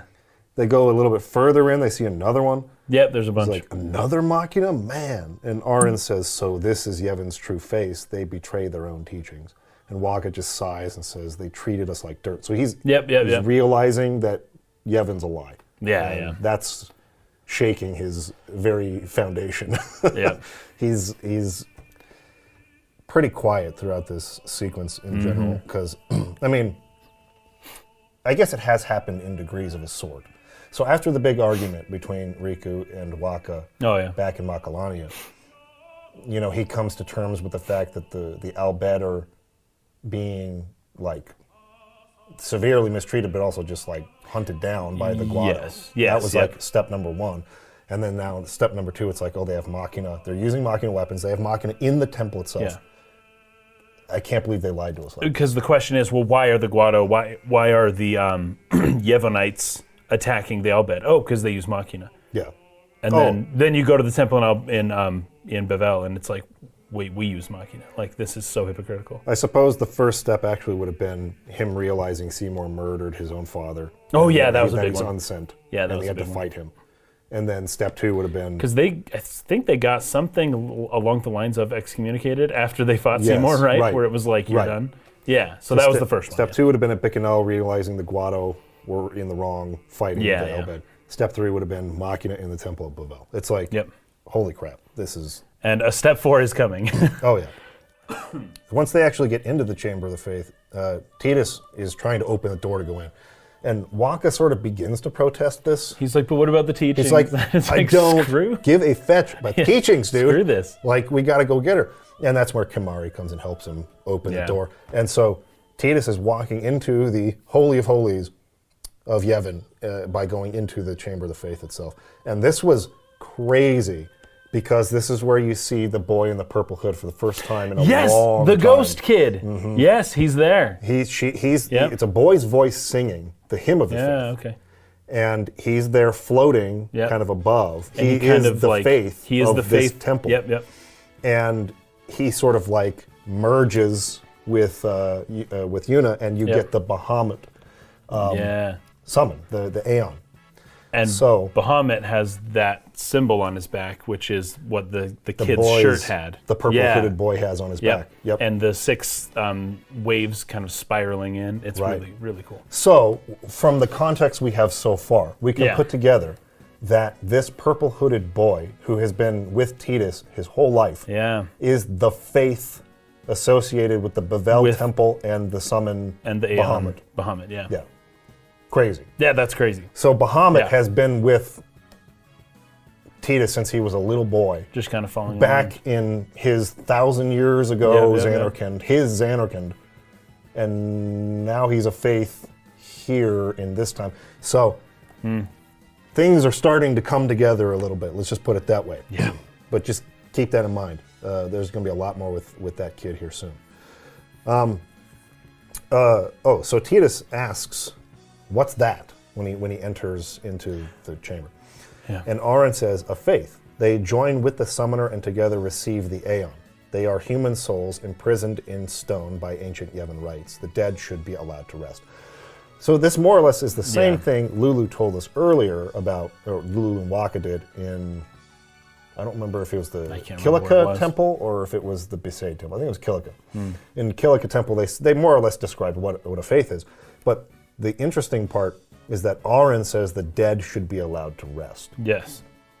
So again, the faith, these souls who were trapped in the stones, right, that serve as like as a key sort of like part of the process of the summoning of Aeons, right? For long time, they've just been stuck in those statues. And so Aaron is suggesting they should be allowed to rest, to not have to do that anymore. So it's almost like the faith, as far as I can tell from what had been spoken of earlier, the faith volunteered to do this. Yes. But after a certain amount of time. After a while, it does become cruel to expect so much of them for so long. Yeah. To just forever stay trapped in these statues, doing this cycle of... It's a cycle, it's a spiral, it's a forever... Spiral. Yes. We're going to learn a lot more about this. We are, and I've got some more notes on that, but yes. So as they're leaving the temple, Keenock and the warrior monks confront the party again and tell us that they're going to stand trial. So they're going to stand trial, and I think Aaron asks, like, is it going to be a fair trial or something like that? And Keenock is like... He's like, of course it will be. Why wouldn't it be? Yeah. Now, when we actually get into this sort of like, I don't know what you'd call it. It's like the room where they do the trial. It's like the court of Yevon. Yeah. I'm interested to see if you took any notes on the symbols, because I did, yeah. There's that big like banner behind like a teardrop Kelk, thing, who's like the Ronso Maester. Oh yeah. As he's talking, and they've got like the symbol of Yevon at the top, and then there's like 4 underneath that. Yeah, and then those some are others on the periphery. The 4 runes. Yeah. So it's like the runes of what would you call it? Like truth and light and nothing. And some of them are the ones that are associated with in the temples with the Aeons. Oh, okay. Right. There's a specific like letter, right? But the letter, kind of like with Japanese kanji, represents specific things, right? It's not just the sound, but it's also a meaning for something, right? Sure. And so, yeah, it's surrounded. There's a couple smaller ones and then some bigger ones, and it's interesting. But also, right behind Master Mika is, I think, north, south, east, west is the runes for the cardinal directions, and things like that. Yeah. So what do you make in like of a that teardrop shape banner? With all this stuff? Like, not knowing, because I knew the symbol of Yevon, which is at the top. Yes. But I didn't know what the other symbols necessarily represented. If they are the same symbols associated with the temples, that would make sense. Because it's like Yevon's at the top, and these are like the subservient sort of like regions or something like that of the world, right, where the other temples are. Is that more or less what it is, or? Yes, that is, because every temple in Yevon, so these are the ones. Symbols. So there's Yevon, but this one means, it's mu. It means nothing. In Japanese, the best translation is they just say mu, but it means nothing. This one means flame, thunder, ice, light, water, darkness, and sin, right? Okay. So sin, so alpha and omega, right? Yeah. Yevon and sin. A and Z, the beginning and the last. Yeah. So let's read then. Let's take this and let's figure out which symbols. Yevon at the top. Yevon's at the top. Then you have the 4 underneath that are the second largest elements. So it's not. I think this one is not that. It's this one, H. Yeah, that one. So it's H, and then there's 2 circles up top, which is B. Yep. And then this one, which looks like, Actually, it looks like this, but it's reversed. Yes. Is there? Yeah, it's the other another way one? of this. Is it this or no? I think it's a flipped. Yeah, it's just this flipped, I think. And then this one So it's HBF. is this one. This one's also flipped. Okay, so those are clipped. Those These two are flipped on this side. You know what? This is unfortunate because I was hoping that these would represent the thunder, ice, the elements. They don't. They represent letters that actually don't mean anything. Oh, really? Anyway, I don't know what it means. I don't know what it means. It may mean something, but I had to actually skip that over in the game of analyzing because I couldn't really figure it out. Well, so let's actually get into what Kelk Ronzo talks about here. Okay. So they're being charged. He says, you've inflicted dire injury upon Maester Seymour Guado, Yes, of conspired with course. the Albed, and joined their insurrection. These are traitorous and unforgivable crimes that disturb the order of Yevon. Tell this court what possessed you to participate in such violence. So she tries to tell them, Seymour's actually the traitor because he killed his father. Kelk And- is way surprised to hear this. Yes. But I love Seymour's response. He's like, oh, hadn't you heard? He doesn't even try to. I know. Didn't even I know. try to hide it. It's just like, oh, you didn't know You that? didn't know? Sorry. Wait, really? You didn't know? Kelk is very surprised, but Kelk is not that surprised He's not when surprised he hears that everyone's that a fiend. Micah is a fiend. Or Yeah. Micah is unsent. Yeah, and he's just standing there like, yeah, Everybody this is knew that. fine. But he didn't know that Seymour had murdered Jiskel, who was the previous maester before. I wonder if Jiskel knew that Micah was unsent. Oh, and that's maybe why. I really wonder that now. I'd be curious Got about deep-sixed. when did Micah die approximately? That's a good question because Kelk seems to be aware of this. Yes. Ahead of time.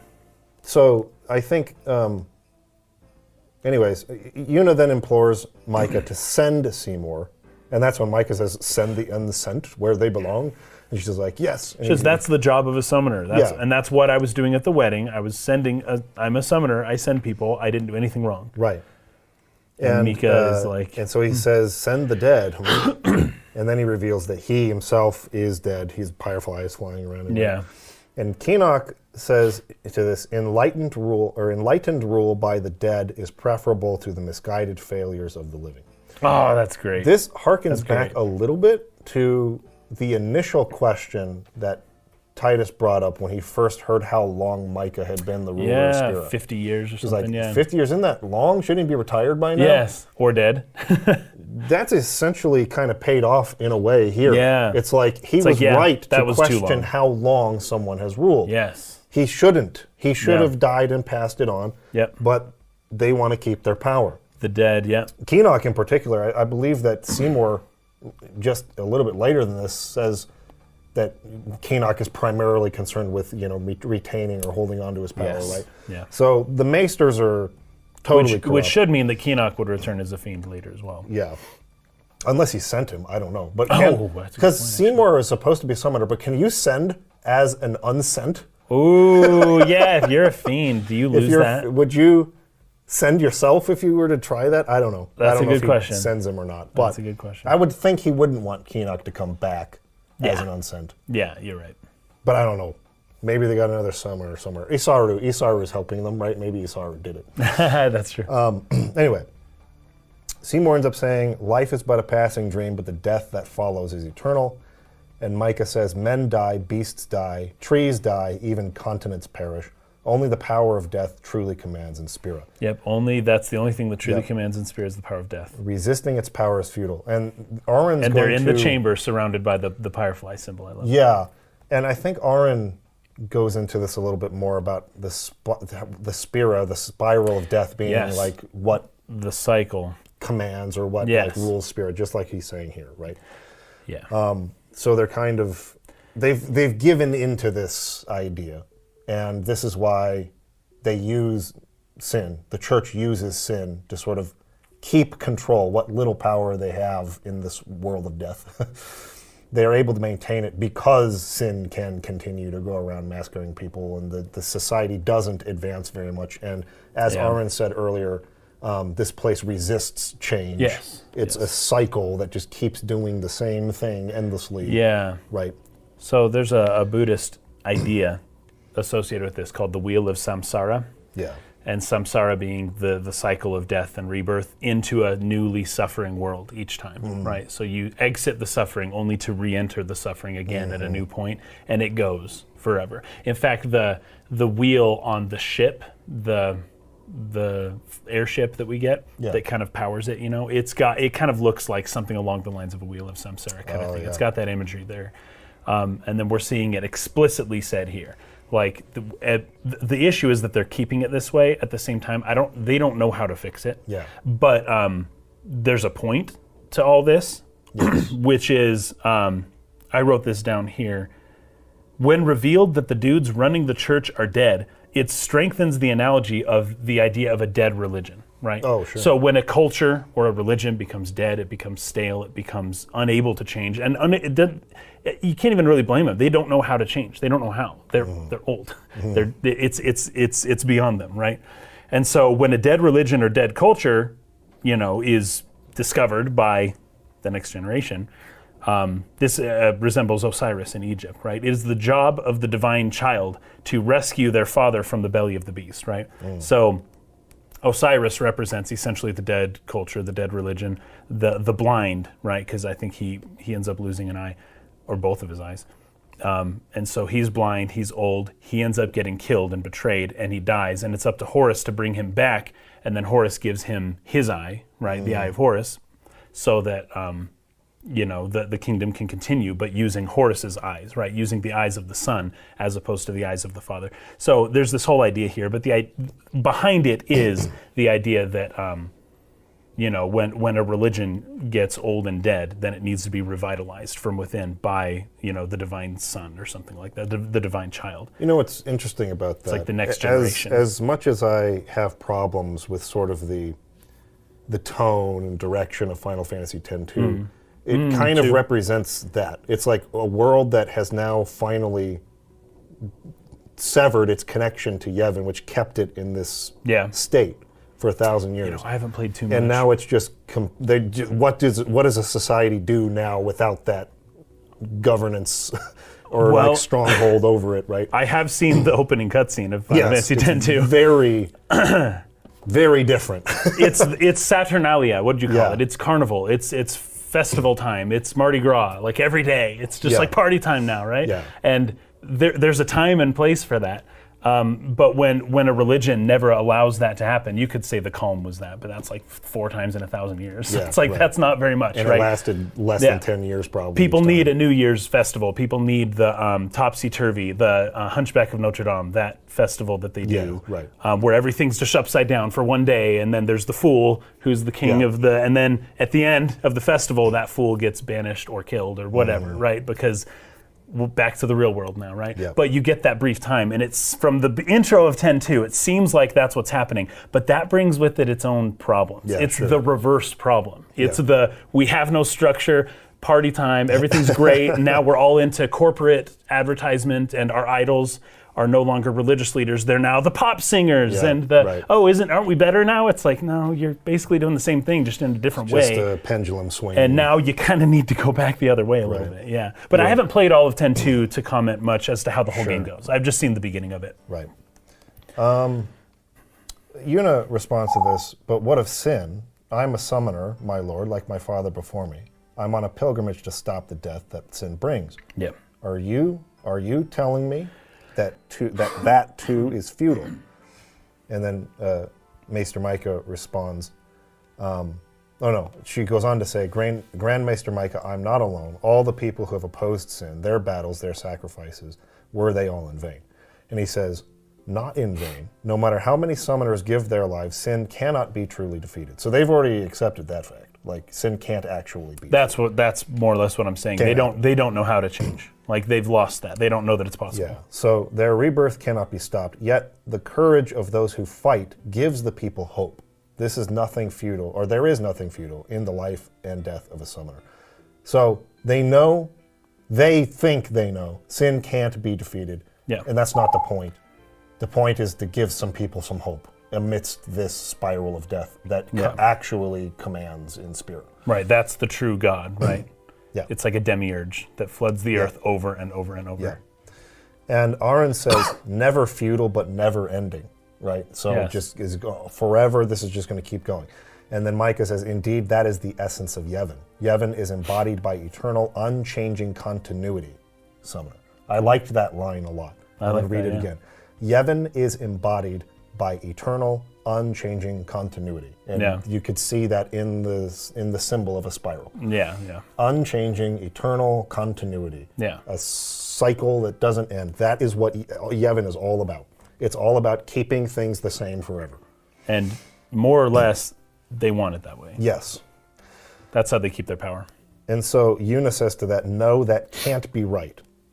And then Micah says, those who question these truths, they are traitors. So they get imprisoned after that point. It's like, obviously, they're not going to see eye to eye on that. So once Aaron and Titus are kind of in their little cell, Aaron says, the spiral of death. Summoners challenge the bringer of death, sin, and die doing so. Guardians give their lives to protect their summoner. The faith are the souls of the dead. Even the maesters of Yevon are unsent. Spira is full of death. Only sin is reborn, and then only to bring more death. It is a cycle of death, spiraling endlessly. So that is the plight of Spira now fully unveiled. The church is perpetuating it, in part at least, because they have no idea how to break the cycle anyways. Yeah. So their role is, we're going to at least give people some hope in the midst of that spiral we can't do anything about. Now, I can't blame them too much for not knowing how to fix the problem. They've inherited this. They didn't choose this. It is what it is. What you can blame them is for not allowing other people to exercise some type of novel ideas or other people to innovate on what they've done. To right? try when something you different. stifle any new approach, that's when it's like, okay, now this is a problem. Like, you do what you do and that's fine, but when you're going to execute and imprison and throw away people who think that they have a different solution just because it's different, now you've entered the bad evil territory. Now you've entered the death territory, where it's like it is dead. It's a dead religion. It needs to be revived. It needs to be resurrected. It needs to die and be it needs to die and come back. The eyes of the sun need to come in. Exactly. The eyes of the sun, and then just the cycle of the sun, S-U-N, yes, going night and day.